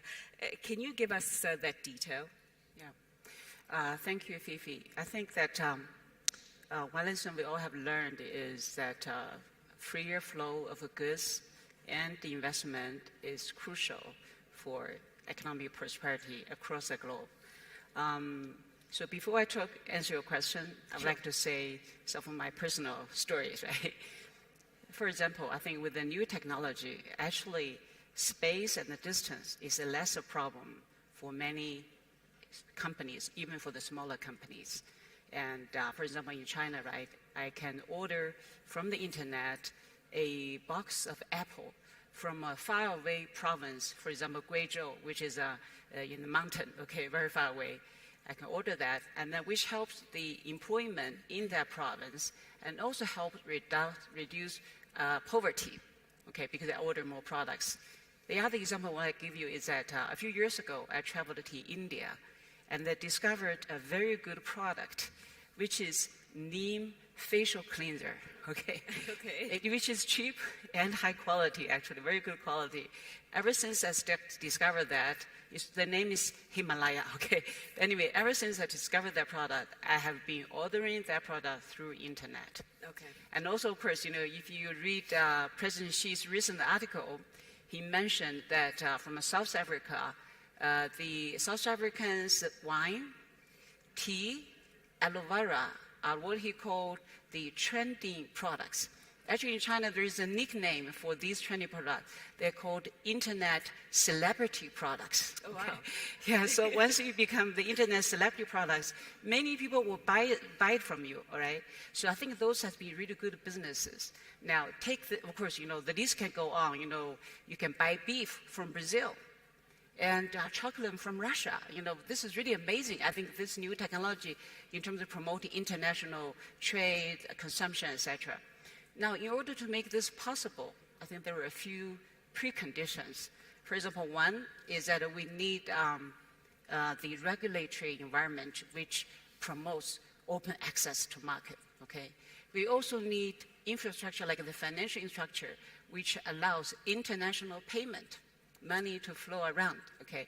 We also need physical infrastructure and the logistics. For example, I order something, they have to be able to transport to me, right? Sure. So all of this, I think, are important preconditions for a good flow, quality flow of goods and investment. Now, for CSC, we are China's sovereign wealth fund, and indeed, we are over $1 trillion assets under management. We try to contribute to international prosperity by investing in several areas. So one area is actually infrastructure and logistics. The other area would be private equity, VC, venture capital, in order to help whether it's small or bigger companies to grow. So that's the private equity. We also invest in areas like agriculture. For example, recently, I'm happy to find out that we recently invested a company in South Africa. Actually, we're going to visit them the day after tomorrow. And 20% of the revenue profits from China, they sell to China, okay? So I think those are good examples where there's tremendous opportunity. And with those opportunities, I think China Investment Corporation, we can invest in those areas, And also, of course, I forgot to say, energy transformation. Sure. Power generation. I think those are the areas that we really want to put money in. So I do hope that we have a better governance and we have a better international governance also at the same time, so that we can invest and make financial returns, at the same time helping the local economy and helping people getting more employment, high quality employment. Sure. No, thanks for those reflections. Igor, I suppose the same question can be extended to you as a Gazprom Bank in terms of how you approach investments. But also, I wanted to speak to you about an idea that you shared prior to this panel, and it was an idea that actually kind of dovetails from what the Minister of Small Businesses here in South Africa mentioned, the idea of this entrepreneurial ecosystem. But you were talking about a cross-border entrepreneurial cluster of firms that shared a common strategy to improve competitiveness of SMEs. Practically, what would that look like and how would it work?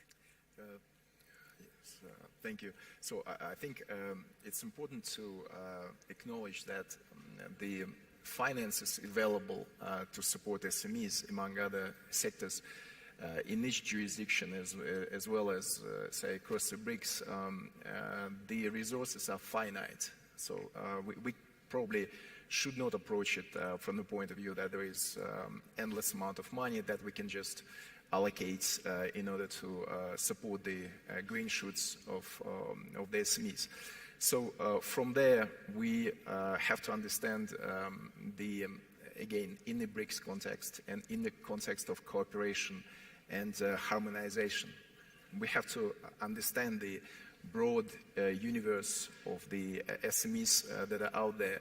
If anyone ever sort of got involved in the analytics which are relevant to the SMEs, portfolio analysis and so on, they know that the SMEs are the most difficult sector to analyze. Why? Because the SMEs differ by size. So what's considered to be SME in Europe is up to turnover 50 million euros. What's considered to be the smallest SME in Africa, it's or individual business, we're talking about $100 equivalent and so on.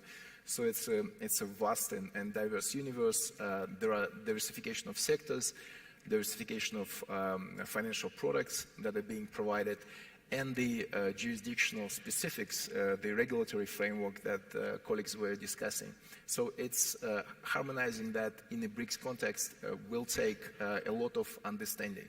So information has to be collected in some sort of database that will create a universe, a common language that all BRICS countries, all lenders, for example, and to the extent consumers, will understand. It would be much easier to lend cross-border if you know the credit quality profile of the SME that you are lending. And it doesn't mean that the money will flow only to the cherry-picked few. Of course, that tendency will emerge as well.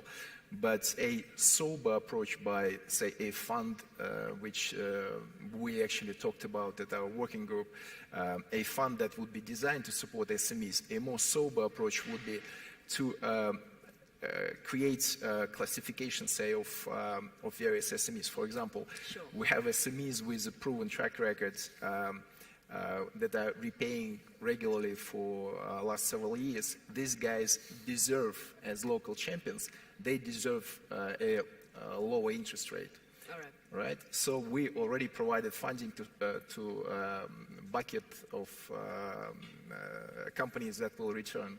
And then remaining of the funds we can direct to companies with a higher risk profile and so on, because we want to support them, knowing fully, going with open eyes into the sector, that they will that we need to support them.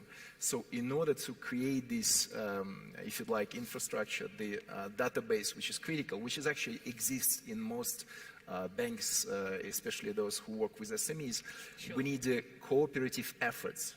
And a lot can be done by the SME lobby groups in each of the jurisdictions to combine these forces and to improve transparency and inform the lenders as to what these guys are, and then we can devise a strategy who to support, which funds to direct where, and again, in terms of funding potential of BRICS, it's as big as anywhere. If we pull it together, it's incredible.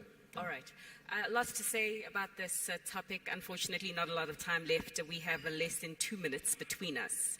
So I'm going to be a bit biased, and I want to ask the Africans perhaps to give us a parting shot here, because the theme of this conference is BRICS in Africa, and right now we have a tool that is expected to really help the continent rise to the occasion. That's the AFCFTA, but from an SME perspective. So I'm giving Basim and Bejim 30 seconds each. From an SME perspective, how should that AFCFTA be fine-tuned to accelerate and capacitate a lot more SMEs, not only those on the continent, but also those in the BRICS grouping looking at the Africa opportunity? Your 30 seconds starts now, sir. Pressure. Look, it comes back again to the same thing we always say. To solve a problem, you need to understand what the problem is. And we need to dig a lot deeper into how can SMEs become large entities.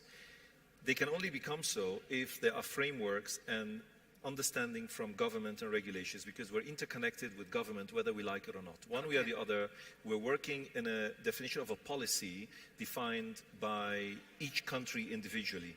And until we have some sort of a policy that enables these SMEs to have better access to capital, better regulation, updated regulation, and then most importantly, cooperation between government and business. I always hear about business councils and advice, but this is the key element. We need government and business to sit together so we tell them what we like and they can also advise us and hear from us what the challenges we're facing. Got you. Bijou, do your best to give us the last just word. to add on to what he said, and it's just a small addition, it's actually reflecting from what our colleague from China just said. Supporting through venture capital structures and private equity funds, etc., that have helped build a lot of these startups into large corporations. That's it. We'll make that Thank the you, last Fifi. word. To all of you, thank you so much. I think that you have provided valuable insights into the SME opportunity in the BRICS cluster and how to realize it further. I know that a lot more conversations are going to be taking place in the next 3 days, but I do believe that you have given us a wonderful starting point on which to continue those deliberations. Ladies and gentlemen, please help me thank my panelists for their valuable insights. And we can make our way off the stage through there. Thank you.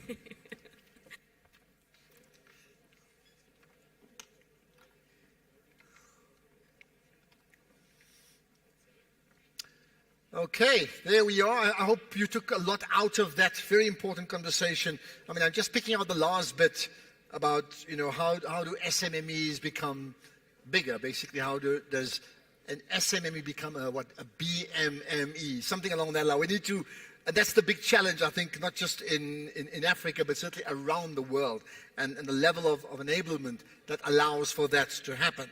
Now, with that in mind, I think our next conversation is really important. We'll have a debate, a moderated debate on the free trade agreement, the African Continental Free Trade Agreement. Before we get there, some points I need to tell you. One is, the talks and the moderated sessions are all available. They're recorded. If you just scan the QR code, you'll be able to download all of them. So you've got that. That's one. The other is, by the way, there's a laptop has been missing. If somebody has, by chance, erroneously picked up a laptop bag that contains a laptop, please perhaps bring it up here if you can. It really would be appreciated. It's been missing for about an hour now. So laptop by mistake, just bring it up here. Right. So this is the last session we'll have now before the lunch break. And thereafter, we'll switch into leadership mode, where the leaders of the countries, the 5 countries that make up BRICS, will be present. That comes up later on. To get us there, I now call upon His Excellency Wamkele Mene, who's the Secretary General of the African Continental Free Trade Area. That, I think, in the context of what was discussed before and what may happen just now, is particularly important. So if I can call upon His Excellency Wamkele Mene to come up onto the podium, we look forward to your talk. He'll come up in a moment. Thank you. There we are. Give him an applause. I think he missed the first round of applause there. Let's hear it louder. Thank you. Thank you very much, Program Director. It's a pleasure to join this session of the BRICS Council. For the first time, the AFCFTA has been invited to be part of this very important dialogue. And I want to start by appreciating the business leaders, the ministers that are here, and of course the supporting officials who have come from all the BRICS countries. You may be aware that as we speak, there is a trade agreement that is under implementation and operationalization, the African Continental Free Trade Area, which today has been ratified by 47 countries, and only one country in Africa is yet to sign this agreement. It's a very, very high-level ambition agreement, sets timelines for elimination of intra-Africa trade barriers, intra-Africa investment barriers, and more importantly, seeks to position the continent for foreign direct investment. And that is why the dialogue that you've invited us to participate in today and yesterday is so critical, so that we can jointly explore these synergies for investment, for infrastructure, financing, for trade support, to ensure that countries of the Global South indeed do become globally competitive and that they do establish an alternative set of supply chains so that when we see these disruptions taking place again, developing countries, African countries, can sustain themselves even in the middle of a crisis. And so this AFCFTA, as I said earlier, is a very ambitious agreement. It includes trade in goods, trade in services, intellectual property rights, investment protection, digital trade, and of course, a very important protocol on women and youth in trade. And so I hope over the next few days, since this is the first time we've had an opportunity to discuss this in the context of the BRICS, I hope that in the next few days we will ensure that the investment opportunities, the trade opportunities that the AFCFTA will create across the 47 countries, that in the next few years we will see mutually beneficial investment. And so I look forward to talking to many of you individually from the various countries that are represented here today. Thank you very much for your attention. Thank you. Stick around there. So, you know, when they talk about discounts on free trade, we told you 5 minutes, you spoke for 2.5 minutes or 3. So you gave us a 2-minute discount, which is appreciated, and maybe that will translate into other aspects of free trade. Thank you so much for that, right?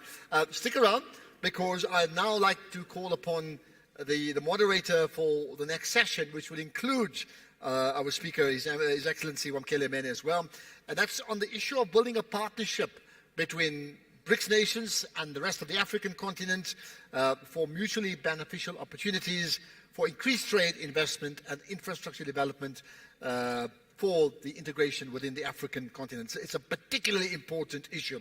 To do just that, it's let me call upon Gugulethu Mfupi, who's an award-winning financial journalist with the radio channel Kaya 959. So, Gugu, I trust you behind me. Thank you. I'll leave it over to you. Thank you. Thank you.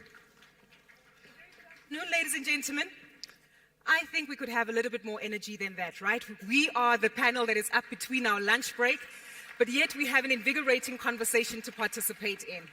Thank you so much.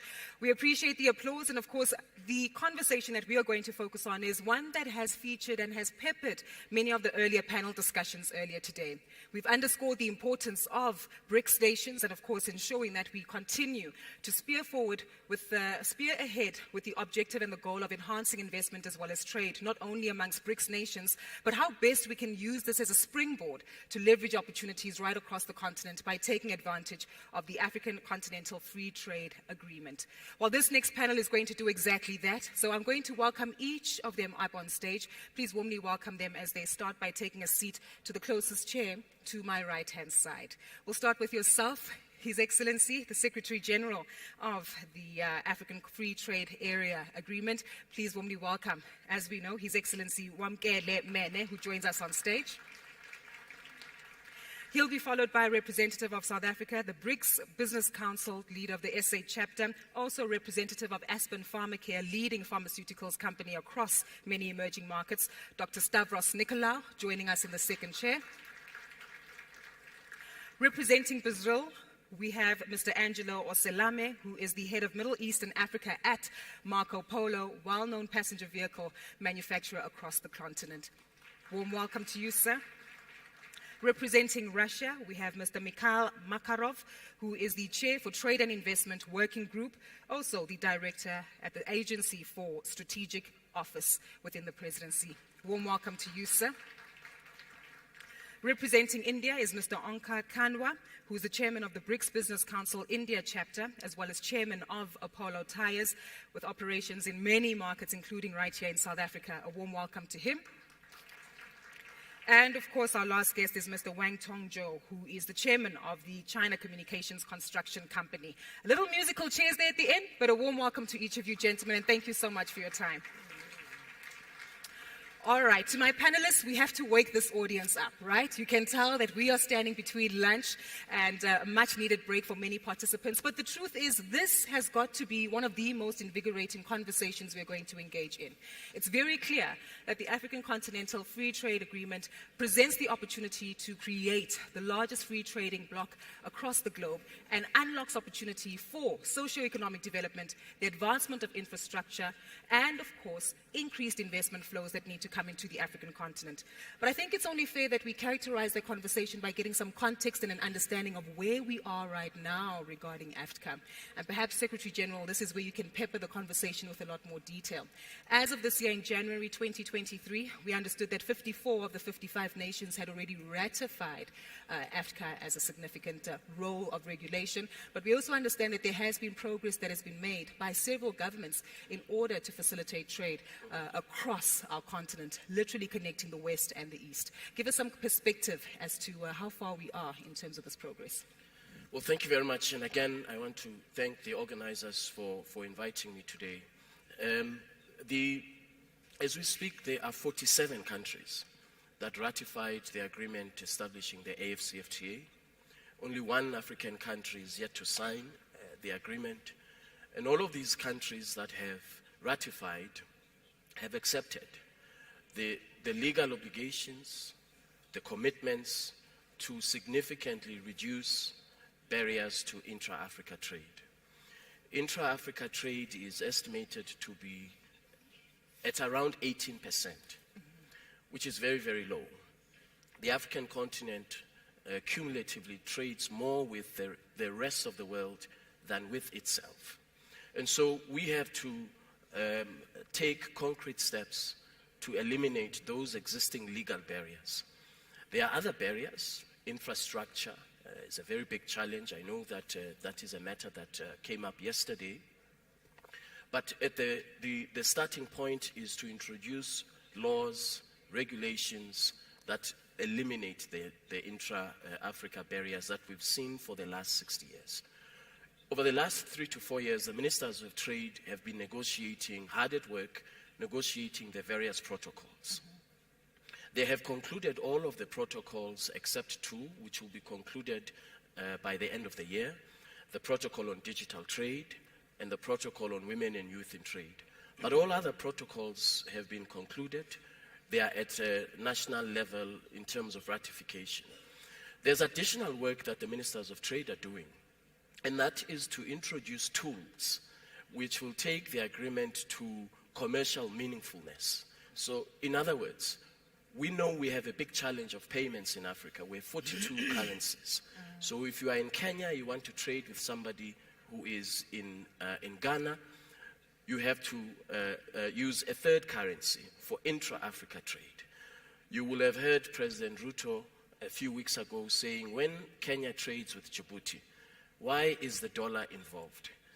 2 African countries trading using a third currency. And so we've introduced the Pan-African Payments and Settlement System, which will enable payments for trade in Africa in local currency. You will no longer have to rely on a third currency. You will no longer have to buy a third currency to trade in Africa. We have also introduced the... That's fantastic to hear. The fact that you're getting this positive feedback from the audience certainly tells us that you're making progress then. We certainly believe that one of the biggest constraints to trade in Africa and one of the biggest constraints and barriers to SMEs and young entrepreneurs is the cost of trade. So we want to move beyond just the trade agreement and introduce tools that will enable the trade to happen. I will mention maybe 1 or 2 other areas. The AFCFTA Adjustment Fund, for example. We have mobilized over $1 billion through Afreximbank because we know that there will have to be the trade finance support to enable SMEs to trade, to enable young entrepreneurs to take advantage of this market. So a market of 1.3 billion people with a combined GDP as we speak of 3.4 trillion United States dollars has the ability, as you said in your opening remarks, has the potential to enable the African continent to be globally competitive. And that's exactly what we want, exploring those opportunities and ensuring that we claim that particular role and function. But that's the context of the AFCFTA Act. But this also needs to align fully with the collaborative efforts that we have as BRICS nations. And Dr. Stavros, this is where I'd like to come to you, Dr. Nicola, to give us some perspective with regard to the trade patterns, the numbers and the outcomes that we witness here, in order for us to understand how, when we do align and tie in AFCFTA as an act, that we're able to leverage on those opportunities. But let's start off by just getting context on the levels of trade that have taken place between 2017 and 2021 that actually speak to South Africa remaining an important and critical hub in order for BRICS nations to access the continent.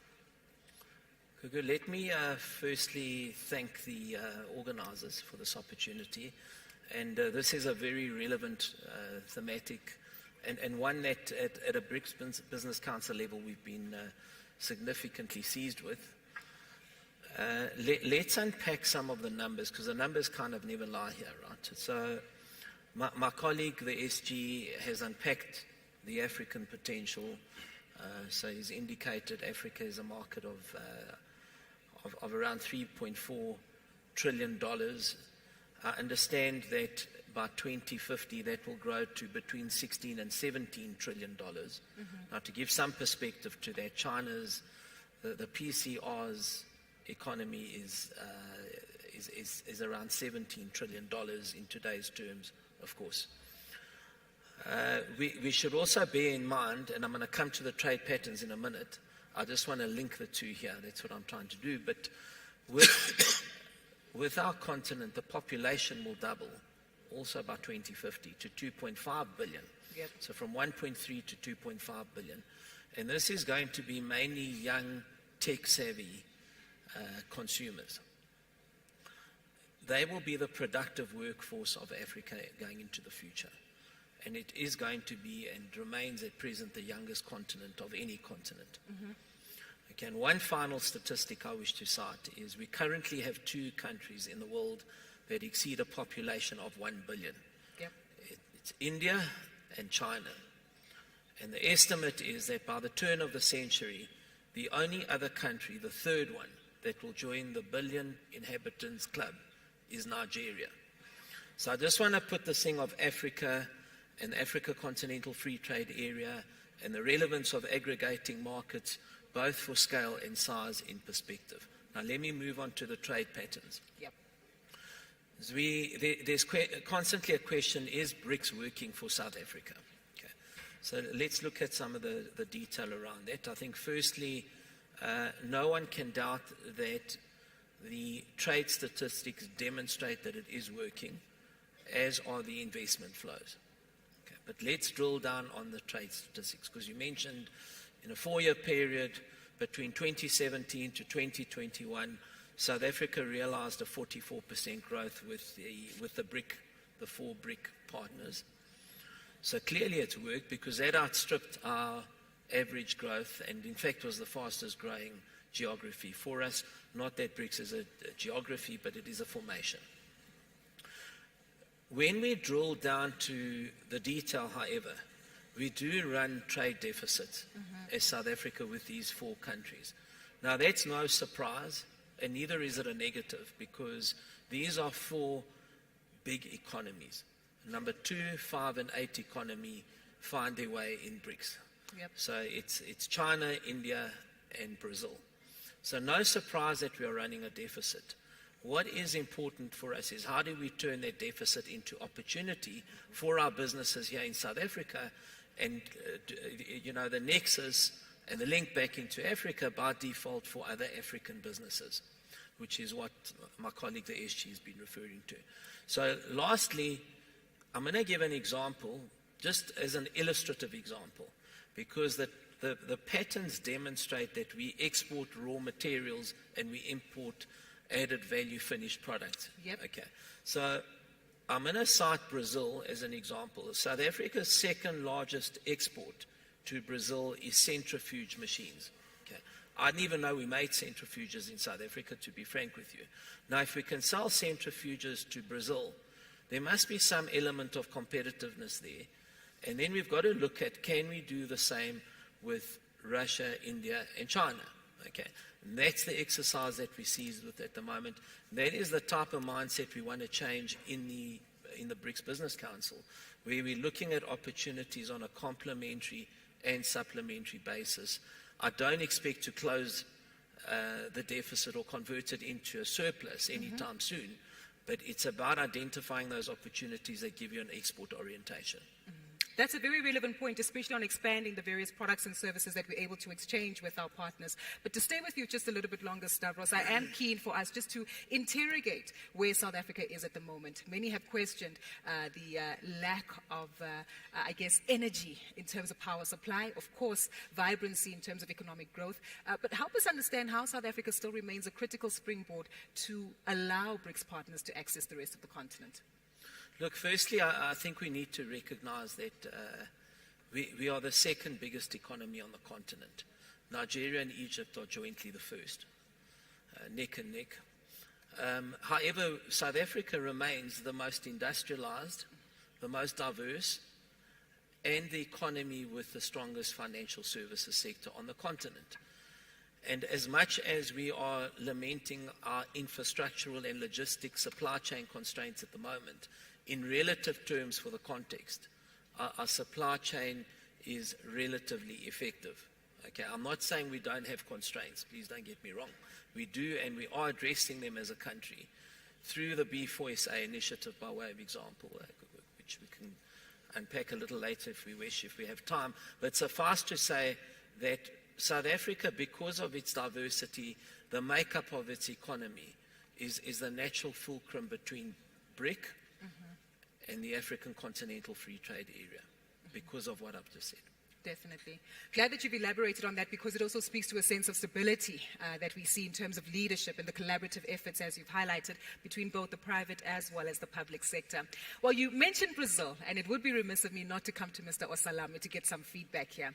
And you yourself are a mover of people, quite literally, given the manufacturing of passenger vehicles that Marco Polo actually participates in. And this is where I'd like to fully understand, given that motor vehicles do form part of the top 5 traded items between South Africa as well as Brazil, perhaps you can expand on some of the opportunities that you've also identified right across the continent that have proved to be fruitful for Marco Polo. Okay. All right. Thanks very much for the question, Gugu. Yes, the continent as it is for Marco Polo has always, for our company, has always been an important place, because essentially for what we do, which is move people, and we have been present here since the 80s in several different countries. You can see our products and our combinations, and how we manage to support many of the African cities, such as Joburg, Lagos, Accra, Abidjan, Kinshasa, Luanda, and many others.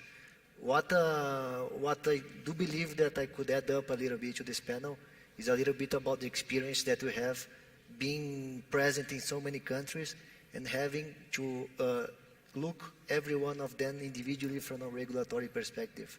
I think this is something that the African Trade Agreement can bring to the table to really improve this trade between the countries. If I can give you a couple examples, we have a factory here establishing just outside of Joburg in Germiston, where we have managed to comply with all the regulatory requirements in terms of local content, in terms of specification, and sometimes we cannot benefit from that if you're going to export to another country.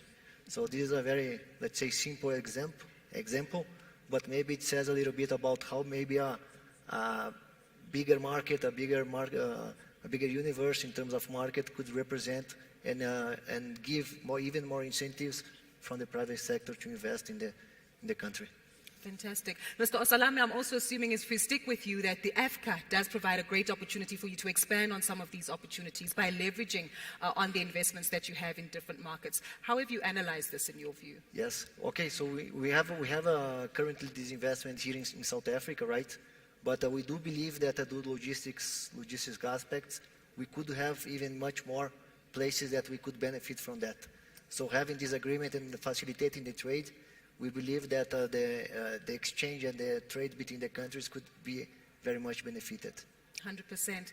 Well, we're going to take a look as well as other commitments and opportunities that have been identified by many of our BRICS partners, and perhaps Russia is a great one to start with. We would all recall that earlier this year we witnessed the Russia-Africa Summit, where again the levels of trade, investment and partnership were also aligned between these particular nations. And Mr. Makarov, I'm keen to get your understanding here as to how this has, I guess, reinvigorated an opportunity to enhance trading opportunities between Russia and Africa, given that there is significant scope for growth there. Yes.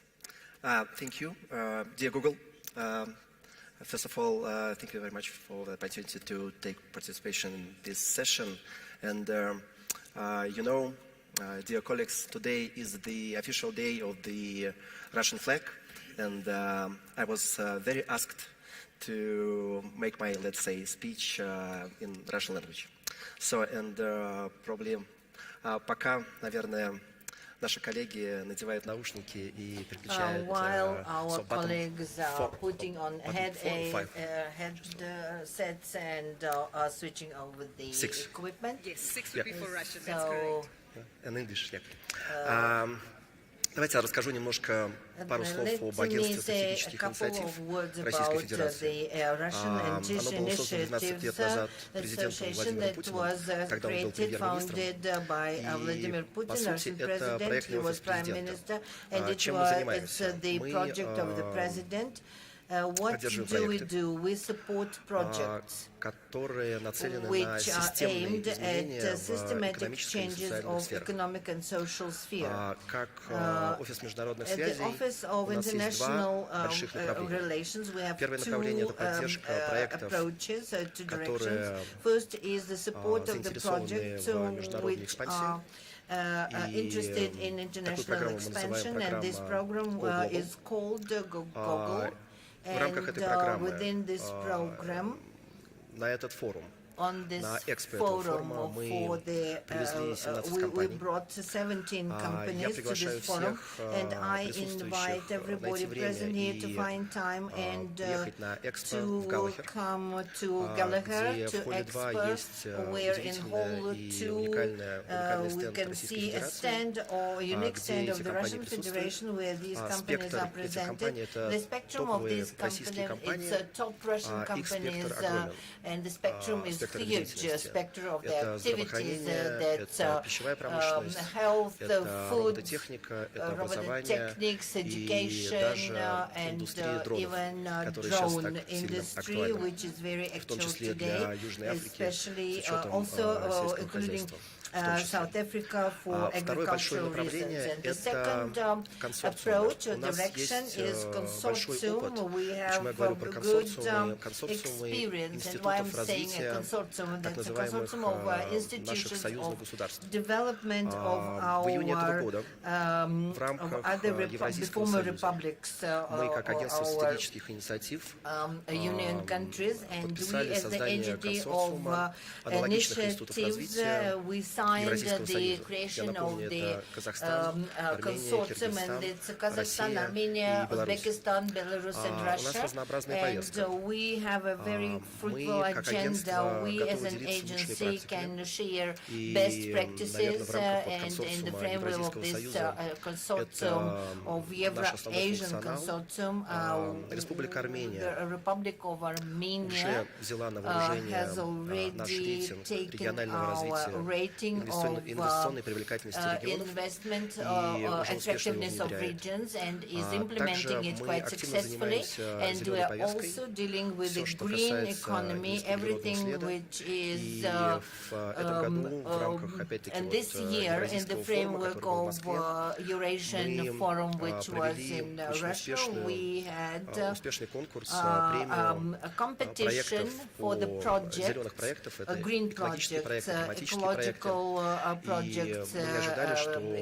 projects, and we didn't expect the response. We had over 200 projects which for the Eurasian space was quite amazing. So for next year we are planning similar competition, and in addition to that have the award for the projects of Eurasian integration. We have 5 countries like BRICS, BRICS countries, and интеграционными we проектами. think Это проекты, integration которые projects участвуют are более the чем projects where в 3 странах, то есть 3 и will более. be more than 3 Поэтому, к чему я это все countries will веду? be involved, К тому, 3 and more. что у So нас why I'm есть speaking сегодня about that на is этом that форуме at сейчас the moment есть in this предложение от forum we России have a proposal from Russia к нашим аналогичным to институтам развития to similar наших дорогих institutions партнеров, and стран-участников our BRICS, partners, BRICS рассмотреть countries, возможность to об consider организации the аналогичного possibility of консорциума setting институтов a развития. similar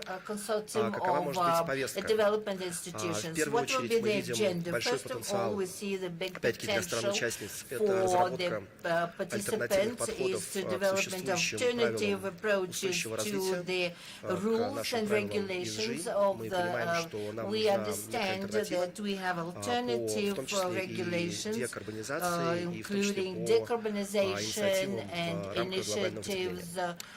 Второе, что могло бы быть, это Global анализ и warming, реализация and синергий then synergies между странами БРИКС. between Очень много BRICS countries. говорится A lot has been на said or форумах is being said про то, что at у the нас forums есть that большой we потенциал, have a но, как huge обычно, potential, but as этим, usual, к that сожалению, очень часто все и unfortunately заканчивается. that И is год от года finishes right there, этот потенциал, and к сожалению, from не year реализовывается. to year the potential is Поэтому not здесь being у нас есть конкретные implemented. So here предложения we have по concrete поводу proposals синергии. Это regarding и оптимизация synergy, логистических маршрутов, optimizations of logistic и routes, увеличение продаж в increase национальных валютах, of естественно, trade и in national упрощение currencies, сертификационных and барьеров, simplicity и of кооперации в области barriers защиты интеллектуальных and прав, потому что это очень тоже the важный protection of важный the аспект. investment rights is Проведение very совместных then акселерационных программ joint и возможное development взаимодействие и programs and сотрудничество. И мы в этом cooperation, видим отдельный and we большой see приоритет very и также attached большую priority перспективу to в нашей that гуманитарной in повестке. О чем я our говорю? humanitarian Это в том agenda, числе взаимовыгодное сотрудничество в including mutually образовательной, beneficial научной и cooperation in культурной сферах. educational Мы and можем потом отдельно cultural поговорить and про scientific spheres that так we can называемую discuss креативную экономику. that И separately третье, здесь мы so-called предлагаем creative опять-таки в рамках economy, вот такой and повестки, within that I'm going to ask agenda. you to pause it there for just a moment, because you've really elaborated on a significant number of opportunities that we can definitely tap into. And I do believe that these speak directly to the needs not only of representatives in the room, but also many more participants that we can expand this and open this up to when it comes to tapping into these opportunities. I'm keen to also get your understanding and I guess your perspective as to how the diversification of sectors plays a critical role here. Because you touched on themes like robotics, you touched on green energy, which is much needed on the continent. But I'm aware that the creative industry is also a sector that you look into to actually enhance the level of trade between Russia, its BRICS partners, and capitalizing on that across the rest of the African continent. Give us some perspective on that very briefly. Absolutely. You mean about creative economy? Expanding on the creative economy as well as other sectors. Да, я, наверное, опять продолжу на русском, коль уж я So I начал. will continue in О чем мы Russian. говорим? Если мы So говорим what про we are креативную talking about, экономику, if we think во-первых, about мы creative economy, считаем, we что это first абсолютно think недореализованная сфера, that и it's у нее будет очень absolutely большой потенциал. undeveloped sphere and there's a Мы huge считаем, potential что there. We think это that будет, наверное, одна из it трех would be наиболее one of the three быстрорастущих most экономик rapidly во всем growth мире. economies in the world. Второе, мы считаем, And что у secondly, we России think здесь that есть Russia большой задел, has и если good посмотреть на такие сферы, experience, как and if we look at such дизайн, spheres as электронная design, музыка, electronic сфера music, анимационных фильмов, сфера игровых movies, вообще игр, видеоигр games, и video вообще games, сфера and программирования. sphere of Я уже не говорю programming, про молодых русских to say nothing about художников. Russian, Во всех young этих Russian сферах мы artists. понимаем, что In мы all можем these spheres, we дать understand миру that we больше даже, чем can получить. give to Поэтому the world more основная than we задача это expect to интеграция receive. именно So в первую очередь the со task is странами to BRICS. integrate, И здесь в especially качестве first of all такого with BRICS countries, практического and действия these у нас are a lot запланировано of до конца practical года несколько activities таких that we have креативных миссий planned. в наши So we planned some дорогие creative страны missions участницы to BRICS. BRICS Это countries, именно and сообщество, that's например, the сообщество community. российских дизайнеров. For example, Это community of 20-30 Russian дизайнеров, которые едут в Китай. designers. So Никто не 20-30 знает, что они designers, Russian designers will go to China. So nobody knows that electronic music was actually created in Russia. So we can organize a festival like the one that was in Berlin. Berlin. Also educating us on the perspective of creative economies and how electric music is actually started in Russia, but of course presents opportunities for us to look broader and beyond just natural resources and the current commodities that we exchange. And I believe that that's critical, because if you do take a look at the level of creative input that actually comes from the African continent, there are key markets like Nollywood in Nigeria and many others that have actually seen a significant amount of growth. So that does present a heightened level of opportunity. Well, we've touched on the new aspects of sectors and trade that we can look into. We've obviously highlighted opportunities that do exist when it comes to the manufacturing field with passenger motor vehicles. But I do think it's also imperative for us to actually reflect on some of the learnings as to how trade and trade relations amongst the BRICS nations and opportunities across the African continent have evolved in a post-pandemic world. However, the opportunities are still there. And perhaps, Mr. Kanwa, this is where I can come to you to give us some insight, again, coming from an economy that has really managed to bolster economic growth and its economic performance. Give us your lessons and observations as to now that we live in an environment where we've got BRICS, we've got AFCFTA, and we understand the learnings of the pandemic. How does this leverage and propel us further to enhance and, of course, develop further growth across the African continent? Very good question. I think you raised a very valid point. Today, African continent has 1.2 billion people. By 2030, the total population will go to 1.7 billion. And you have a useful population. You have a lot of arid land which is not being used. Whereas India is importing a lot of pulses and other things. So I think that's another area in agriculture where you have to deploy people so that employment is created. At the same time, the land is used. Instead importing, today a lot of things are imported into this country. So it's important to see how we can deploy the youthful people, youth of this young youth, which you have, plenty of them, they make them employable. Apart from that, you have a mineral wealth. Now what is happening is today, mineral wealth is being exported. Now also there is a say, you have 50% of the gold reserve. I think you have 100% of gold reserve. But 50% is gold, 50% in the hearts of African peoples. That's a beautiful way to put it. So 50% is the hearts of African people. I'm not too sure if you caught that one. Continue, sir. So I think a lot of things can be derived, especially I see a lot of opportunities in terms of, improving skills. Now you have youth, there's no sense if they are not good in education. Important is educate them, one thing. But if the person has no interest and not able to do well, what do they do? You don't have unemployable youth, which can be a challenge for the nation. So it's very important that, start skilling. And I think this we can share from Indian example. Because every youth is not that good in education. We may not be having that kind of marks. There's a lot of, even if they graduate, a lot of them don't get jobs. So I think 2-3 things I recommend. One is on the skilling side. Other is trying to see how we can improve the agriculture side. We become an exporter rather than importing everything. So you have so much arid land and so many people to feed. Now we had the same problem in India. If you go back to 60s, early 60s, we were importing wheat from US under PL40, PL420 or 480. Regularly, feeding the people. We are short of feed. Then we developed technology. We got technology from US, and we were able to triple our production. Today, the situation is we become a surplus nation. Not only we are able to feed 140 billion people, 140 crores people, but we are able to export. So this same can be done. It's very important to take some lessons. Even in terms of milk, there's usually a shortage of milk in the country. People would stand in a queue. So we had a white revolution. So what happened? Cooperative societies were created. Farmers were kept busy making milk, and that milk was converted into cooperative company, and then they bottled it, and today it's freely available. Yep. And they were able to get a lot of villages involved in this. So I think these are some of the basic things which you have to do because food security is very important. 100%.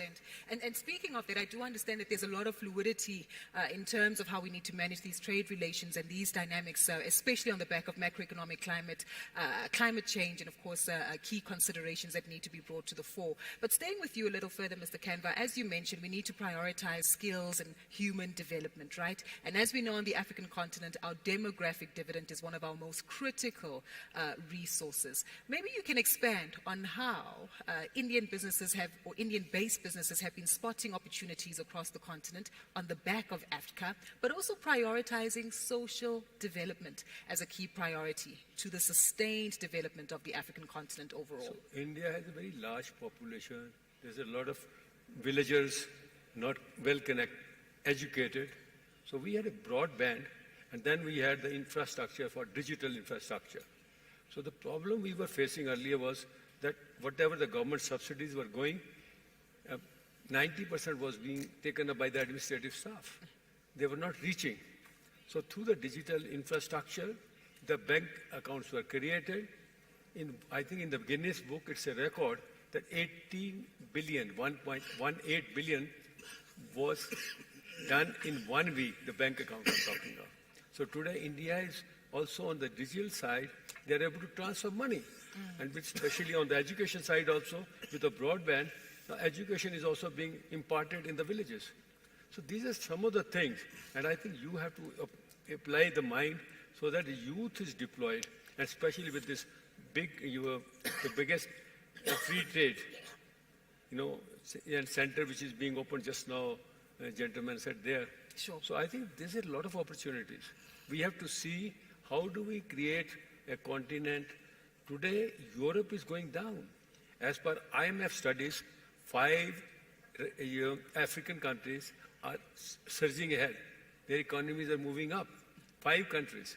So why can't it be done in all the countries in Africa? So I think you have good, talented people. I think time has come. You have to create environments so that people can be employed. There's no sense of giving subsidies, and every time it is better to have him, don't give the fish in their pocket, in the mouth.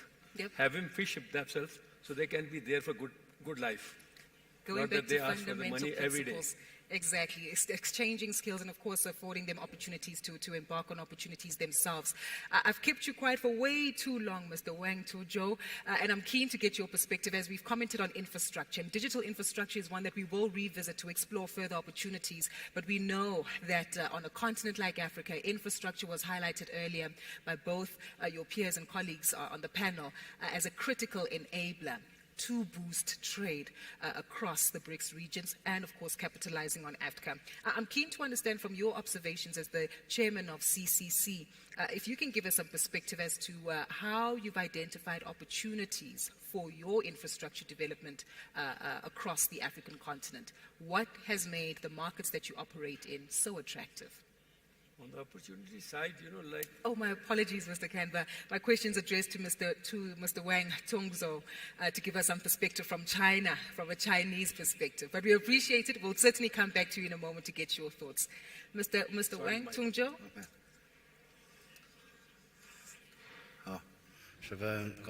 Okay. Thank you very much for the opportunity to be at this platform, and thank you for the moderator. When it comes to Africa, this is China Communications Construction Company, is one of our biggest markets. So what we have done is implemented Chairman Xi's policy of sincerity, real results, harmony and good faith in terms of our cooperation. And therefore we are increasing the value chains propositions. And we have got a lot of comprehensive transport infrastructure that we have built. And this is basic road and other types of development. For example, we can give example of the Mauritania Friendship Aid Port situated in Africa. And another one is the Kenya the Kenyan Airport highway that was constructed, the Mombasa-Nairobi rail construction project, the Port of Lekki bridge that we've seen. And this has been, for the economy of Africa, a very important aspect. When it comes to this type of infrastructure, we have had a huge impact in this regard. And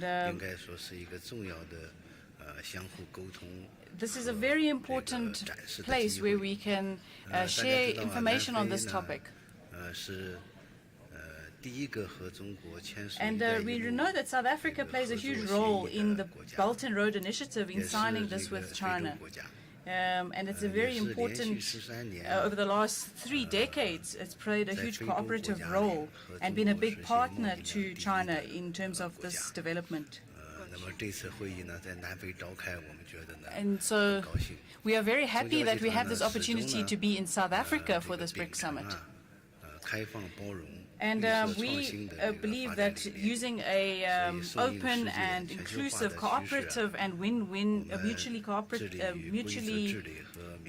beneficial method is a very important BRICS attitude to adopt. And we also know that there has been the Mentata Bridge project, and another very important one is in the eastern part of Southern Africa, the N2 Toll Road Highway project. And this project is very important to the future development of the economy in South Africa.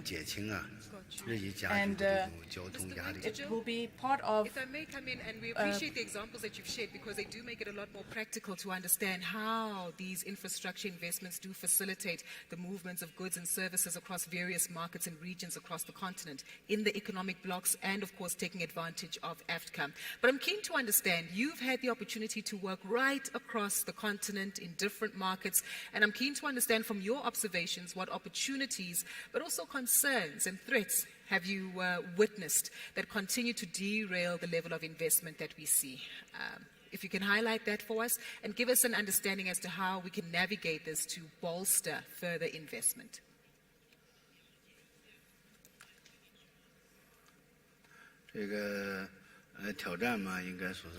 So as for the challenge, there are multifaceted.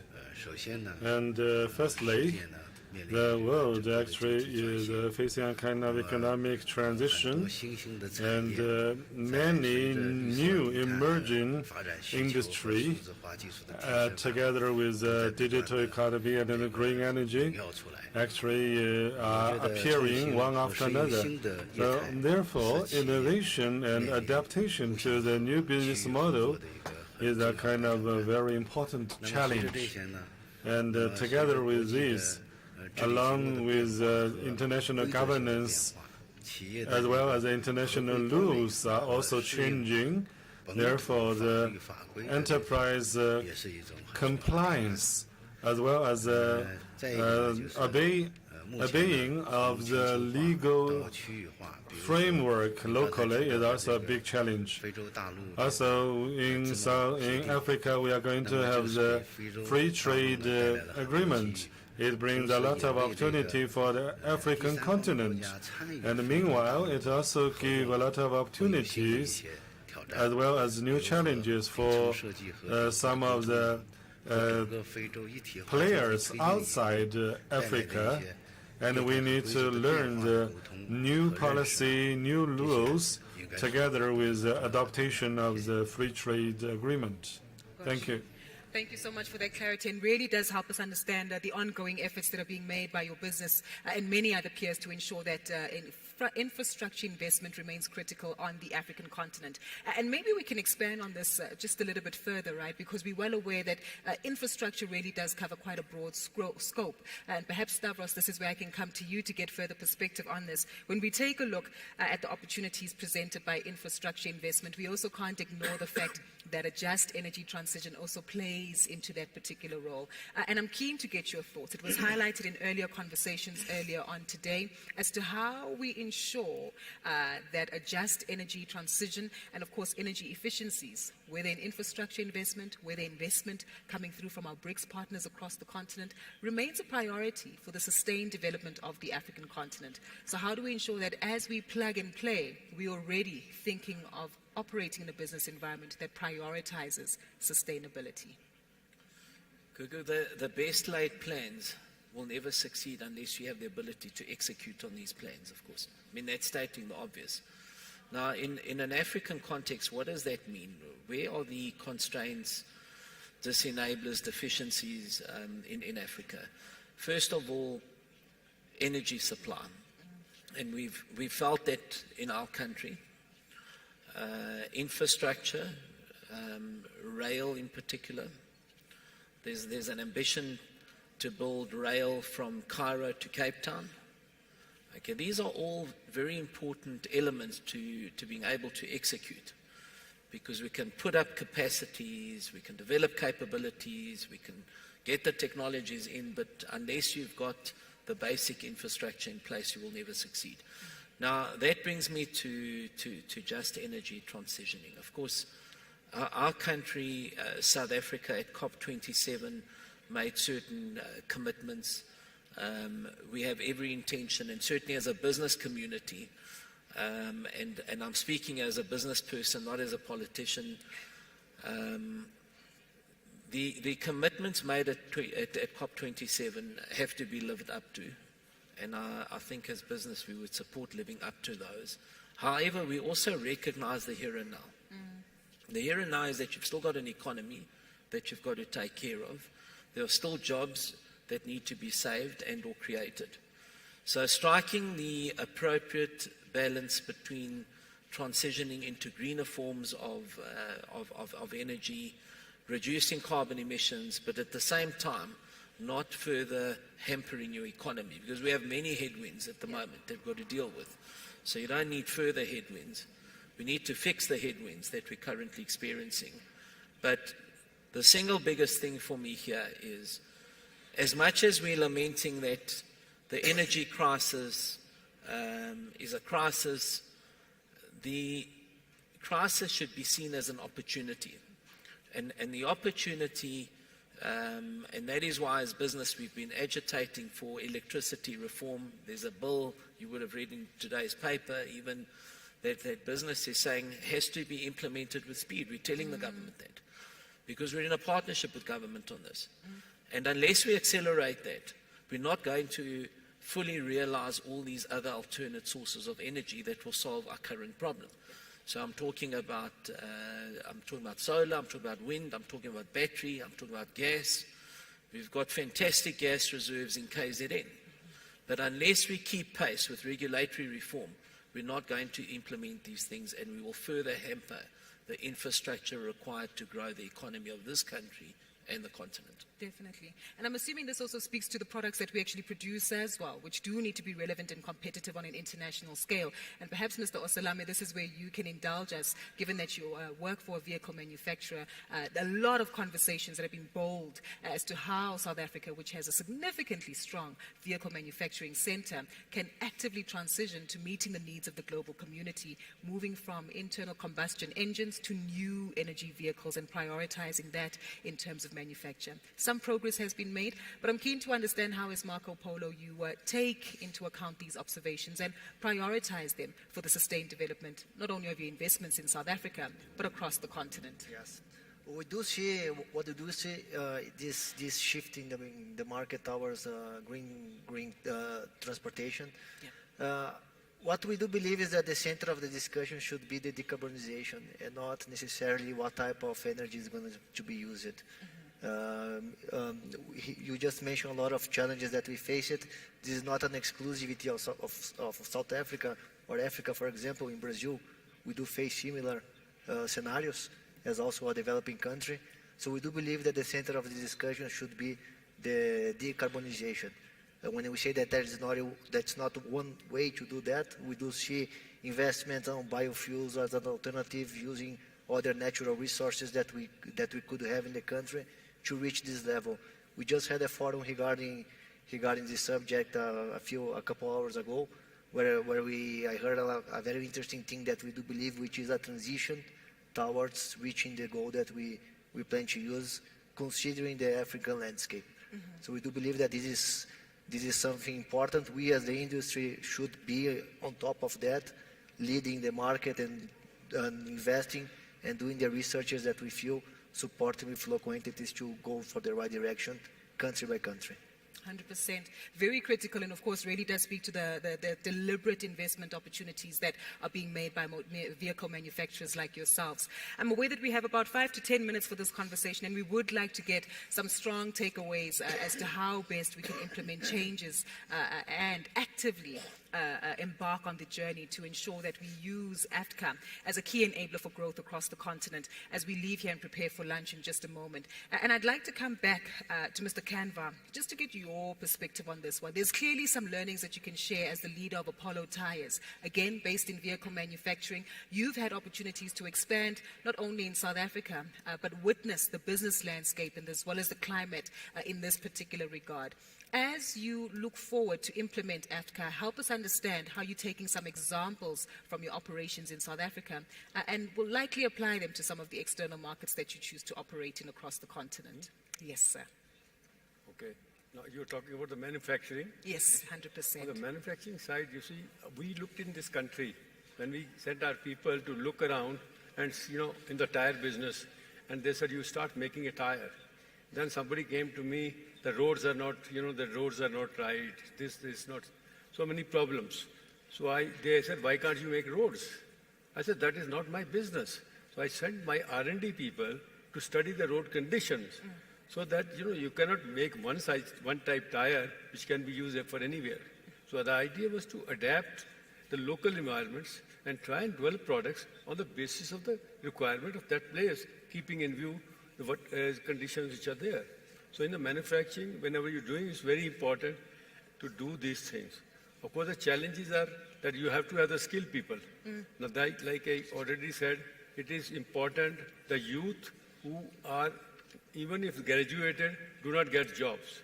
Now, if you don't have a job, then they are not able to feed the family. So it's very important to develop youth for the skills. And we have a lot of skills, places where we have ITIs, where we train people who go there and they understand the machine learning, some of the basic skills. So that is one reason you can do it. And some of them can become an entrepreneur. I mean, you look at some examples. There are people like Steve Jobs. He was already twice or thrice, he was rejected in the college. The only he never went is to Steve the college. Jobs is not a member of BRICS, right? That's the only concern. And he invented the telephone which we are all using. Why can't people from here do the same thing? He was one of us, a human being. It was only that he was deploying all his energies in one area with a focus. So we lose focus. So the question is, human being, if they focus and they have a passion and they have a little patience and they persevere, they'll get there. These are basic principles. Definitely. So personally, I think there's a lot of opportunity. Like I said, diamonds. Now, diamonds are being exported. Now, we have almost 95% of diamonds are cut in India, in Surat. And you go to anywhere in the world, all the small diamonds are coming back and going from here. So why can't we do that? It's very important to create employment for this, our own country, African regions. Unless we do that, we'll have always unemployment and we'll have always challenges. And I think there is a good youth who are willing to work, but they need guidance, and you should have some kind of a special, where people can be, do some, basically counseling. So the counseling, people do, every parent wants the children to be educated. Now counseling is very important. Psychologically, one has to study. In some countries, they do psychological tests to say whether this guy is good for studies or not. Is he good for skills? Accordingly, they develop children on that basis. Germany is a classic example. They will not allow everybody to, and they give free education. And they have the maximum skills. We are also moving in the same direction in India. So I just thought, in the manufacturing, you have to have the base. Base is people. And then whatever, you start to look at the juices. All the juices are being imported. I went to a store. Why can't, once we have air and land, develop that, and if somebody's producing juices here, somebody's making the boxes, somebody's making something else, so you are creating, multiple employment for the people on a small little thing. Similarly, there'll be many such things. In India, we used to have 40% of the food and vegetable perishable, 40%. Now, India, what our Prime Minister has done, connected all the little villages, and at the same time, we didn't have any, this cold chain. So we created that, and today we are able to export. So why can't it be done here? 100%. You put cold chain, allow people to develop, use this thing. You have a beautiful land. So yeah, African continent, and these are the things which has to be done. 100%. We appreciate that, Mr. Canva, because it does provide us with a lot more perspective, especially in light of the fact that BRICS nations do account for almost half of the workforce of the globe's population. So we need to ensure that we continue investing in our people, leverage opportunities for them to be economically active and entrepreneurial, and that in itself will have a direct impact on the vibrancy and buoyancy of various economies. I am aware that as we walk away, there are various aspects that have been touched on. Definitely the diversification of the items that we do trade, expanding and exploring new avenues, especially that do delve into technology, the digital economy, and even the creative space. We've certainly highlighted that looking at the trade numbers, opportunities are there to improve and enhance trade, not only amongst the BRICS region, but across the African continent. AFCA is a key enabler in terms of policy that we need to be mindful of, and of course needs to be top of mind when it comes to businesses looking to leverage and expand on their investment opportunities, not only in South Africa, but leapfrogging that into the rest of the continent.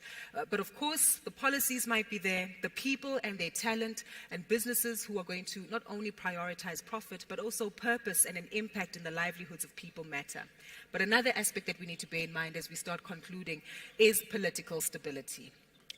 Secretary General, perhaps this is one that I can throw into your lap as to how critical political stability remains as a key factor to the adequate implementation of AFCA in alignment with the success that looks to be explored by BRICS nations.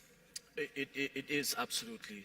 It's an essential feature of establishing market certainty and predictability. You have to have political stability. What we have seen in the recent months, particularly in Sudan, in Niger, is very, very worrisome. Of course, as you know, the leadership of the African Union has been very, very clear and firm on this. The coup d'etat in Niger, totally unacceptable that a democratically elected president is removed by a soldier. And in fact, in the case of Niger, we know the development strides that Niger has made in less than 10 years under President Mahamadou Issoufou. And so, sadly, it seems as if in West Africa we're beginning to see a re-emergence of these junta that are unelected. But again, as I said, both ECOWAS and the African Union has been very firm that these unconstitutional changes of government are totally unacceptable. The people must be allowed to elect their leaders. The practical impact that you see, immediate practical impact, when there are these instabilities, informal traders are shut out of markets, informal cross-border traders, small, medium enterprises, they lose market share. So the instability it doesn't have only a political impact. It also has a trade, a political economy impact, and we have to redouble our efforts to make sure that as the African Union, and in this case ECOWAS, that we do everything that we can to restore stability on our continent. There will be no trade if we do not have political stability. That's true. There will be no trade if we do not have political stability. I also want to give it back to you, General Secretary, as we just wrap up, that we do have international participants here from across various parts of the continent who might not form part of the BRICS nations, but have a vested interest, partnership, and perhaps a level of heightened curiosity that they'd like to participate with. For anyone who is representing those markets in the form of SMMEs down in the exhibition stalls, in the form of private meetings that will likely take place with business leaders? How do we instill confidence in other African states to understand that BRICS, in alignment with Africa, will work for their benefit? I like what you said earlier, that it is not only about South Africa, that the opportunities that will arise from this gathering, that there are opportunities not just for South Africa, but for the entire continent. The value proposition is, if you are sitting here as an investor, the value proposition is 1.3 billion people. So an expanded market beyond just South Africa, which, as staff said, is a critical market. But the opportunities go beyond what South Africa has to offer. We heard some of our fellow panelists mentioning the auto sector. Liberia produces rubber. Why don't we establish a processing capacity in Liberia or Sierra Leone for processing rubber into tires for the continental, the African continental value chain on the auto sector? So there are practical steps and interventions that I believe can be made. Agriculture, similarly, we spoke about the amount of imports, agricultural food imports, over $50 billion worth of annually, worth of imports of maize, soya, rice from other parts of the world. But look at Zimbabwe, as I mentioned yesterday. Yep. Zimbabwe has 2 million tons, metric tons of excess grains a year. Similarly with Ethiopia and wheat. Uganda, 2 billion liters, 2 billion liters, excess liters a year. What has been missing, of course, is a legal instrument, which is now presented to us, the AFCFTA, the legal instrument to enable that trade to happen so that the investors can come in to establish in a market that has certainty, predictability, and adheres to the rule of trade law. Definitely. Well, I think it's quite clear that the investors in the room are confident. They've raised some of the opportunities that they've been able to participate in. Of course, highlighted that whilst there might be challenges, they are keen to navigate them and, of course, work to the benefit of the people. Policy has also been put in place, as we actively recognize. And, of course, purpose has been established through the role, function, and the end goal of the policies that have been instituted. But we need to invest in our people. We need to ensure that we're able to progress and, of course, enhance the development of African economies right across the continent. We'll leave it there for today as we give you much more to think about, and of course for various participants, not only as BRICS member states, but those of you from across the continent. Hopefully this provides you with an opportunity to understand that there's a greater purpose to leverage growth and of course uplift opportunities across the African continent. Please give my panelists a round of applause as we do make our way off of stage, and of course an opportunity will be available for many of you to engage with them offline as to how we can actively participate in advancing the continent going forward. I'd like to hand back to my colleague Ashraf Garda as we make our way off stage to my right-hand side. Right, thank you. I trust that went well, right, Gugu? It went well? Of course, fruitful. Of course, this is on. Thank you. Listen, some important announcements. Just, I need you to hear this before you go, right? So, you know, the next item is lunch, right? That's point one. Point two, I need you seated here at no later than 3:15. So 15:15, please. It's really important that you get seated here by that time. You are aware that in the next section, we turn into leadership, so the heads of state will be present, and therefore the time issues are particularly important. So 3:15. Number three, you know, from a seating arrangement point of view, we ask the people to come forward in the initial stages. So now we will revert back to the original plan, right? And you need to allow for the seating arrangements for all the dignitaries who are going to take the front line, and they know who they are, right? So please, whatever that original plan of seating that you were designated to, after lunch, go back to that. But this is important as well. When you do that, now that is, make sure you take your bags with you. I'm amazed how many people have forgotten their bags. Take your bags with you. And the last thing is the headset for translation. Leave that on the chairs as well. Don't take it outside. It could cause some serious confusion. So after lunch, there are really two significant things. We will have the heads of state. Minister Ibrahim Patel will come back on stage to introduce the heads of state. Before that, we'll have Bronwyn Nielsen, who came up here earlier on. She will chat to Patrice Motsepe, who you've heard mentioned earlier on. Besides being a leading businessman in South Africa, he was the inaugural chair of the South African chapter of the BRICS Business Council. So there'll be a fascinating one-on-one conversation with the two of them, which I certainly absolutely want to see. Now, we spoke earlier on about the need to have a seat at the table, and we also spoke about the need to have lunch at that seat at the table. You've got over an hour and a bit as you network. Have your lunch. Try and create your own seats at the table by some serious networking. Thank you so much, and until later on.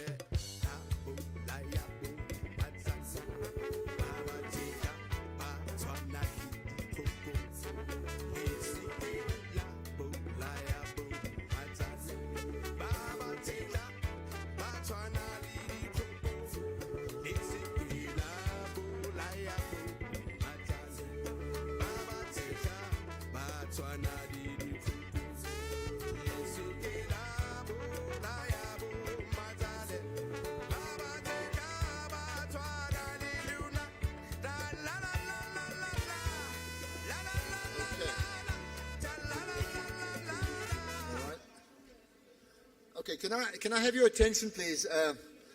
Those of you who are here in the auditorium. So you are aware that the leadership, the BRICS leadership, will come around after 3:30 or 4 o'clock.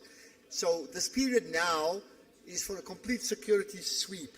So what we therefore need is we need every one of you to leave this area, please, to get to the areas where you can have lunch, right? And take your belongings with you. So when you do that, there's a complete security sweep of this entire area. So I know you're here taking pictures, but if you can, please move out now so that there is a security sweep of this entire area. I need you to cooperate. Thank you. Thank you very much.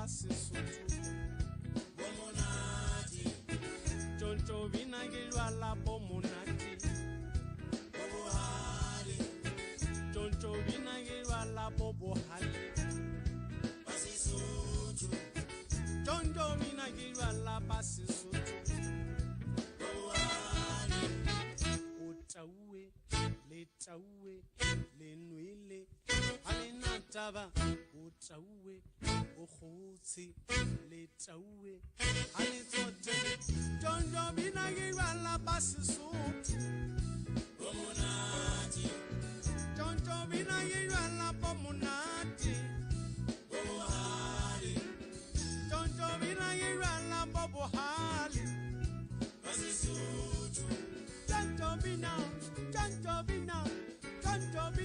bobohale Tonto bina o gaibo Tonto bina o gai Tonto bina o gaibo Tonto bina o gai Para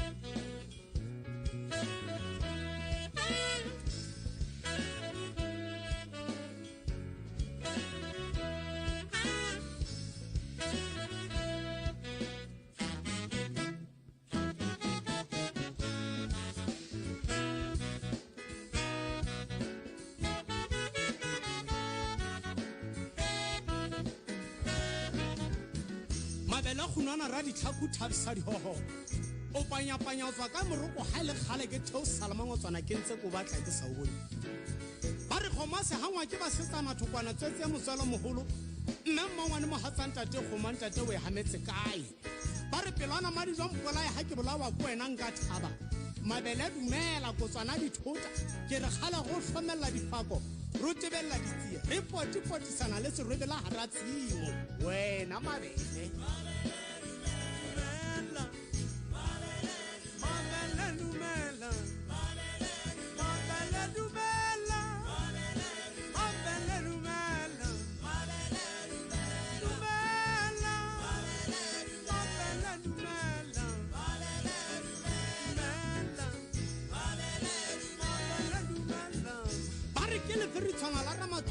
ke sireletsa ka loka monyako ebile ke sireletsa le ka tshwari ya ngwana ke re ke nna letlala la mabengolong ke se kereng ka o kera bona hey hela o mumule kwa kuona o mumule kwa kiona hey hakiana jwala kinile muliko nthokiena malele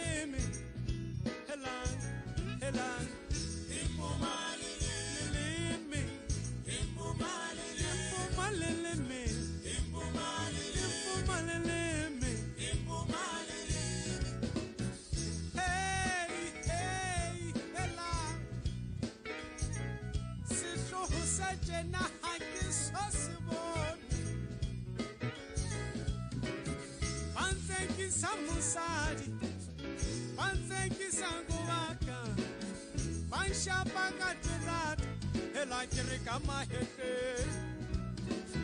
Kamahete, Kamahete, Kamahete, Kamahete,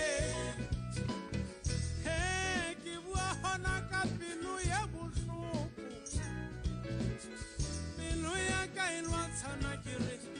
Le maikutlo pelo ya ka elwantshana le maikutlo pelo ya ka elwantshana le maikutlo elang pelo ya ka elwantshana le maikutlo pelo ya ka elwantshana le maikutlo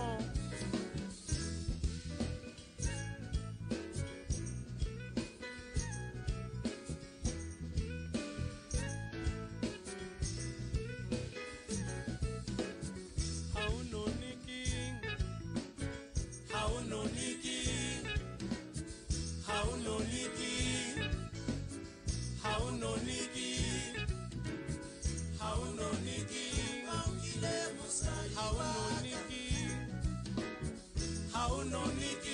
nyimpaukile mosadi waka ha o nonete nyimpaukile mosadi waka ha o nonete nyimpaukile mosadi waka ha o nonete ha o nonete ha o nonete ha o nonete bare ke sefenyane sa motswama gabane sefenyane sa thua matlomenyako a bokaka sa le ramosala ba re kwena mama hukubi mama gwaba mama rwala nyoko ya motinyane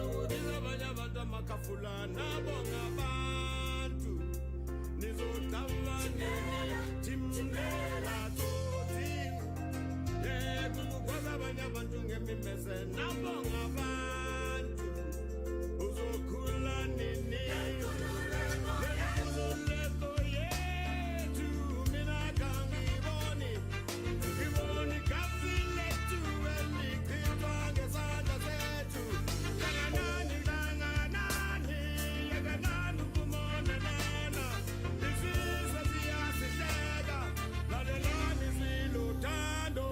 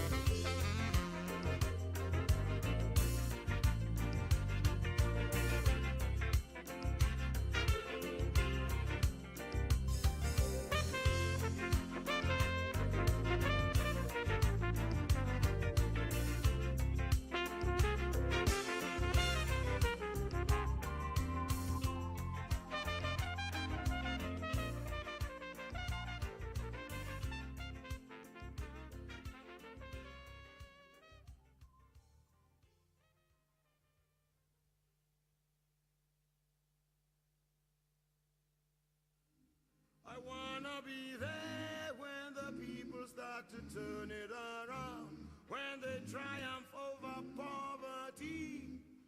I wanna be there when the people win the battle against AIDS. I wanna lend a hand.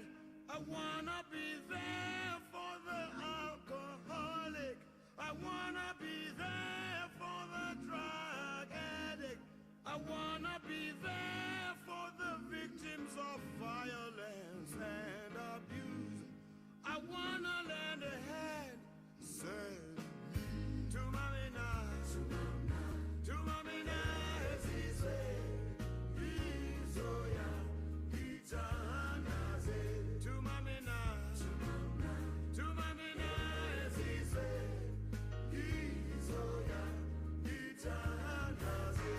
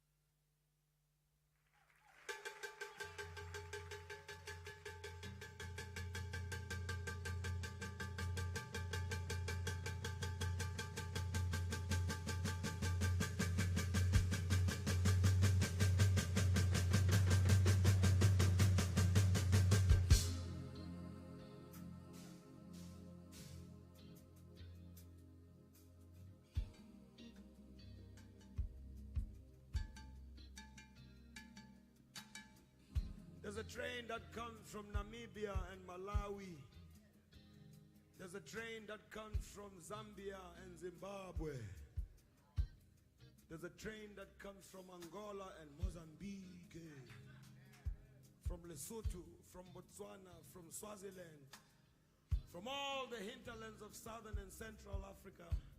This train carries young and old African men who are conscripted to come and work on contract in the gold and mineral mines of Johannesburg and its surrounding metropoli. 16 hours or more a day for almost no pay. Deep, deep, deep down in the belly of the earth, when they are digging and drilling for that shiny, mighty, evasive stone, or when they dish that mishmash mush food into their iron plates with the iron shovel,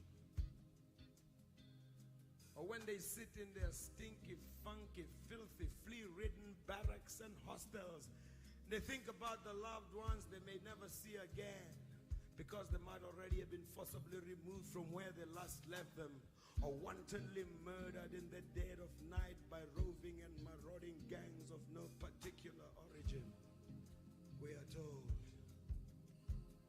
They think about their lands and their herds that were taken away from them with the gun and the bomb and the tear gas and the Gatling and the cannon.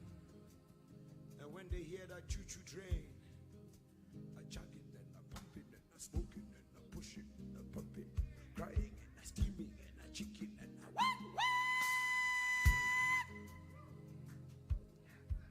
they always cuss and they curse the coal train that brought them to Johannesburg.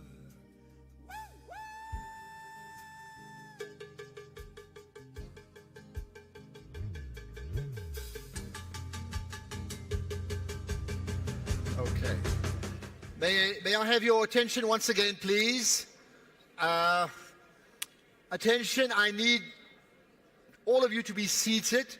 We'll be starting proceedings shortly, so those that are in the auditorium, and then of course there are many others outside. If you can come in as soon as possible. That's point one. Point two, I have repeated this, I'll say it again. The original plan, there was a designated seating plan. Then we allow people to come up to the front in the early part of the morning, but you have to revert back to the original plan. A lot of these front seats are now taken up by other dignitaries, so please, I'd appreciate your assistance in that, to do just that. If you can then get back to your original plan seating as per the morning itself. Thank you. But in the meantime, get down here, get inside as soon as possible so we can start shortly. Thank you.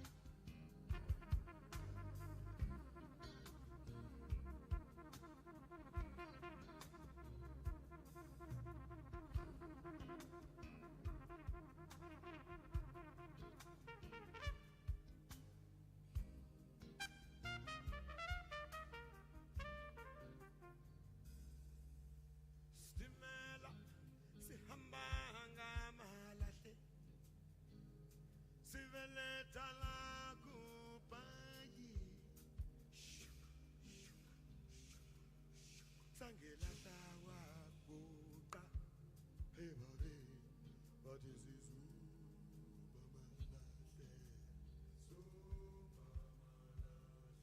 Stimela Sihambanga malate Sinala tala kuba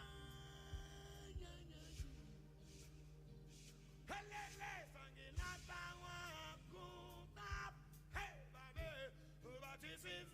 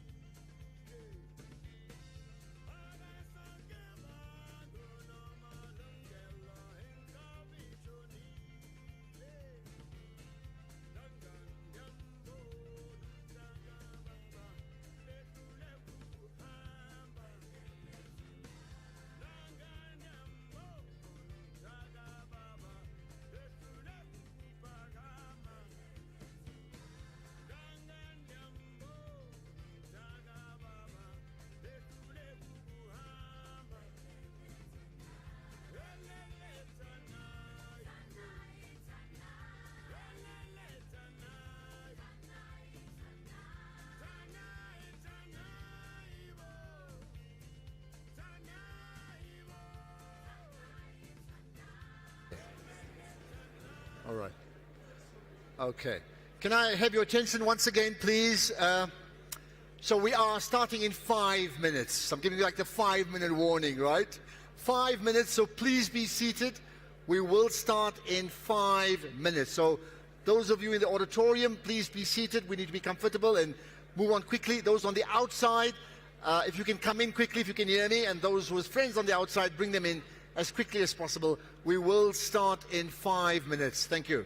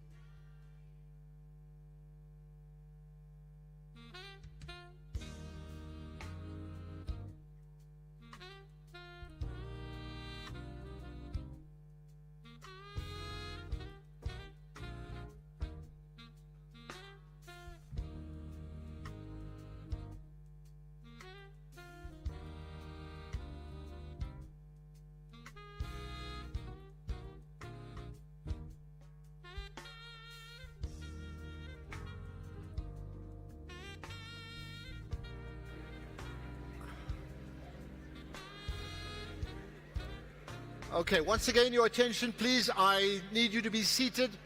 We're going to start. It's imminent. We need you seated so we can start. We're talking about 2 minutes max. I need you all to be seated, please. Thank you.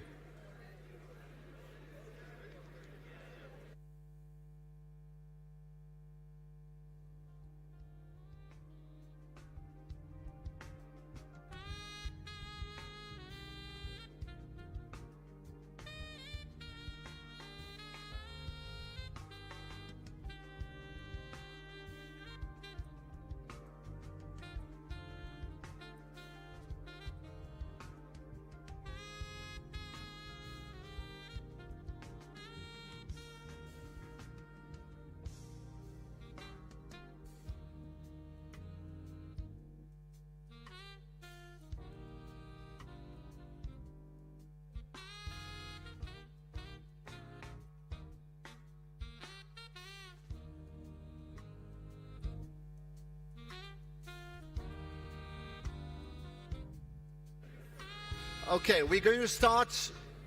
I need you to be seated. We are going to start now. Last speak in front of me, then we need to get seated. Thank you. We are going to start now. Whoever's standing, please cooperate and get to your seats. Please cooperate and get to your seats, especially the people on my right. Those down there, that's great. Thank you very much to the people in front as well. Okay.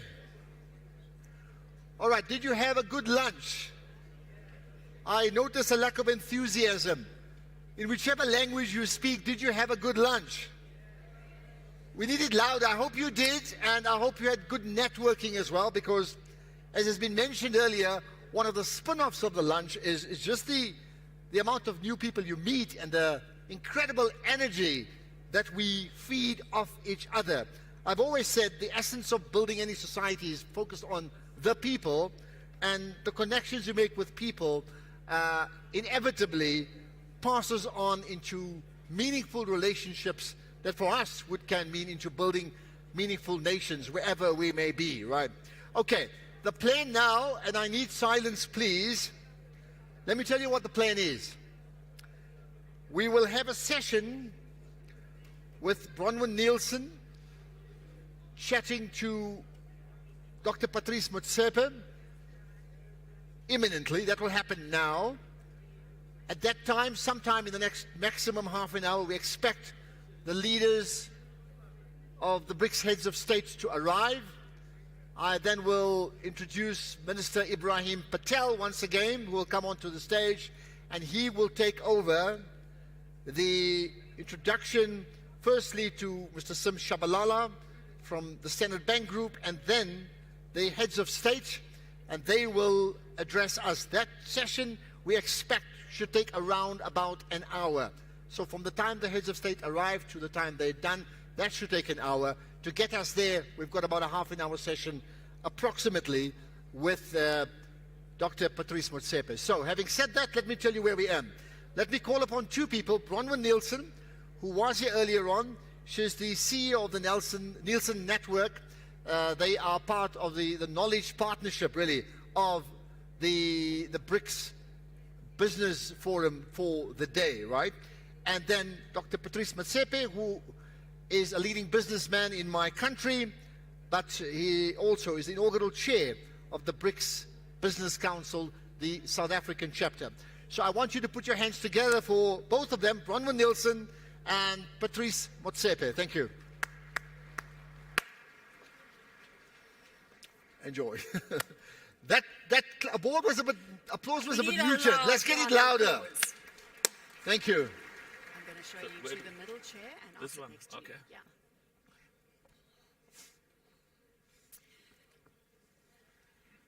Good afternoon, and Ashraf, thank you very much for the introduction. Dr. Patrice Motsepe, the inaugural chair of the BRICS Business Council South African chapter in the flesh. So thank you for joining us. Now, in 2013, Patrice was appointed the chair of the BRICS Business Council South African chapter. It was a milestone for you, but possibly what you don't know is that in 2014, his fellow BRICS chair, comprising the BRICS Business Council, issued an Outstanding Leadership Award in 2014. Now, this is what we need to drill down into. An Outstanding Leadership Award across BRICS, Brazil, Russia, India, China, South Africa. Let's start there. In terms of whether your aspirations have been met. No, it wasn't my aspirations as such. It was the aspirations of the collective, the business community, the governments that saw the need for a BRICS Business Council. And the objectives were clear. The aim was to significantly increase trade, investment, and partnership relationships between South Africa, Africa, and the BRICS countries. But I think in the beginning, we looked at it essentially from a business perspective, because as business people, our focus is on sustainability, it's on competitiveness, it's on profitability. And we have been doing business in many countries in Africa, have got investments in India and other parts of the world. And there was always a clear understanding that South African CEOs and CEOs on the African continent have traded and have done business with the BRICS countries without the BRICS Business Council. So there had to be a unique value add that we were going to bring to the party. I think at the time, the trade between Africa and the BRICS countries was $342 billion. And of course, this was around about in 2013. It has diminished by 2017. But when we started, the objective was to increase that trade significantly. For example, the trade between China and Africa was about 200 billion at the time, and the objective was to get it to 250, to get it to 300, and the 342 billion that I spoke about, the totality of BRICS countries doing business with Africa, the aim was to increase it to $400 billion, $450 billion and above. Of course, it would take time.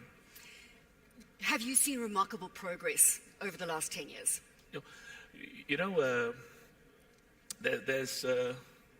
I was listening to what was said this morning, and there's a huge amount of progress that has been done. And it's just that in the business world, we set very high standards for ourselves. We set very high expectations, very high ambitions. And the relationships, of course, the BRICS country from Africa is South Africa. And there was a clear objective to focus on the trade between South Africa and the BRICS countries. But there was a fundamental commitment and an obligation that even though South Africa was the sole country in BRICS, the focus was on the African continent. Because there's a bigger focus for the future. If you look at the EU, you've got about 30-odd countries. It's a big market. They trade as a single entity. If you look at the American market, it's a huge market, 380 to 400 million people. You look at other parts of the world. So South Africa, with about 60 million people, to be a competitive trading and negotiating partner in terms of doing deals and transactions and policies and engagement, the African continent is a critical part of making sure that all of a sudden we talk as people say 1.3, but we really think the number is more like 1.4 billion people on the African continent. We've celebrated cooperation, collaboration today on this stage. In terms of cutting across cultural, economic, political differences, we've done that effectively. And as the numbers were quoted earlier, BRICS comprise 41% of the world's population, almost 30% of GDP, almost 30% of global trade. The essence to cutting across those differences that I highlighted, the political, the cultural, the economic differences. Yeah. You've got to look at this BRICS relationship as a long-term partnership, as a long-term relationship, at the heart of which has to be mutual benefit. I've got relatives I love immensely. When they phone me and tell me that, we need money for my child at school, or we haven't paid the installment or the mortgage, it's a duty from a family perspective to assist. But in relation to South Africa and the African continent, in the BRICS relationship, we have to position ourselves as a country and a continent that produces goods and also has services which the rest of the world, which the BRICS countries want. And so in essence,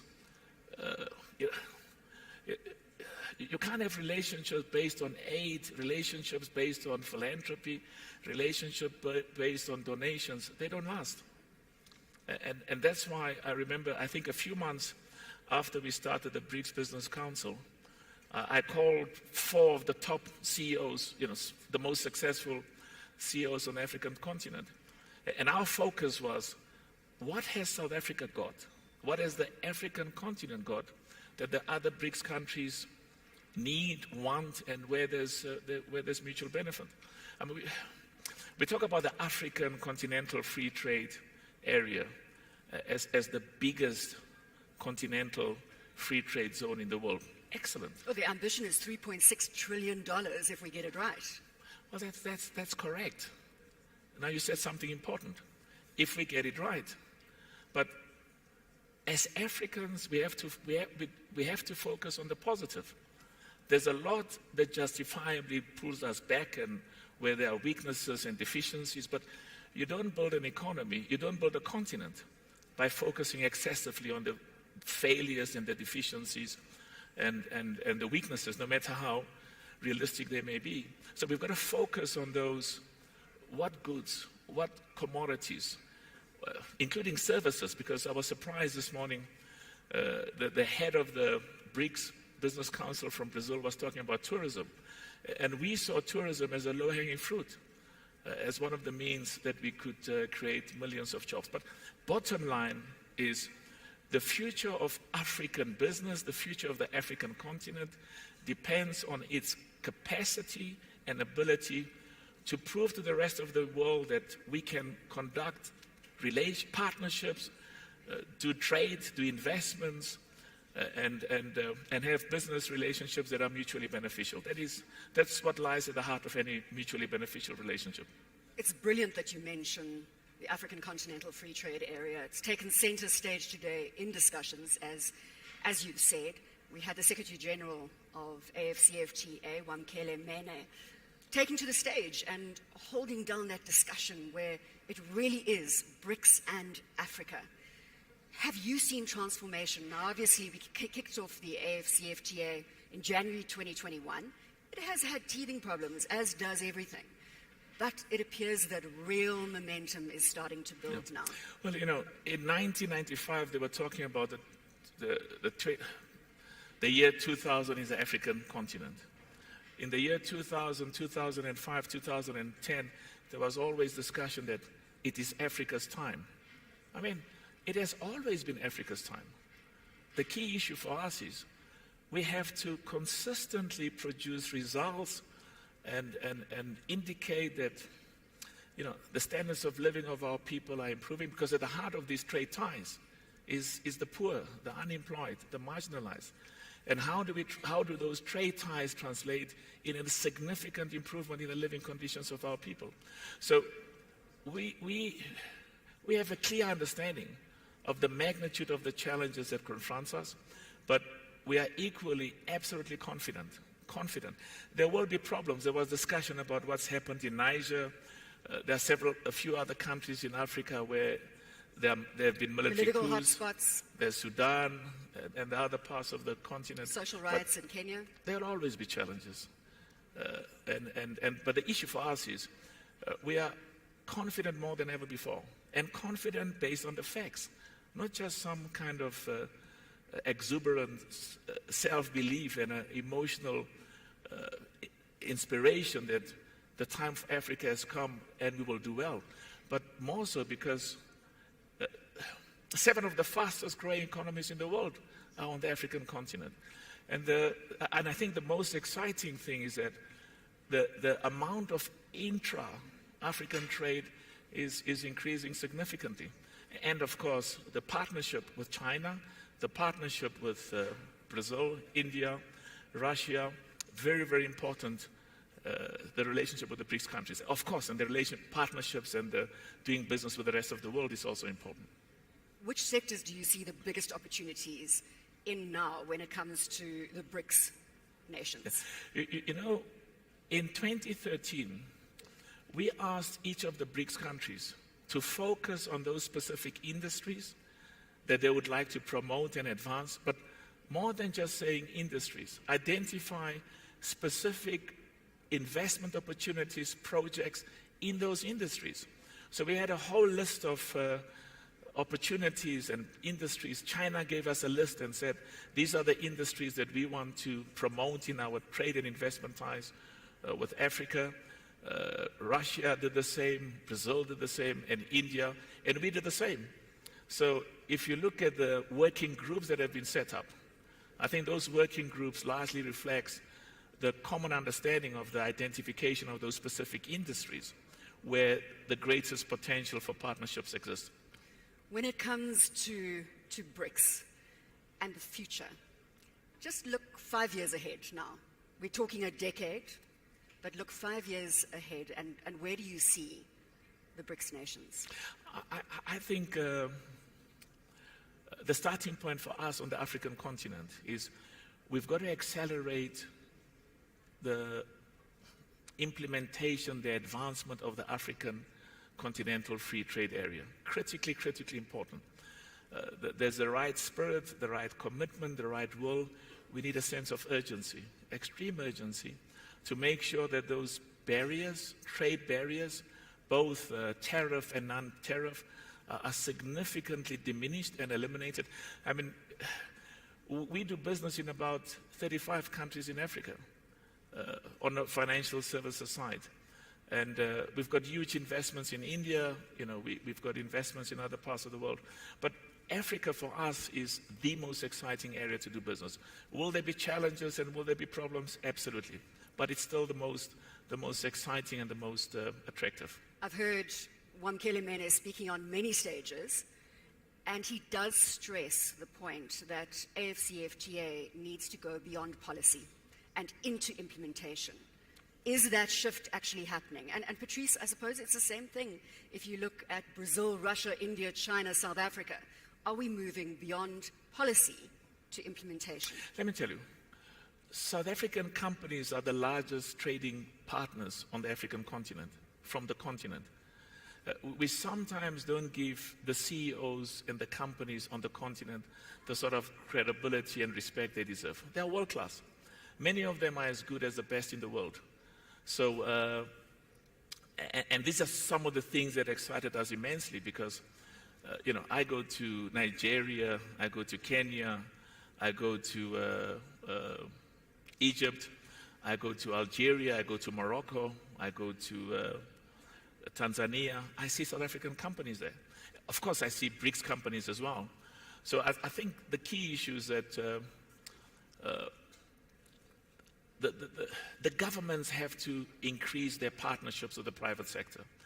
And these discussions between the governments and the private sectors must increase significantly. And part of the purpose of these discussions is for the private sector to indicate to the governments what sort of impediments, barriers, hurdles are there to the free trade of goods and services on the African continent. But we are immensely optimistic. We had the entrepreneurial focus today, and of course, center stage, small, medium enterprises.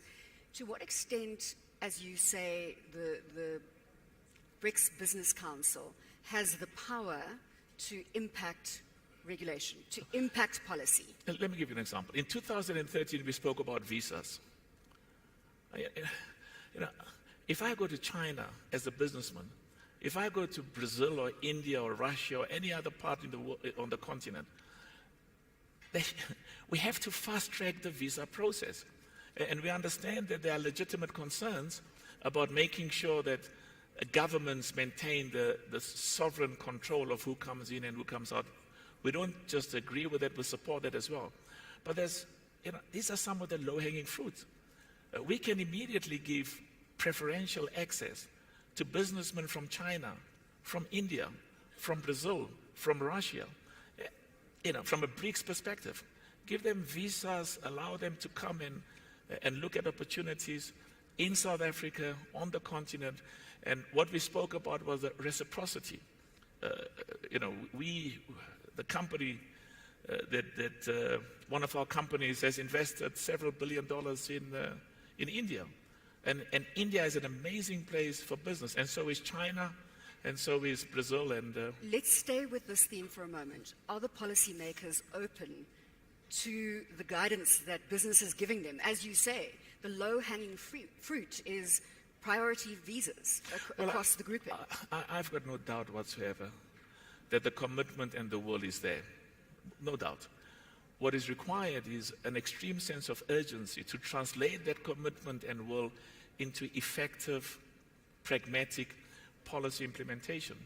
And politicians have got all sorts of pressures and demands and expectations. It happens with me as well. My son comes to me and says, yes, when the business people call you, you come, and when I call you, you don't come, you take a long time. I understand that. But the bottom line is the BRICS Business Council is a unique platform, a unique foundation for consistent engagement with the governments, with the heads of state, but more importantly, maybe equally importantly, for consistent engagements amongst the business communities to find out if I'm a Chinese businessman and I want to come and invest in South Africa, what problems are you experiencing? And how can we eliminate or reduce those problems? If I'm a South African businessman and I want to go and open a business in India, what are the hurdles and the impediments? The Business Council, part of the purpose of the Business Council is to identify those impediments and with a sense of urgency, eliminate and remove those impediments. As we remove the impediments, one of the biggest opportunities has to be market access. When you look at it as an entrepreneur and suddenly opening up the BRICS nations as a market, that has to be groundbreaking. Yeah, but you see, a market, it's an opportunity until you realize, okay, until you invest, and sometimes your investment takes 5-7 years before you realize value. So, and this is in this instance where the partnerships with the governments, with the heads of state, with the ministers is critically important, because a lot of our investments are long-term investments. And the appropriate policy, legislative, economic, tax, in some cases even judicial dispensation is critically important. So I have no doubt that there is the opportunities in terms of what we can do, the magnitude of how we can grow the trade, investment, and business ties between South Africa, the African continent, and the BRICS countries. The potential is enormous. But again, sense of urgency, sense of immediacy, sense, all of us, with our governments and with our policymakers, we need to translate these good ideas we have, these big plans, into effective legislative or policy instruments that allows for the effective and free flow of goods and services. One of the criticisms has been that BRICS, the BRICS Forum, the BRICS Business Council, is still at that talk shop level. And many people on the ground, the man on the street, so to say, or the woman on the street, has said, how is this going to help me at the end of the day? Listen, we don't have time for talk shops. And that's why I seldom go to meetings or to conferences. I mean, I came today because I've got an emotional connection with the BRICS countries. Of course, I've got ties with the rest of the world. But we've got a history as South Africa with many of the BRICS countries which emanates during the years of our fights for democracy. So that history is very, very important. Of course, we've got the similar history with other parts of the world, but we build on those historical support that they've given to initiatives and the struggle towards democracy. And we want that history we use as a basis to build very strong, mutually beneficial business and investment ties. But I need to emphasize economic growth. I need to emphasize that, let me make a bad example. In football, you've got a football team that plays beautiful football, or some people will say beautiful soccer, but they don't score goals. And at the end of every year, they don't win the cup. And we don't remember the beautiful football you played, or neither do we remember the beautiful policies you've got in place. And the same applies with cricket for India. Tendulkar, wonderful. But what makes him great is because he won. So we've got to do the same in the BRICS partnership. This partnership has to translate in accessible, quantifiable investment and trade ties, and it is doing that. It is. You mentioned football, and in your capacity as president for the Confederation of I just want to add that partnership has resulted in benefits, but in relation to where we should be, there's still a long, long way to go. Sport as a unifier. This must be something very close to your heart, and you've seen it in action. Again, you brought up the football, and as president of the Confederation for African Football, I want you to highlight that opportunity that sport can play as a unifier. You know, we went as a family into football as part of our philanthropic obligation. I mean, we are made what we are by the people of this country and the people of the continent. And football is one of the areas where we are trying to connect with the youth and say to the youth, because, you know, you've got to be where the youth is to try and engage with them and influence them in directions that you think is appropriate. So the key for us is Africa has got about 400 million young people between the age of 15 and 25. If we don't give a future to those 400 million people, I mean, the number is 300 million currently, and by about 2030 they expect it'll be more than 400 million. If we don't give a future to those young people, all of us don't have a future. So we use all sorts of vehicles and instruments and tools we have to connect with the youth. And football, like music and various other forces or means, is an important tool to engage with the youth and to say to them, go to school, get an education, study maths and science, prepare yourself for the technological jobs of the future. But also importantly, don't do drugs, you know, don't commit crime. And so football plays an important part in bringing people together as well and uniting people across racial, you know, ethnic, religious, and cultural ties. You've been present throughout today's sessions. What stood out for you in terms of the conversations? I mean, we've had just transition, obviously the focus on climate change, especially as Brazil moves to hosting COP30. The reality of, as I said, electric vehicles, manufacturing. Agriculture took center stage today. Entrepreneurship, the African Continental Free Trade Area. What stood out in terms of those conversations? You know, you've got to focus on the detail. You've got to look at the totality of the relationships between South Africa, Africa, and the BRICS countries. And at the heart of which we must identify in which industries, in which sectors, which specific opportunities present or has the greatest magnitude to increase the quantum of trade, and side by side with that, because an increase in trade, an increase in investments results in creating jobs, results in opportunities for further education, results in improving the living conditions of our people. And as I said, that's what should lie at the heart, and that is what indeed lies at the heart of our relationships. But I still think that, let me give you an example. The trade between South Africa and China was about 28 billion in 2013. China is the biggest trading partner of South Africa. And as I said, the trade between the BRICS countries in Africa was 342 billion in 2013. The trade between China and South Africa has increased from 2013 to about, from 28 billion US dollars to about 34 billion US dollars. The issue for me is that the potential is to get it to 40, to get it to 45, to get it to 60. What does it take to get the trade ties to increase significantly? The same applies with South Africa and Brazil, Africa and Brazil. You can say the same thing, South Africa and India, Russia, all of the BRICS countries. But at the heart of the trade also is the mutuality. Because I'll go back to China. We used to import more from China than our exports.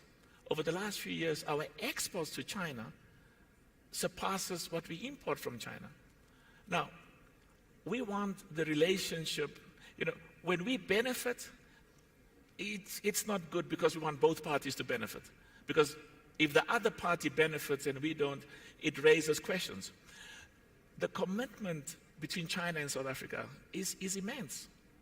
It's enormous. The same applies to the commitment between South Africa and India and the rest, all of the BRICS countries, I can say the same. At the heart of that must be the balancing of the trade and investment ties. So that, they buy from us as they do, and I know in 2013 China said to us, we want to buy more, we want to buy more. We were not as responsive or as ready as we should have been. But so I just want to conclude that at the heart of these trade relationships is mutual benefit and a balance between what we import from each other and, of course, from an African perspective, beneficiation. I saw in the notes they don't talk about the mining industry. And yet, if you look at Indonesia, I see Minister Mantashe is here, and he's smiling.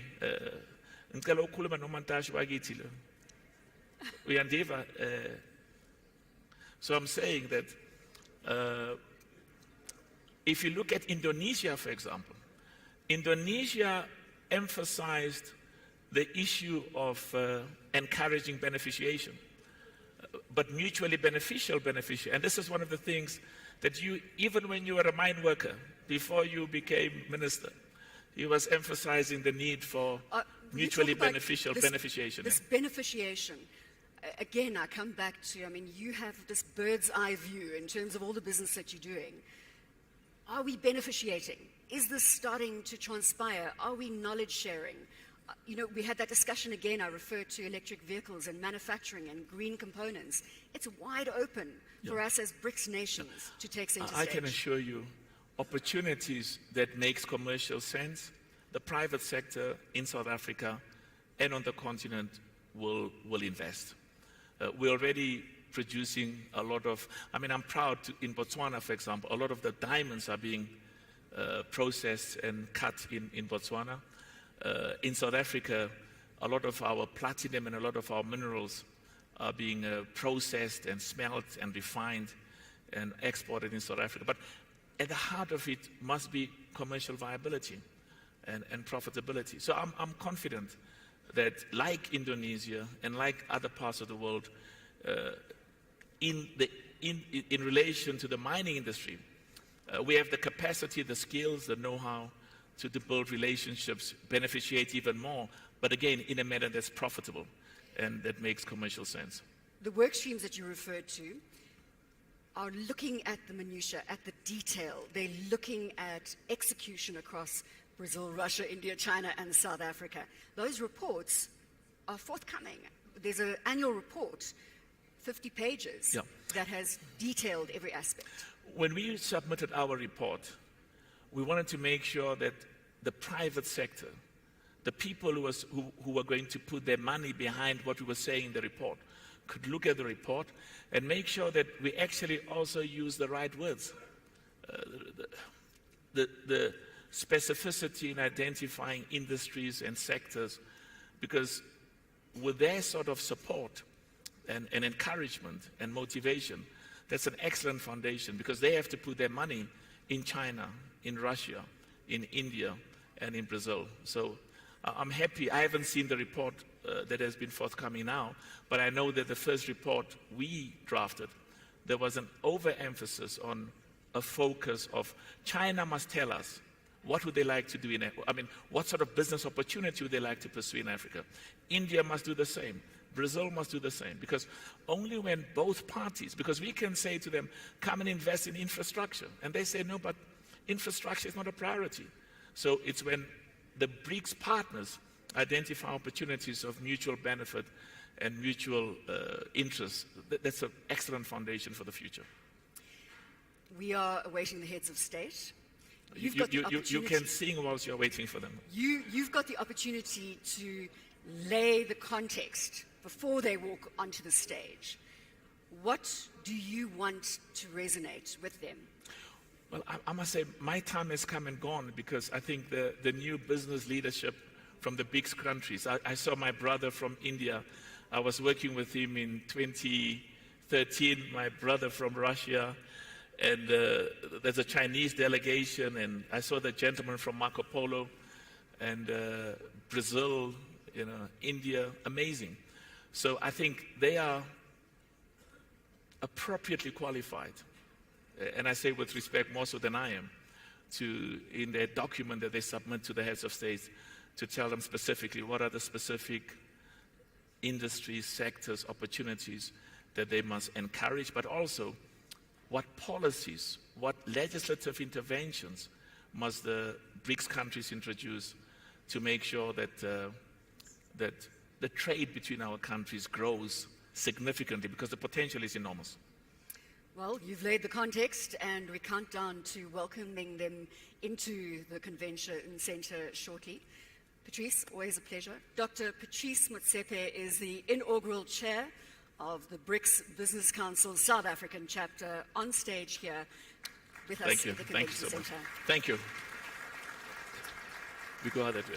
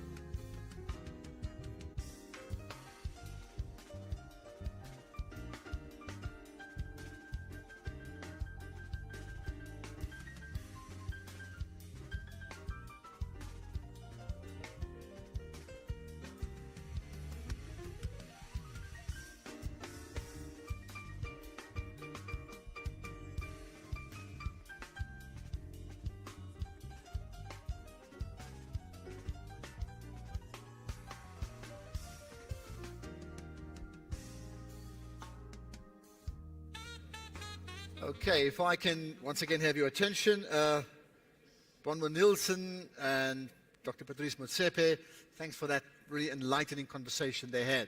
An update on the heads of state. They're on their way. They're not quite here yet, right? Which is what we had hoped for. But they're on their way. So I will update you pretty shortly as to when they will arrive, and then we will continue with the proceedings. But I'll update you just now. Thank you.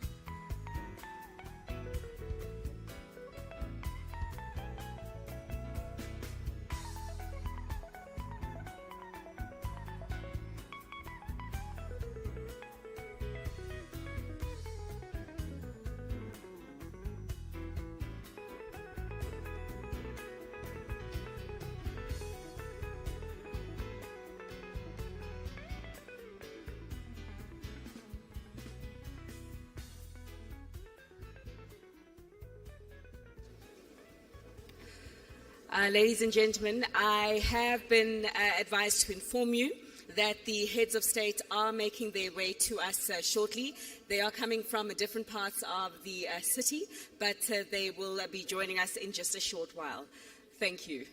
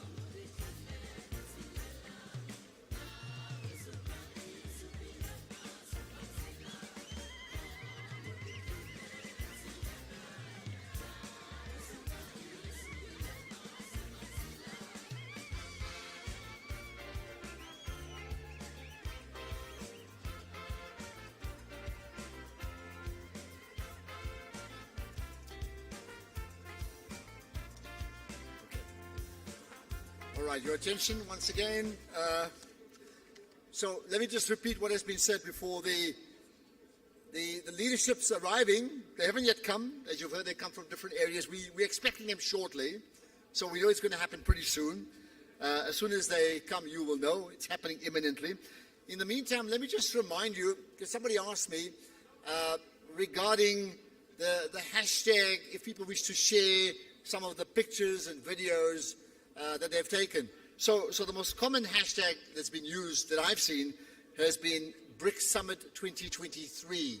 And may I suggest that you use that hashtag on all the social media platforms that you can, right? And then one final thing, a person by the name of Arthur Zaman, if I've got the name right, Arthur Zaman, we have your wallet. Arthur Zaman, we have your wallet. I don't know how much money is in there, but we have your wallet. So my suggestion, if you can go to any of the ushers, they are well aware of it and they'll direct you to and reacquaint you with your wallet. In the meantime, please be patient. My apologies for that, but we do know that the arrival of the heads of state are imminent. Thank you.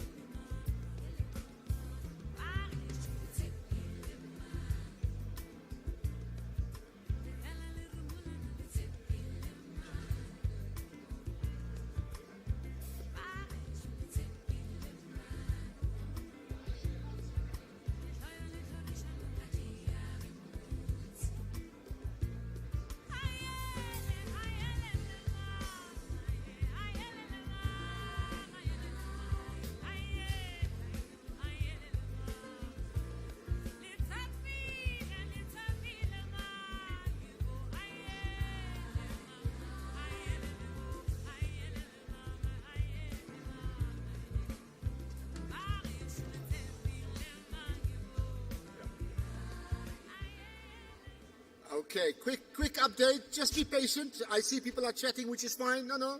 I think you can continue talking. We're just waiting. That's all I want to tell you guys, right? We're waiting, and just be patient, please. We'll know shortly exactly what the position is. Thank you.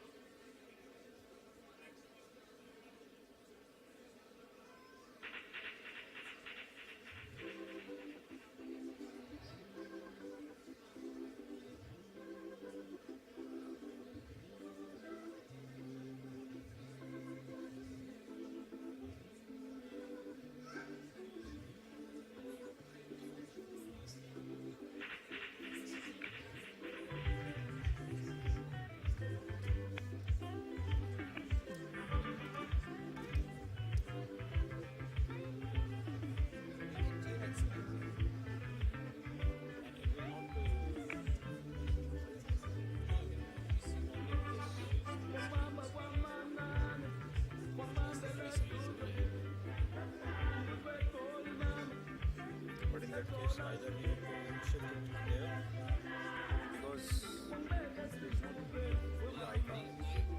What's your suggestion? This is the only solution that we have. So that will help because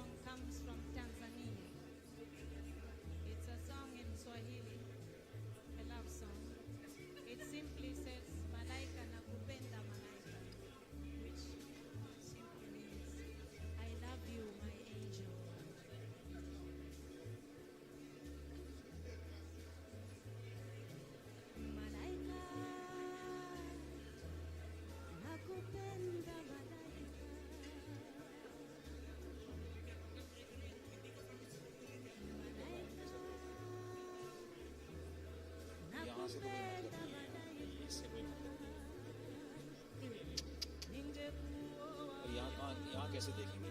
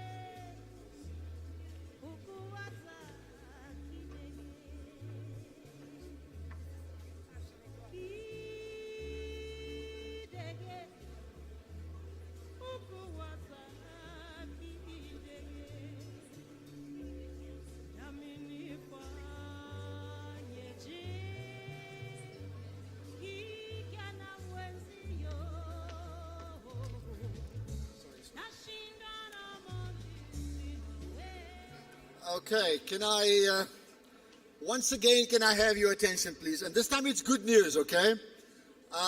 We need everyone to be seated. We will resume the program imminently, so we need everyone to be seated, please. Please oblige everyone to be seated. Those on the outside, if you can all get inside as well. We'll start the program very shortly. Thank you.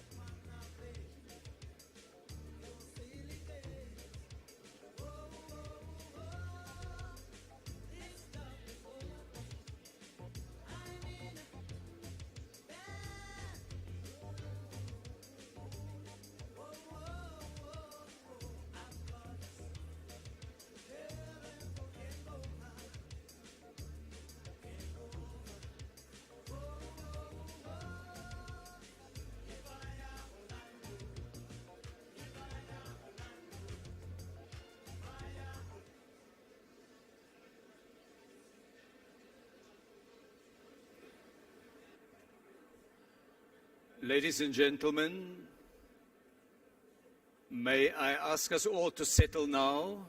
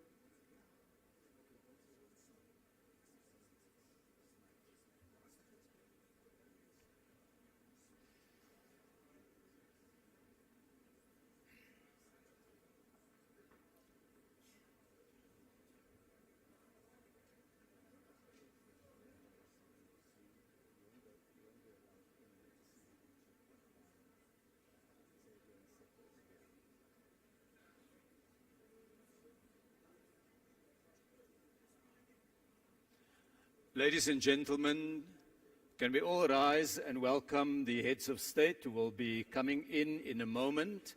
First, Deputy President of the Republic of South Africa. Deputy President, you are very welcome. Deputy President Paul Mashatile.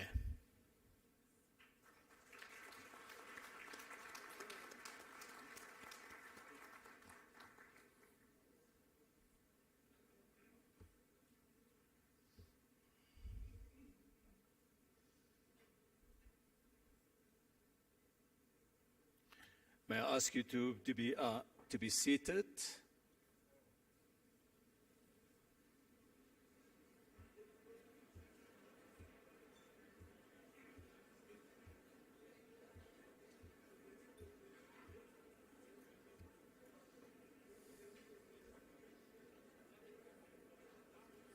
I just wanted to do the final check on the prompt for the president.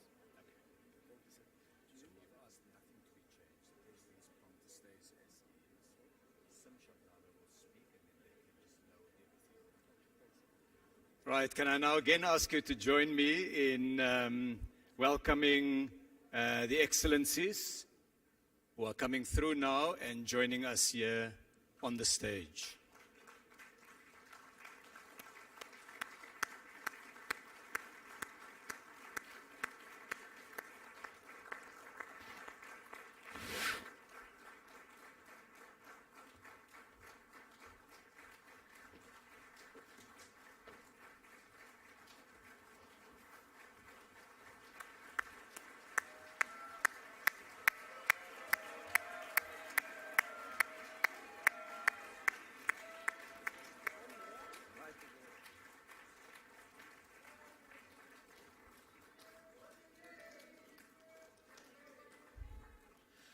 Thank you very much. We may all be seated now.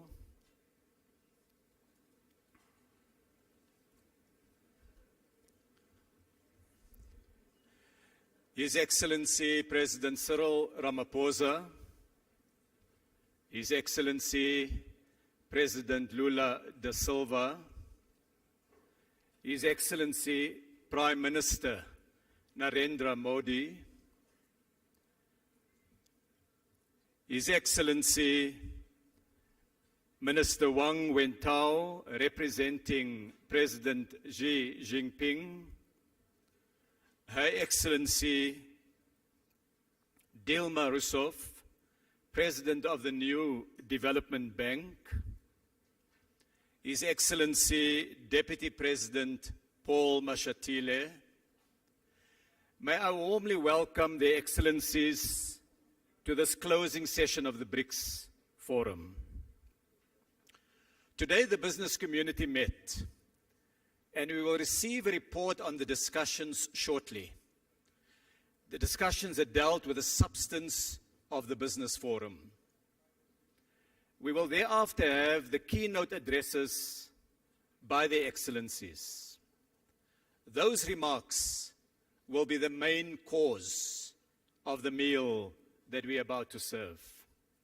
I will therefore confine my remarks as an appetizer to those addresses. I am reminded, dear friends, that it is through trading, through travel, and through dialogue that friendships and lasting relationships are built. And it is remarkable how connected our people, our histories, and our economies in BRICS are. We have more than 2,000 years of trading history between Asia and Africa, with trade delegations reportedly sent by the African pharaohs to India in the age of Ptolemy. More than 1,000 years ago, there was a community of people who lived in the southern part of the African continent, near the banks of the Limpopo River. They were manufacturers and traders. They were artists crafting the golden rhinoceros. They traded with the outside world, with India, Arabia, and China, selling ivory and gold, buying pottery from China and glass beads from Persia. They were the people of Mapungubwe. They traded with China during the Song dynasty. Later, During the Ming Dynasty, the great admiral Zhong He undertook voyages of discovery with a fleet of 300 ships and 28,000 crew, which traveled to the eastern part of the African continent. And they saw the great African trading cities of Sofala and Mogadishu and Mombasa, Africans trading with the world. The age of colonialism saw the first European settlements in South Africa as a refreshment station for the ships en route to India and the Spice Islands of Indonesia. Our histories converged as large land masses were colonized. Indian enslaved people were brought from the Malabar coast to South Africa in the 1600s and 1700s. And later in the mid-1800s, large numbers of Indian indentured laborers were brought to develop South Africa's our sugar industry, leaving a permanent mark in our demographic mix. And Mahatma Gandhi cut his political teeth here in South Africa. The age of colonialism saw too the start of the industrial scale transatlantic slave trade, taking captured Africans across the waters in cram ships, and the modern state of Brazil emerged from that continent of the civilization of the Aztecs, the Mayas, and the Incas. And the spirit of Africa is alive in Brazilian culture, the warmth of its people, the music, and the samba that had its origins in Angola and Congo. And Russian history too contains connections. The great Russian writer Alexander Pushkin's great-grandfather was an African, Ibrahim Petrovich Ganibal, abducted from Cameroon, taken via Constantinople, and eventually taken to Russia, where he became a nobleman. During the struggle against apartheid, many South Africans stayed in Russia, in China, in India, and as with many other parts of the world, we received material assistance in the struggle for freedom in our land. And so we are connected by history, but not only by history. Today we look forward to matters relating to the future. Today's event is held in the industrial heartland of the African continent, an economy with major industrial strengths in traditional sectors, but also with technologies in the space and satellite economy, in the digital sector, in new green technologies, in advanced manufacturing. Ladies, gentlemen, friends, a major industrial exhibition is being held nearby at Gallagher Estate, showcasing products from more than 240 firms, with 20 other African countries participating, together with the 5 BRICS partners. I urge those who have not been there, visit it. We held a manufacturing forum which provided a platform for discussion on green industrialization, on electric vehicle and battery production, playing to Africa's strengths in critical minerals. Excellencies, today the business community spent the full morning in deep discussion about investment, about trade, and about technical cooperation. It is my pleasure, therefore, to invite Mr. Sim Shabalala, the CEO of the Standard Bank Group of South Africa, to summarize the main outcomes and give his reflections. And I invite Sim to take the podium. Please, you have the floor.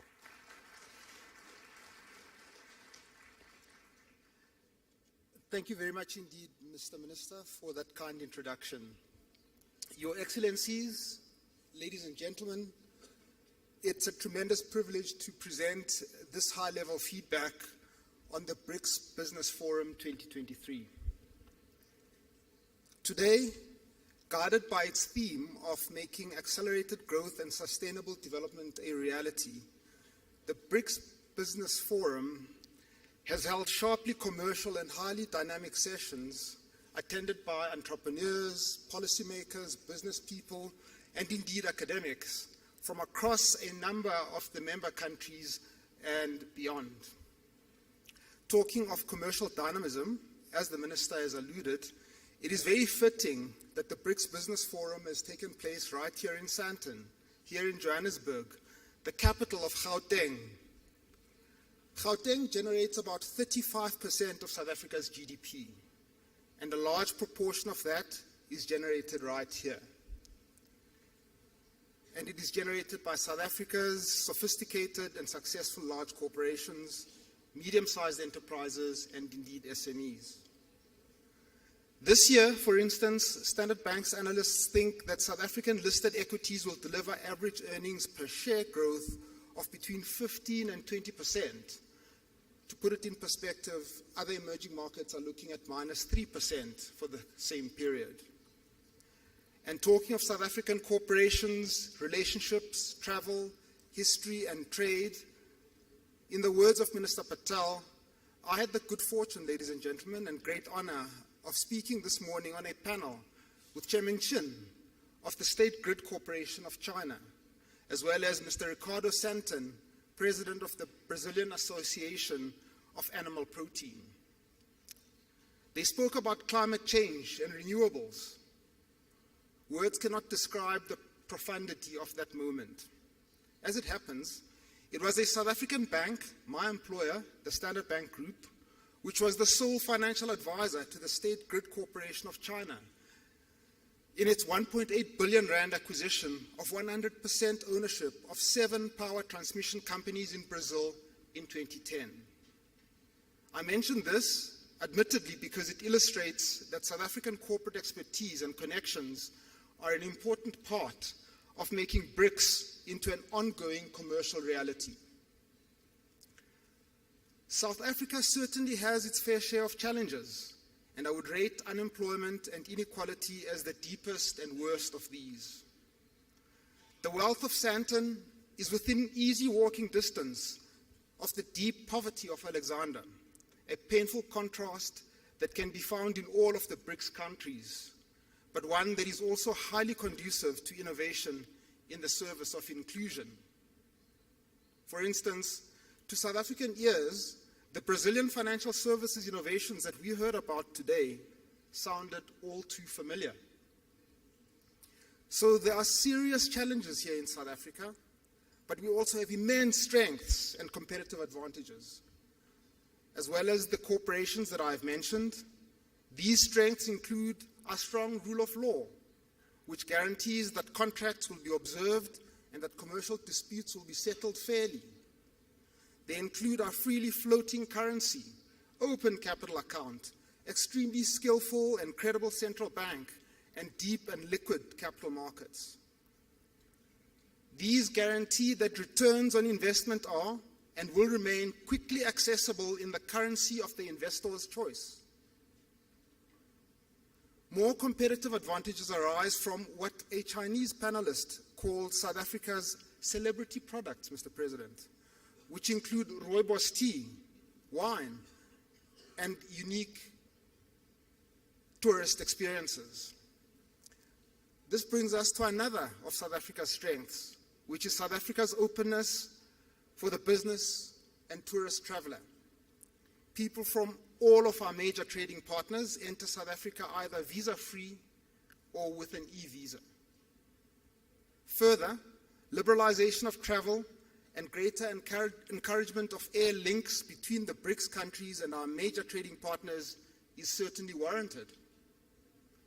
Perhaps above all, South Africa's competitive advantage emerges from our well-developed trade and investment network with our fellow Africans. China is indeed Africa's largest trading partner. What is sometimes missed, however, is that South Africa is the second largest exporter to the rest of our beloved continent and its 4th largest import partner. Of course, investors from the BRICS and worldwide do very much want to buy into Africa, given our continent's uniquely favorable demographics, immense natural resources, potential for low-cost industrialization, and increasing market integration under the Africa Continental Free Trade Area. For all these reasons, according to the IMF forecasts and on current trends, it is likely that sub-Saharan Africa will be the fastest growing region of the world by 2030. Standard Bank's analysts foresee that intra-Africa trade could double under the AFCFTA and that there would be a $3.4 trillion investment opportunity in Africa infrastructure emerging from this rapid growth. The bottom line is simple. If investors from BRICS and worldwide want to buy into Africa's enormous growth potential, the place to start is right here, in the square mile of Sandton.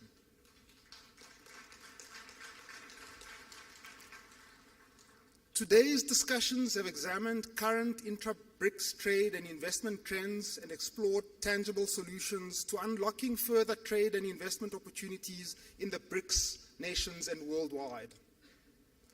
Given that the BRICS nations are agricultural powerhouses, agricultural production and trade were discussed in detail, with many useful comparisons, contrasts, and cross-learnings emerging.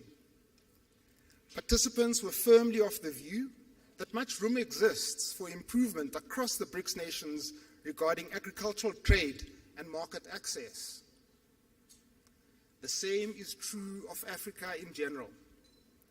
Given the investments and the right policy environment, Africa can become the breadbasket of the world during this century, what Mr. Motsepe called the African century. Another important topic was the just transition. A participant argued, a just transition refers to shifting towards a sustainable and inclusive economy characterized by both social equity and environmental sustainability. Renewable energy is an enormous opportunity for public sector collaboration and private sector investment and trade right across the BRICS and beyond. The theme of entrepreneurship featured strongly. A vibrant SME sector is often the most efficient way to create jobs. And some SMEs become unicorns and even mighty multinationals such as BYD and Tencent of China. Of course, for this to happen, countries need favorable business environments, strong education systems, and the appropriate financing institutions. Participants further argued that opening up market access to entrepreneurs across all BRICS presents an exciting opportunity to foster trade and job creation, and this again highlights the value of strong travel links and appropriate visa regimes. Within the general theme of entrepreneurship, there was much discussion of the role of fintechs, an area in which BRICS countries have already established a great deal of expertise and success. On finance for SMEs, participants pointed out correctly that startups are particularly vulnerable to sudden and sharp increases in interest rates. One of the roles for DFIs, therefore, is to provide concessional and patient capital for promising SMEs. Two essential preconditions for a financial system that is able to support both micro-enterprises and lower-income households are the democratization of data and universal access to a stable and credible form of identification. India has led the developing world on both access to data and ID, as has Brazil. In Africa, Kenya's rapid and sustained growth has also been powered by a significant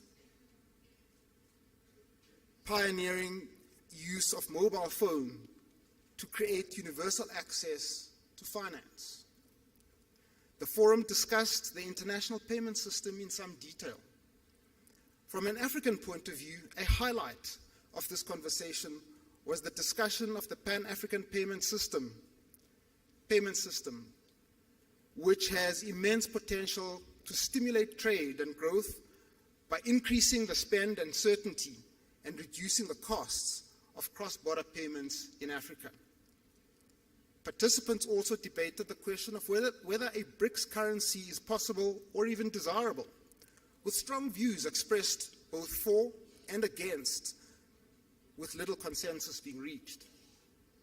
Seen from a banker's perspective, the debate would probably progress more fruitfully if the discourse maintained a sharper conceptual distinction between international payments on the one hand and reserve currencies on the other. For example, and as the example of the PAPS illustrates, under certain circumstances it may be possible to simplify international trade and the attendant payments using a collection of domestic currencies without any reference to any international reserve currency. It's also important to be realistic about the necessary characteristics of an international reserve currency. These include being a currency issued by a central bank with very high credibility in the implementation of monetary policy, being the currency of a state or supranational entity with an equally strong track record of fiscal policy and meeting its debts, being freely available in large quantities in many jurisdictions, and full convertibility at all times. This set of characteristics cannot be quickly wished or agreed into existence, but can only emerge over a multiple of years as a track record of impeccable credibility and very wide use is built up. Finally, the forum also heard of the pleasing progress that is being made in institutional development, setting up sector-specific work streams which allow for concentration and focus on areas of common interest in infrastructure, manufacturing, energy, and financial services. In conclusion, today's discussions have been a very useful step in further unlocking the immense potential for trade and investment amongst the BRICS member countries. Thank you ever so much for your attention.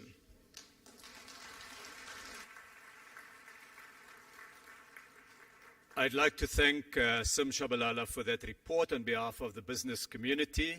I'd also like to welcome a large number of esteemed guests and delegates, members of cabinet from a number of different countries, heads of the BRICS Business Council chapters, ambassadors and high commissioners. It's now my pleasure to invite the President of the Republic of South Africa, our host, who has inspired us with a vision of Africa and her place in the world. Please welcome His Excellency, President Cyril Matamela Ramaphosa.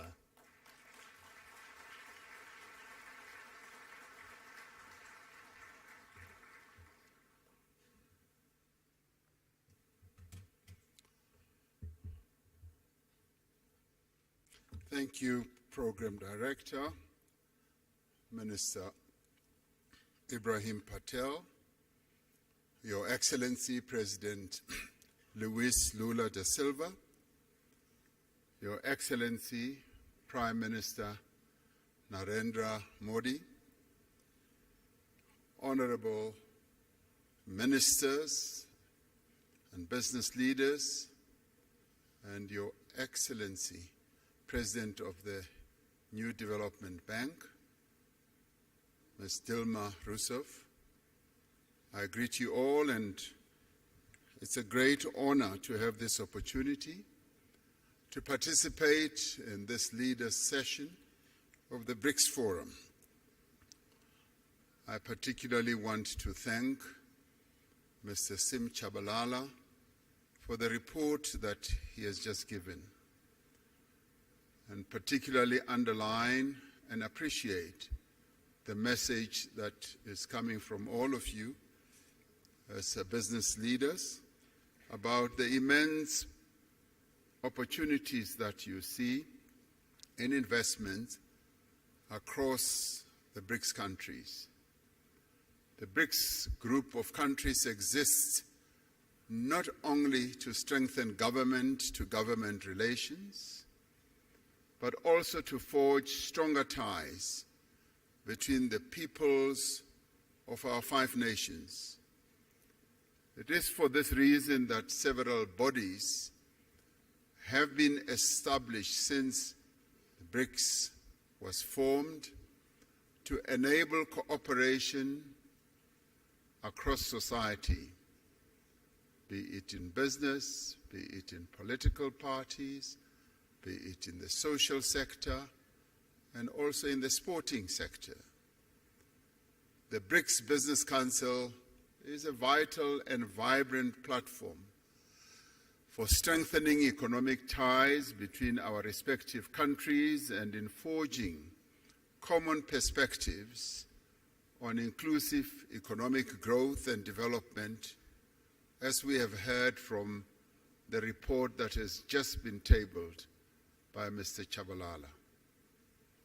The changes that have taken place in BRICS economies over the past decade have done much to transform the shape of the global economy.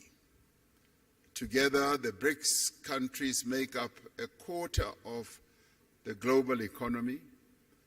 They account for a fifth of global trade and are home to more than 40% of the world's population. This agglomeration of these 5 countries has a major impact on various aspects of the global activity and life. As we celebrate the 15th anniversary of BRICS, trade between BRICS countries totaled some $162 billion last year. Foreign investment has played an important role in the growth of BRICS economies. Total annual foreign direct investment into BRICS countries is 4 times greater than it was 20 years ago. However, the new wave of protectionism and subsequent impact of unilateral measures that are incompatible with WTO rules undermine the global economic growth and development. We therefore need to reaffirm our position that economic growth must be underpinned by transparency, by inclusiveness. It must be compatible with a multilateral trading system that supports a developmental agenda, the type of developmental agenda that the 5 countries that are members of BRICS have embraced right from the onset. We require a fundamental reform of the global financial institutions so that they can be more agile and responsive to the challenges facing developing economies. In this respect, the new development bank, established by BRICS countries in 2015, is leading the way. Since its formation, it has demonstrated its ability to mobilize resources for infrastructure and sustainable development in emerging economies without conditionalities. Earlier, before coming into this session, I was speaking to the president of the New Development Bank, and she was outlining to me how ready and willing the New Development Bank is in terms of supporting the development agendas of various countries. And we applaud this, and we appreciate this. BRICS economies have emerged as powerful engines of global growth. Yet the rapid economic, technological, social changes underway create new risks for areas such as employment, equality, as well as poverty in many of the BRICS countries. It is quite heartwarming to hear you as business people, as one listened to Mr. Chabalala's report, also focusing on issues such as poverty reduction and elimination, and inequality as well. It isn't often that you hear such very positive and forward-looking messages from the business community. So it's wonderful to be in a forum under the aegis of BRICS that you as business leaders are in tune with the developmental agenda that needs to be pursued to lift the people who live in BRICS countries and beyond out of the ravages of poverty and inequality. We therefore call on the business community to join hands with us to identify solutions to these and many other challenges affecting our respective economies. From a South African perspective, there is massive untapped potential for investment in our country and indeed on the African continent as well. In recognition of this potential, the theme for this 15th BRICS Summit is BRICS and Africa, the Partnership for Mutually Accelerated Growth, Sustainable Development, and Inclusive Multilateralism. Africa is a continent of great opportunity in industrialization process in a variety of sectors. This continent is rich in the critical minerals that will drive business success in the 21st century. The continent has resources of lithium, vanadium, cobalt, platinum, palladium, nickel, copper, rare earth minerals, rhodium, and many others. And these are the minerals that are bound and are driving economic activity across the world. African countries have made it clear that the investors of choice are those who will come and invest in our continent, but also process the resources here, close to source, so that African countries do not export rock and sand, but export finished products as we would like to do. We are developing stronger regional value chains that will connect a number of African countries, providing investors with diversity, with strength as well as with resilience. The African Continental Free Trade Area creates a single market that is expected to grow to 1.7 billion people and nearly $7 trillion in consumer and business spending by 2030.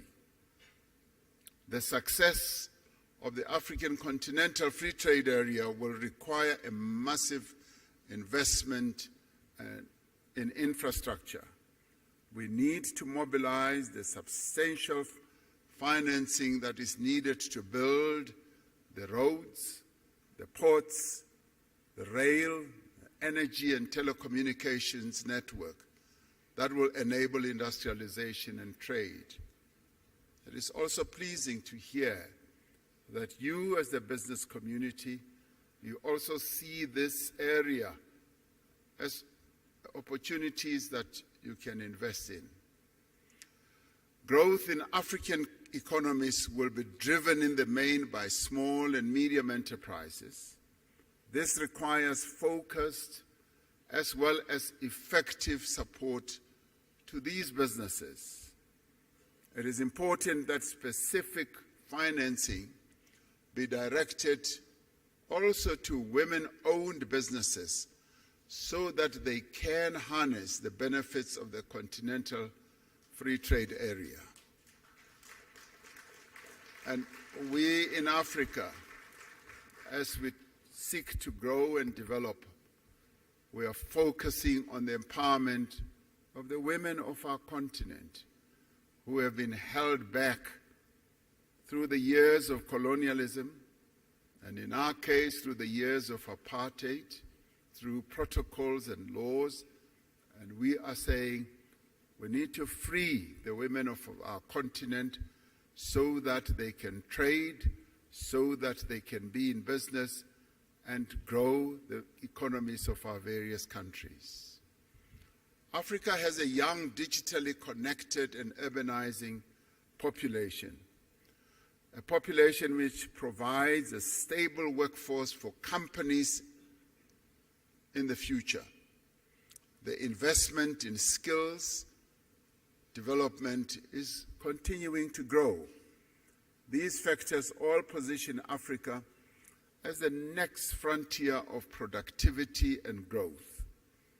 The BRICS countries have an opportunity to contribute to and participate in Africa's growth story. This can be achieved through greater cooperation in areas such as infrastructure, agriculture, manufacturing, new energy, and the digital economy. I was pleased to hear that these are also areas that you as business people are focusing on. South Africa has an important position in growing the African market, facilitated by the Africa Continental Free Trade Area and other free trade agreements. South Africa's industrial strength, our mineral endowments, and our large market opportunities provides a compelling value proposition for companies wanting to establish their businesses here.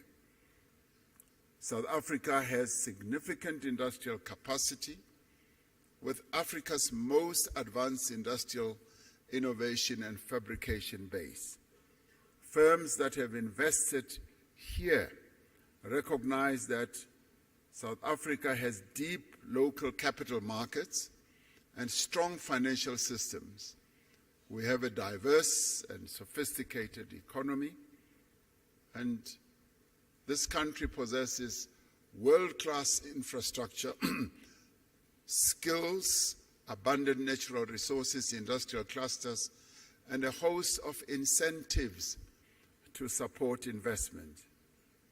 And many investment and partnership opportunities exist in renewable energy, in infrastructure, in aquaculture, in ICT, automotives, pharmaceuticals, and advanced manufacturing, amongst others. It is clear from the report that we have just received that this has been a very productive business forum. And I'd like, as I end, to commend the BRICS Business Council, the respective ministers from the BRICS countries and officials, and all business leaders who have made a meaningful contribution for the success of this business forum, and to have all of you, almost 1,500, I'm told, to have this, what I see as a very successful business forum. I sincerely hope that your participation in this BRICS Business Forum will yield the productive outcomes that are required for us to catapult BRICS economies towards a more equitable and accelerated growth. In 2 hours or so, the BRICS leaders will sit together in a retreat to discuss a number of BRICS-related matters, and one of those is the expansion of BRICS. A number of countries, some of which are represented here, are seeking to be part of this BRICS family. And we appreciate that. It goes to show that the BRICS family is growing in its importance, in its stature, and also in its influence in the world. And we will be taking into account the various desires of various countries to be part of BRICS. So we hope to take into account the report of your discussions here as well, as we consider the way forward with BRICS. Your participation here really strengthens the BRICS story. It confirms that BRICS is an important player in the geopolitical and economic architecture of the world. And so we hope that it will continue to be so. Thank you very much for participating. We thank you.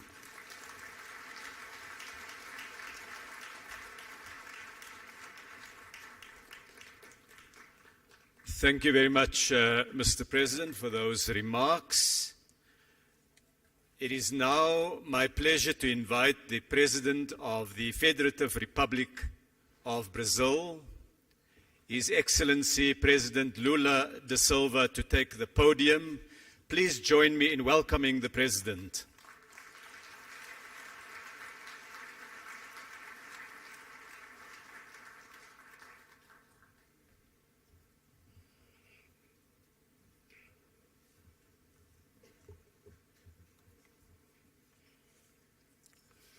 Gostaria de I'd cumprimentar like o presidente to Ramaphosa, salute presidente da África President do Sul. Ramaphosa, President of South Gostaria Africa. de cumprimentar I'd also os like to ministros. give my Gostaria de greetings to the cumprimentar a ministers, presidente do novo Banco the Coopera, Dilma Rousseff. NDB President, Gostaria Comrade de Dilma cumprimentar os Rousseff, empresários e as empresárias also aqui the presentes. business people here in attendance. E gostaria, And I'd sobretudo, like de to, saudar above all, o governo sul-americano salute pela realização desse the fórum South empresarial. African government for hosting this expressar minha business forum. I'd satisfação like to also por say compartilhar how este pleased I am evento for com os sharing demais this event líderes with dos the other países dos leaders of the BRICS countries. Agradeço também a I would todos also os like to empresários thank e all the empresárias business presentes, people in em attendance, especial particularly a direção the do Conselho Business Empresarial, Council que Board, completa 10 which anos. is celebrating its O 10th anniversary. estabelecimento de parcerias Establishing entre os partnerships among setores the private privados sectors é uma is a dimensão very muito relevante do relevant BRICS dimension for the e BRICS, que dá and vida e which gives continuidade life and às continuity relações to entre países. relations between the countries. Desde a primeira Since the cúpula de first chefes de summit Estado of heads of e de state governo, and government, nossa our participação share in the na global economia economy has global been vem se increasing. ampliando.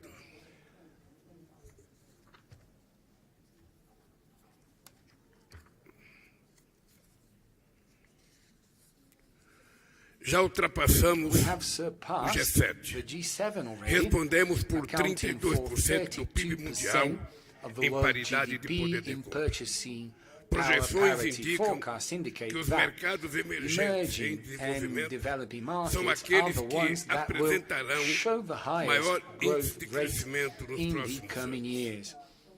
Segundo o While, FMI, enquanto os países according industrializados to the IMF, devem while industrialized countries desacelerar seu are crescimento expected de to 2,7% em grow by an 2022 average para of 2.7% in 2022, dropping to 1.4 to 2024. The projected growth for developing countries is of 4% for this period. This shows that the dynamism of the economies in the global south and the BRICS is its driving force.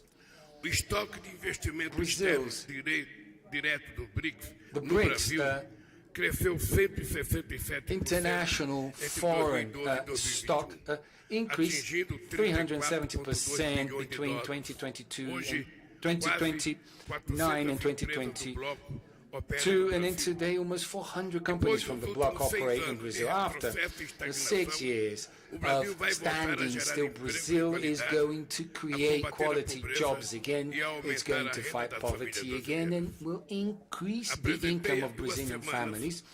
2 weeks ago, I presented the new PAC Growth Acceleration Program. The plan provides for resuming suspended projects, accelerating ongoing projects, and also selecting new projects. It is a comprehensive program with many opportunities that may be of interest of investors from BRICS countries.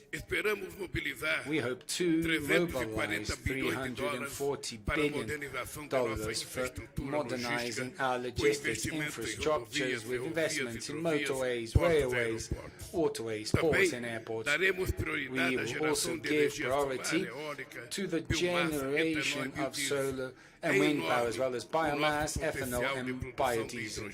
We have immense potential for generating green hydrogen. We shall establish partnerships between government and the business community in all areas through concessions, public-private partnerships and direct contracts. In order for investment to grow again and drive development, we need to ensure more credibility, predictability, and legal certainty, as well as political and social certainty for the private sector. For this reason, I have advocated the idea of greater financial integration, where we could have a new reference unit which would not replace our national currencies. The financing needs, the unmet financing needs of developing countries remains high. The lack of a substantial reform from traditional financial institutions limit the volume and the credit modes offered by existing banks. The decision of establishing the new development bank represented a milestone in effective collaboration among emerging economies. Our joint bank must be a global leader in the financing of projects that address the most pressing challenges of our time. By diversifying payment sources in local currencies, increasing its partner network, and its membership, NDB constitutes a strategic platform to promote cooperation between developing countries. In this strategy, engagement with the African Development Bank will be central to this. At the multilateral level, the BRICS stood out for being a force that works in favor of a fairer, more predictable, equitable global trade. We cannot accept the greedy neocolonialism that imposes trade barriers and discriminatory measures under the guise of protecting the environment. As of December, Brazil will hold the G20 presidency. The presence of 3 BRICS members in the G20 Troika will be a great opportunity for us to move forward on issues of interest to the Global South. We already have South Africa's participation, but the group's representativeness may be increased with the entry of the African Union and other countries of the continent.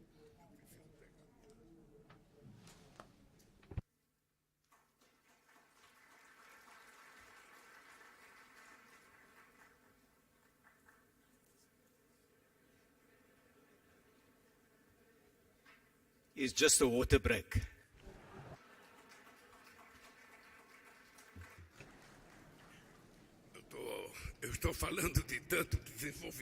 I've been talking about developing, and then suddenly, I miss the main important source of life, water. Queridos amigos, dear friends, upon taking office as president of my country again, I am resuming the guidelines of Brazilian foreign policy. We started to rebuild South American integration. We have resumed our partnerships with the US, China, and the European Union. We hosted the summit of the Amazon countries. We still had to return to Africa. It is unacceptable that in 2022, Brazil's trade with Africa has dropped by 1/3 when compared to 2013, when it was almost $30 billion. Trade flow with Africa still corresponds to only 3.5% of Brazil's foreign trade. Our trade agreement network is still in its infancy.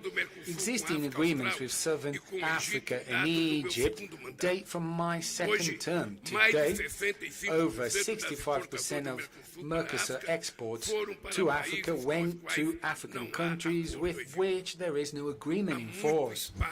There is plenty of room to grow. In addition to a past that unites us, we also share a common vision of the future. In my first 2 terms, the African continent was a priority for Brazil.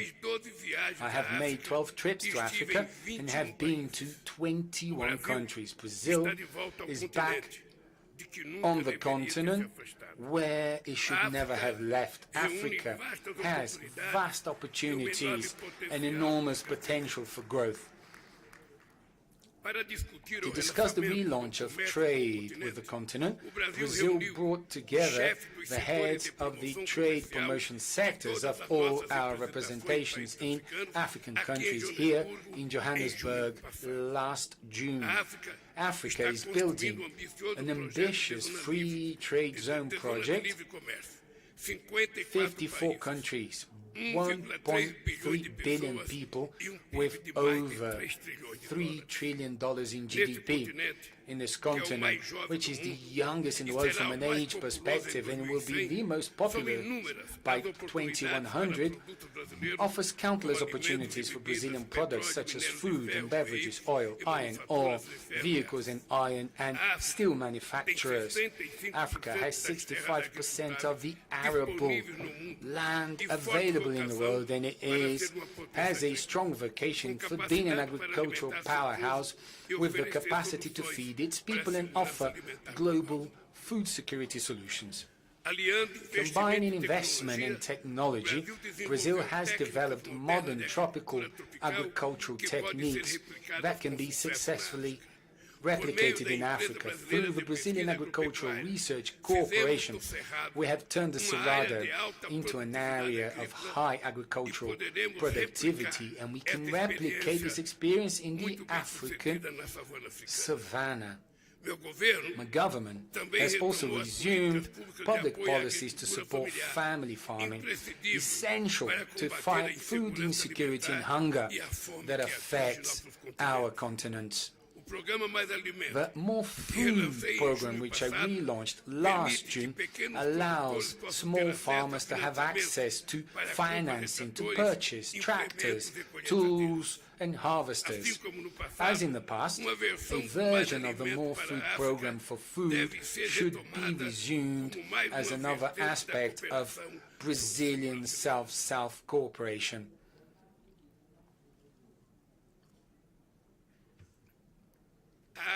Africa is also at the heart of the digital and energy transitions.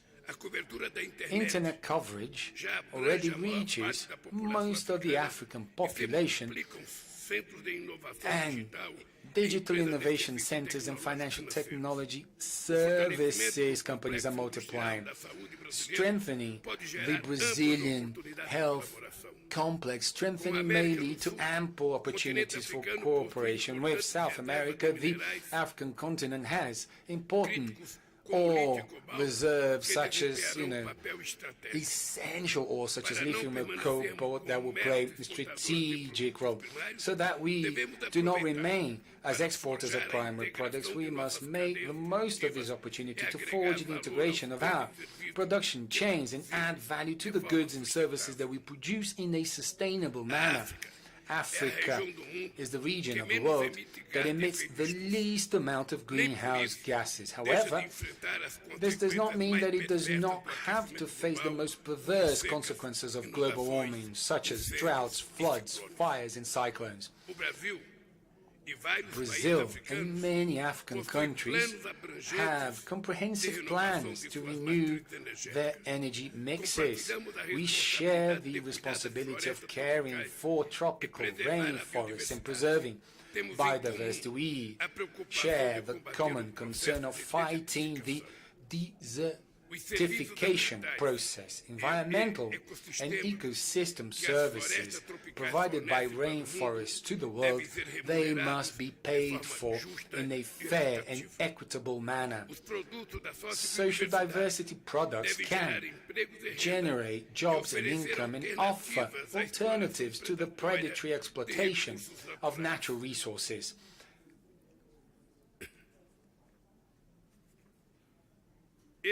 These are the pillars of the ecological transition plan that we will launch soon. For our economic and productive integration to flourish, it will be necessary to increase sea and air connections between the two sides of the Atlantic. It is inexplicable that we do not have direct flights between São Paulo and Johannesburg, Cairo or Dakar, essential for increasing the flow of people, trade and tourism. Therefore, I believe it to be very important, the proposal made by the BRICS Business Council of establishing a multilateral agreement of air services for the group with the main national transport and aviation authorities from the countries. Very relevant proposal, because the BRICS have a unique chance of shaping the global development path. You, business people, you're part of this effort. Together, our countries make up a third of the global economy. This relevance will grow with the admission of new full members and dialogue partners. Collaboration between the public and private sector is vital for harnessing this potential and achieving lasting results. Thank you very much and good luck.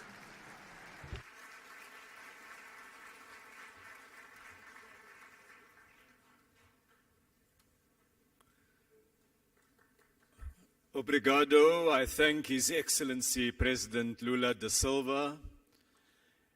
Our next speaker is the President of the Russian Federation, His Excellency President Vladimir Putin, who, while he's not able to be with us, will address us via video. I now ask that the video recording be started.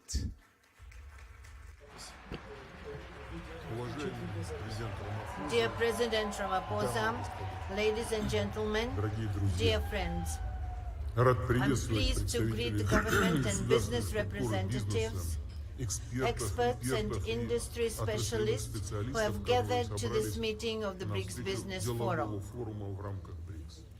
I would like to note that holding such business forums on a regular basis, along with the systematic work of the BRICS Business Council, which brings together top businessmen and heads of major companies of the 5 countries, plays an immense practical role in promoting mutual trade and investments, enhancing cooperation ties, and expanding direct dialogue among business communities, and thus effectively contributes to accelerating socio-economic growth of our states and achievement of sustainable development goals. It is important that this forum focuses on such pressing issues as the post-pandemic economic recovery of the BRICS states, improvement of citizens' well-being, industrial modernization, development of efficient transport and logistics chains, stimulation of equitable technology transfers. These challenges and complex tasks have to be dealt with amidst the increasing volatility in stock, currency, energy and food markets, coupled with strong inflationary pressures stemming from, inter alia, the irresponsible large-scale money emission by a number of countries seeking to mitigate the effects of the pandemic, which has led to the accumulation of private and public debt. International economic situation is also seriously affected by the illegitimate sanction practice and illegal freezing of assets of sovereign states, which essentially amounts to the trampling upon all the basic norms and rules of free trade and economic life, norms and rules that not so long ago seemed immutable. Resource shortages, increased inequality, rising unemployment, and aggravation of other chronic problems of the world economy are the direct consequences. Prices for food, basic agricultural products, and crops have skyrocketed, and it is the most vulnerable, poor countries that are hit hardest. Importantly, and in this circumstance, the BRICS states have stepped up their interaction, and our joint work to ensure economic growth and sustainable development brings concrete, tangible results. More and more joint projects are launched. Mutual trade is growing, industry contracts are expanding. Above all, our cooperation is based on the principles of equality, partner support, and respect to each other's interests. And that is what is the core of our association's forward-looking strategic course. The course that reflects the aspiration of the larger part of the international community, so-called global majority. The figures speak for themselves. Over the last decade, mutual investments among BRICS states have increased sixfold.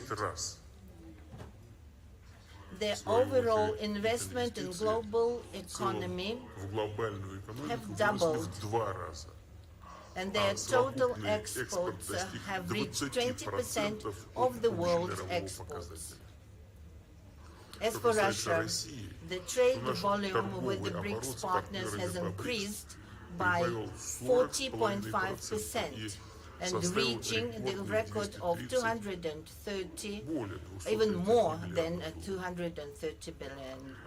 And the first half of this year, it grew by 35.6% as compared with the same period in 2022, and it reached $134.7 billion. I would also like to point out that the share of the BRICS countries, with their population totaling more than 3 billion people, now accounts to nearly 26% of the global GDP. And our 5 countries are ahead of G7 in terms of purchasing power parity, with 35.1% against 30% forecast for 2023. The objectives and irreversible process of de-dollarization of our economic ties is gaining pace. We are working to fine-tune effective mechanisms of mutual settlements and monetary and financial control. As a result, the share of US dollar export and import operations within BRICS is declining. Last year, it was only 28.7%. In fact, this summit is to discuss the entire range of issues related to the transition to national currencies in all areas of economic cooperation between our 5 nations. The new BRICS Development Bank, which has already become a credible alternative to existing Western development institutions, has a great role to play in these efforts. It is only natural that enhancing connectivity and creating new resilient transport routes has become a shared priority in cooperation between our 5 countries. In this context, the BRICS Business Council's initiative to elaborate modern intermodal logistics solutions and develop railway transport corridors is of particular importance. For this part, Russia actively works to redirect its traffic and logistics flows to reliable foreign partners, including BRICS states. Our flagship project include the Northern Sea route and the new international North-South transport corridor. These 2 major transport routes aim to provide the shortest and most cost-effective trade route to link major industrial, agricultural, energy hubs with consumer markets. With regards to the Northern Sea route, I would like to emphasize that Russia has already adopted and launched a large-scale, multi-year plan to develop its infrastructure. We intend to build fuel terminals, hub ports, to ensure connections with the road and rail transport. Icebreaking fleet is expanding, first of all by commissioning nuclear-powered vessels that have no analog in the world. As for the north-south transport corridor, it will connect Russian ports of the northern seas and the Baltic and with offshore terminals in the Persian Gulf and Indian Ocean, thereby providing opportunities to increase cargo transportation between Eurasian and African countries. Besides, this will certainly give impetus to developing new industrial, trade, and logistics facilities along those routes. Russia stands for greater cooperation within the BRICS on reliable and uninterrupted supplies of energy and food resources to the world market. We are consistently increasing supplies of fuel, agricultural products and fertilizers to countries of the global south and making a significant contribution to strengthening global food and energy security, addressing acute humanitarian issues and fighting hunger and poverty in the countries in need. All these issues in particular were discussed in depth at the recent Russia-Africa summit. For example, last year, trade in agricultural products between Russia and African states grew by 10% and amounted to $6.7 billion.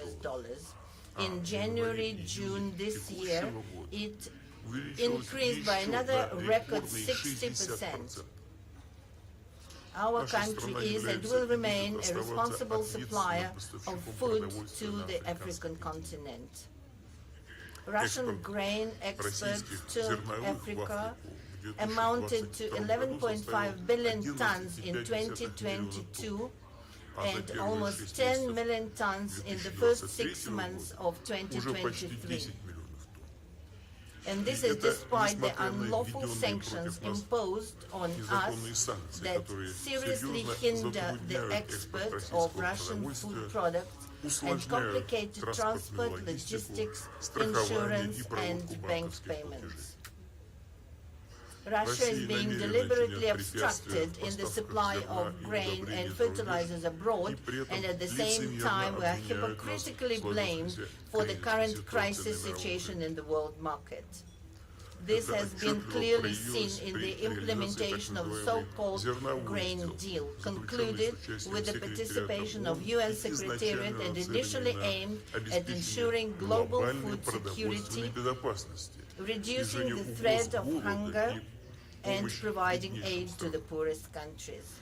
We have repeatedly drawn attention to the fact that in a year under the deal, a total of 32 million tons of cargo has been exported from Ukraine, of which over 70% have reached high and upper middle income countries, including the European Union, first of all, and only about 3% have gone to the least developed countries, less than 1 million tons.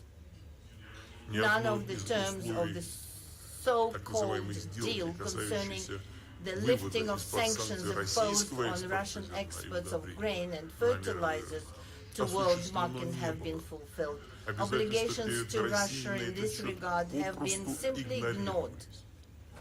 Even our free transfer of mineral fertilizers blocked in European ports have been obstructed. In fact, that is a purely humanitarian campaign that should not in principle be subject to any sanctions. With these facts in mind, since 18 July we have refused to further extend the so-called deal, and we will be ready to get back to it, but to get back only if all obligations to the Russian side are truly fulfilled. I have repeatedly said that our country has the capacity to replace Ukrainian grain both commercially and as free aid to needy countries, especially especially since our harvest is again expected to be perfect this year. As a first step, we have decided to graciously provide six African countries 25 to 50,000 tons of grain, each with free delivery of these cargoes. Negotiations with the partners are going to an end. Among the priority lines of interactions, we see also further coordination of the approaches of the BRICS participants on the subject of supporting small and medium-sized enterprises. This is an important part of the overall economic agenda of the Group of Five, which implies the assistance of the widest circles of citizens involved in business regarding the issues of administrative and tax regulation, digitalization, electronic commerce, and participation in the value chains. I would note that thanks to the state support programs, the entrepreneurs from the BRICS countries successfully adapt to the constantly changing situation in the global market. They find new partners, new sales channels, attract additional funding, and use more actively modern technologies. It is equally significant to continue to develop cooperation within the BRICS countries in the field of decarbonization of economy, reduction of man-induced impact on the nature, and adaptation to the changing of climate. Russia is ready to work jointly to promote more balanced approaches to the climate change in the international arena. Our country is consistently implementing the National Low Carbon Development Strategy. We plan to reach the carbon neutrality of the Russian economy not later than 2060, including through the introduction of technological innovations, modernization of infrastructure, for access to affordable and clean energy, conservation of ecosystems on land and sea. We believe that the implementation of the climate goals can be facilitated by a variety of technologies, including those that have been in use for a long time already, such as nuclear generation, hydropower, gas motor fuel. To sum it up, I would like to reiterate that the multifaceted partnership and cooperation within the BRICS not only makes a significant contribution to ensuring sustainable growth of our states, but also generally promotes the healthy global economy and successful achievement on the global development goals and targets set by the UN to fight poverty, expand people's access to quality health care, eradicate hunger, and improve food security. Therefore, I'm confident that the BRICS Business Forum and Business Council will continue their creative work aimed at the improvement of contacts between the entrepreneurial circles of the countries of the Group of Five and joint implementation of mutually beneficial projects. In conclusion, I would like to invite representatives of the business circles to our countries to come, to the Eastern Economic Forum in Russia that will take place in 10 to 13 September in the city of Vladivostok, where by tradition there will be discussion of issues that are of interest, including the business community of the BRICS countries. Thank you very much for your attention.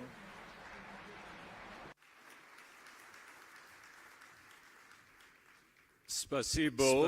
I thank the President for his remarks. It's now my pleasure to invite the Prime Minister of the Republic of India, His Excellency Prime Minister Modi, to take the podium. Please join me in welcoming the Prime Minister.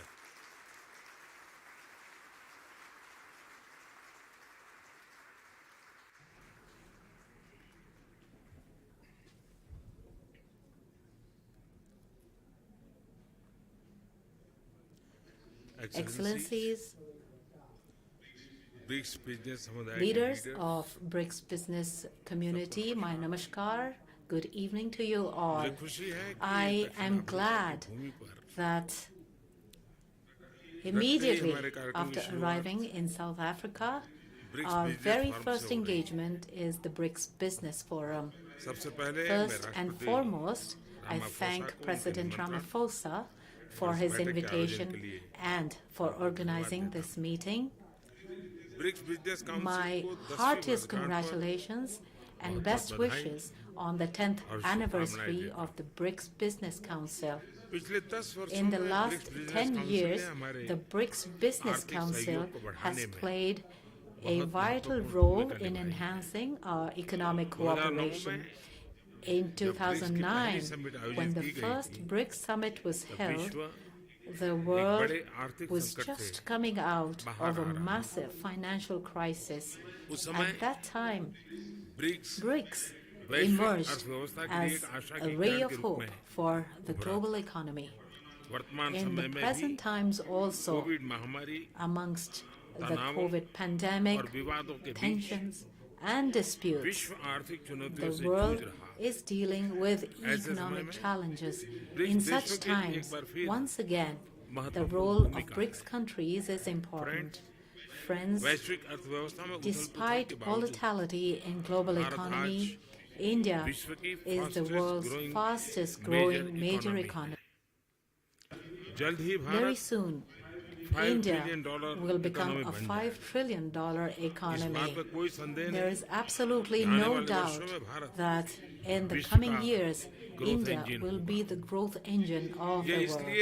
And the reason for this is that India has converted crises and difficulties into opportunities for economic improvements. In the last few years, we have carried out reforms in mission mode, and these reforms have helped in continuously improving ease of doing business in India. We have also reduced the compliance burden. We have removed red tape and instead laid the red carpet. There has been a boost in investor confidence due to introduction of GST and the implementation of the Insolvency and Bankruptcy Code. Areas such as defense and space that were considered restricted have today been opened up for the private sector.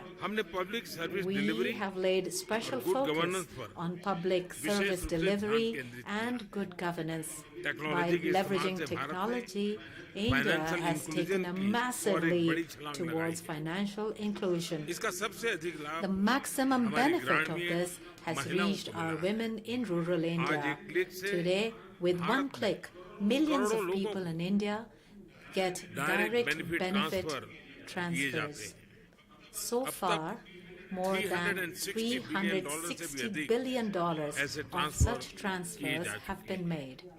This has increased transparency in service delivery and reduced corruption and middlemen. India has the cheapest per gigabyte cost. Today, in India, from street vendors to large shopping malls, all use UPI, that is, the Unified Payments Interface. Today, India is the country with the highest number of digital transactions in the world. Countries like UAE, Singapore, France are also joining this platform.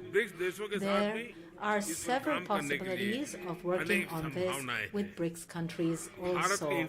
The large-scale investment being done on infrastructure in India is changing the country's landscape. In this year's budget, we have kept a provision of approximately $120 billion for infrastructure. By way of this investment, we are laying a strong foundation for a new India of the future. Rapid changes are coming into effect in all areas of railways, roads, waterways, and airways. Today, in India, new highways are being constructed at a speed of 10,000 kilometers per year. The number of airports has doubled in the last 9 years. We have implemented the production-linked incentives with an objective to promote investment and production. With logistics costs reducing, the manufacturing sector of India is becoming competitive. India is amongst world leaders in the area of renewable energy. We are taking active steps to make India a global manufacturing hub in areas such as solar energy, wind energy, electric vehicles, green hydrogen, green ammonia. It is but natural that with this, India will become a huge market for renewable technology. Today, India has the world's third largest startup ecosystem. There are more than 100 unicorns in India currently in areas such as IT, telecom, fintech, AI, and semiconductors. We are moving forward with a vision of making India make for the world. All of these efforts have directly had a positive impact on the lives of common people. In the last 9 years, the income of people has increased approximately 3 times. Women's participation in the economic development of India has been significant. From IT to space, from banking to healthcare, women have worked shoulder to shoulder with men and are contributing to the country's progress.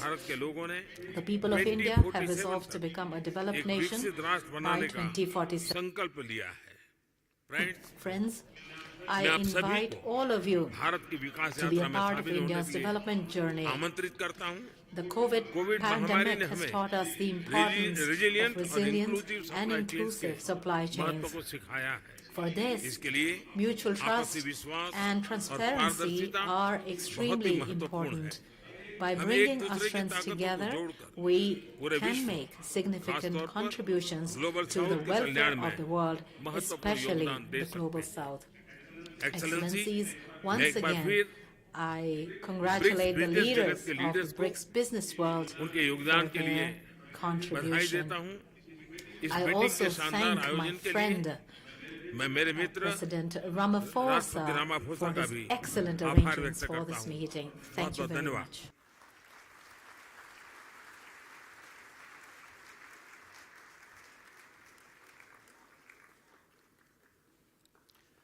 I'd like to thank the Prime Minister, Dhanyavad. Thank you.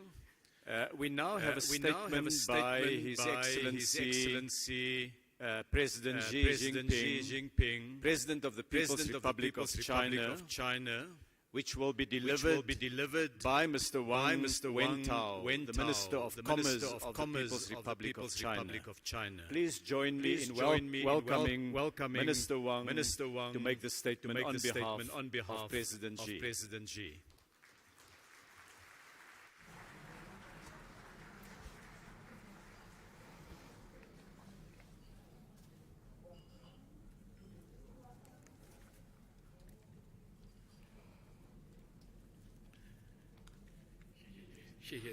Thank you, Minister Patel. It is my great honor to read out the remarks on behalf of His Excellency Xi Jinping, President of the People's Republic of China, at the closing ceremony of the BRICS Business Forum 2023. Your Excellency President Guatemala Cyril Ramaphosa, members of the business community, ladies and gentlemen, friends, I wish to extend my warm congratulations on the success of the BRICS Business Forum in South Africa. 10 years ago here in South Africa, we BRICS leaders witnessed the birth of the BRICS Business Council. Since then, the Council has stayed true to its founding mission. It has seized opportunities to deepen cooperation, contributing to economic and social development of BRICS countries, and helping sustain global economic growth. Right now, changes in the world, in our times, and in history are unfolding in ways like never before, bringing human society to a critical juncture. Should we pursue cooperation and integration, or just succumb to division and confrontation? Should we work together to maintain peace and stability, or just sleepwalk into the abyss of a new Cold War? Should we embrace prosperity, openness, and inclusiveness, or allow hegemonic and bullying acts to throw us into depression? Should we deepen mutual trust through exchanges and mutual learning, or allow hubris and prejudice to blind conscience? The course of history will be shaped by the choices we make. An ancient Chinese thinker observed that following the underlying trend will lead one to success, while going against it can only cause one to fail.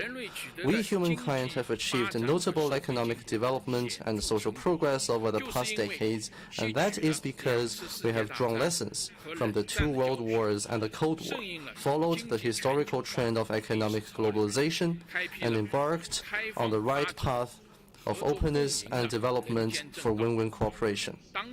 Our world today has become a community with a shared future in which we all share a huge stake of survival. What people in various countries long for is definitely not a new Cold War or a small exclusive bloc. What they want is an open, inclusive, clean, and beautiful world that enjoys enduring peace, universal security, and common prosperity. Such is the logic of historical advance and the trend of our times. 10 years ago, I made a proposition of building a community with a shared future for mankind, calling on all countries to build this planet we all call home into a harmonious family. In the face of high winds, choppy waters, and even treacherous storms, we in all countries need to uphold the correct views of the world, of history, and of our overall interests, and act to translate the vision of a community with a shared future for mankind into reality. We need to promote development and prosperity for all. Many emerging markets and developing countries have come to what they are today after shaking off the yoke of colonialism. With perseverance, hard work, and huge sacrifices, we succeeded in gaining independence and have been exploring a development path suited to our national conditions. Everything we do is to deliver better lives to our people. But some country, obsessed with maintaining its hegemony, has gone out of its way to cripple the emerging markets and developing countries. Whoever is developing fast becomes its target of containment. Whoever is catching up becomes its target of obstruction. But this is futile.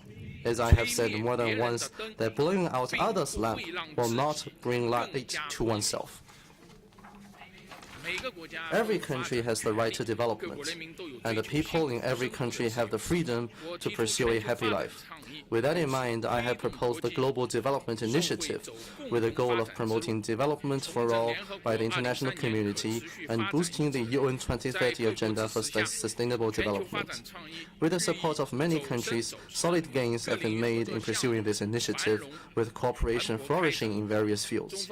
China will work with all other countries to speed up cooperation under the Global Development Initiative, strengthen drivers of global development, promote the reform of the World Trade Organization in a comprehensive and in-depth manner, meet common challenges together, and make life better for people across the world. We need to achieve universal security. Recent years have seen a turbulent world. Many countries and regions are plagued by wars and conflicts, and many people are displaced. Members of the international community share the pressing hope to eradicate the root cause of conflicts and wars, and find a fundamental way to realize enduring peace and security globally. Facts have shown that any attempt to keep enlarging a military alliance, expand one's own sphere of influence, and squeeze other countries' buffer of security can only create security predicament and insecurity for all countries.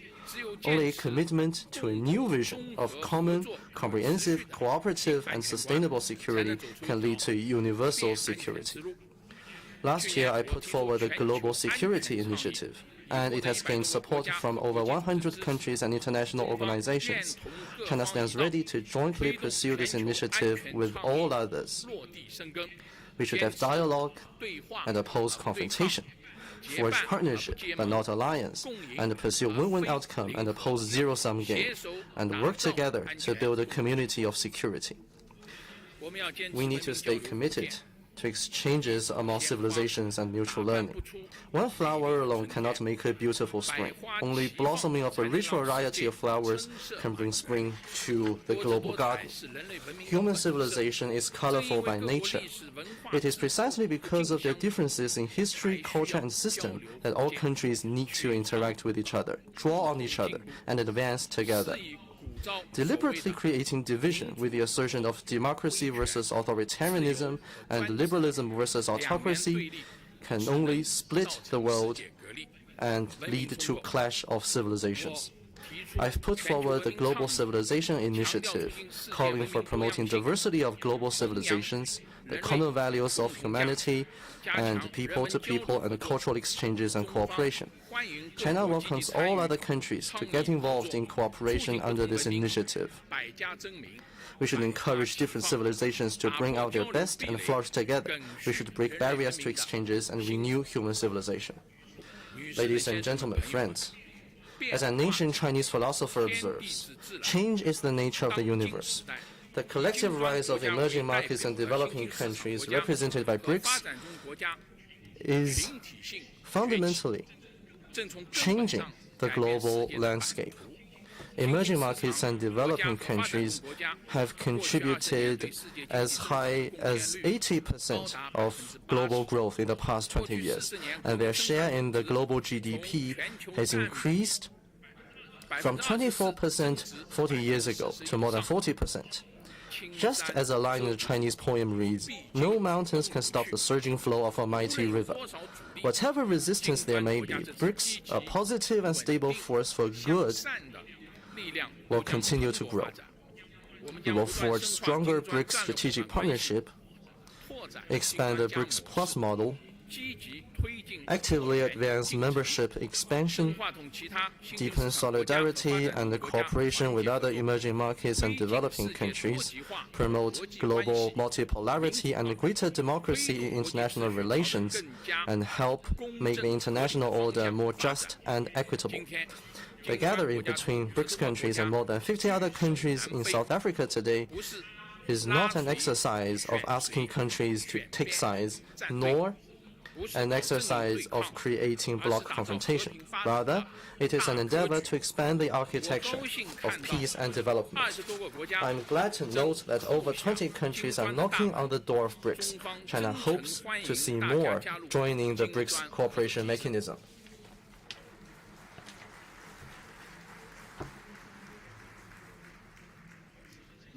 Ladies and gentlemen, friends, China stays committed to an independent foreign policy of peace and the building of a community with a shared future for mankind.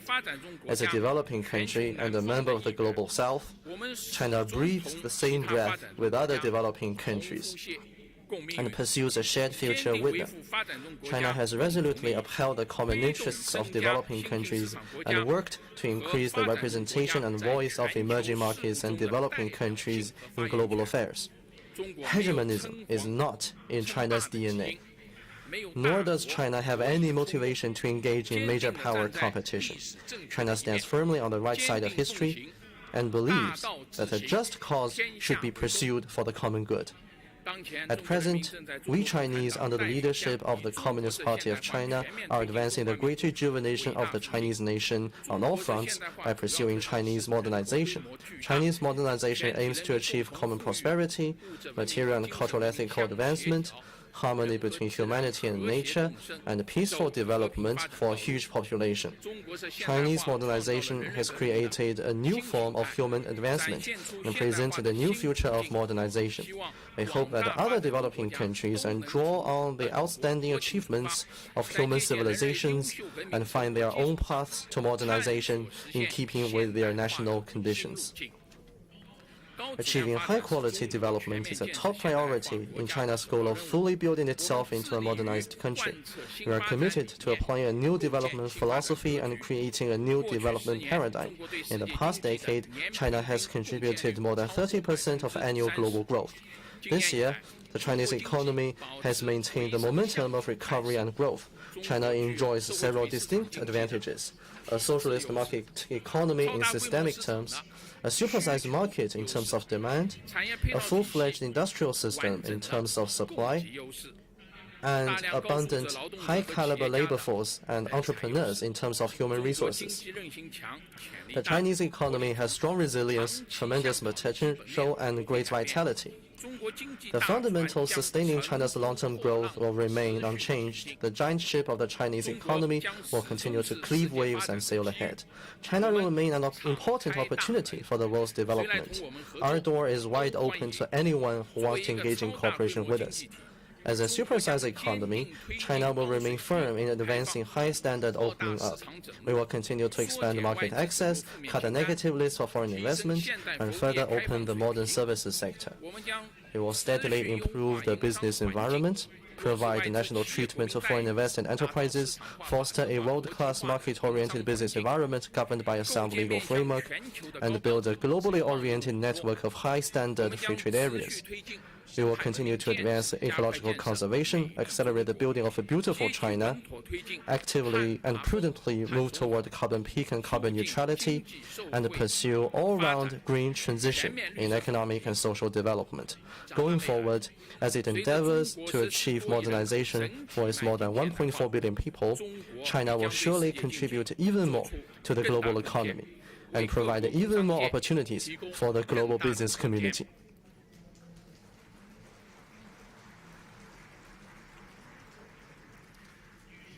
Ladies and gentlemen, friends, a formidable mission is a magnificent and glorious mission. As long as we work in unity and strengthen cooperation, we will not be intimidated by any risk or challenge on the way ahead, and we will surely steer the giant ship of human development to a brighter future. Thank you.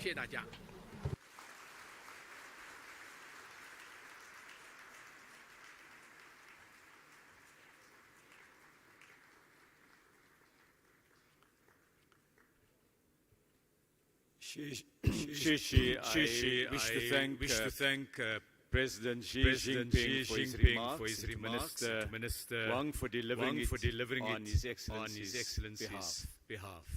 We've now heard the views of five heads of state. Views representing more than 40% of the world's population. The Excellencies too have heard the reports from the business community of the discussion you have had today. Ladies and gentlemen, this brings us to the close of the session.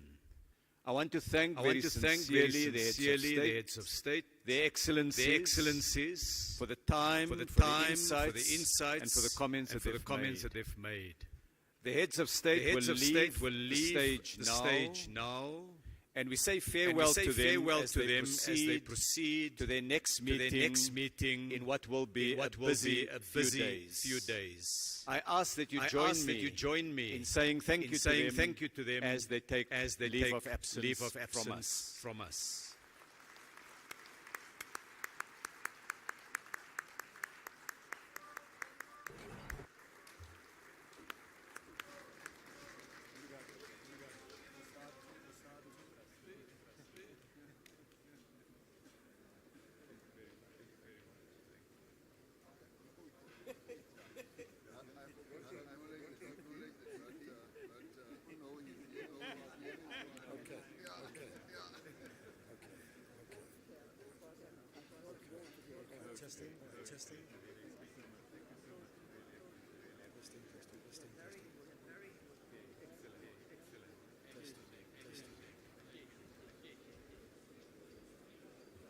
All right, can I have your attention? 有请大家注意。有请大家注意。留在会场的人，我只是想告诉你们，非常感谢。As we come to the end of the proceedings for the day, we wish you well for the remainder of those traveling, for the remainder of the period at the BRICS Summit. Don't forget these translator headpieces must be left behind. And we pray, as we have said before, that that great good will come out of this particular BRICS Summit of 2023. Thank you. Thank you.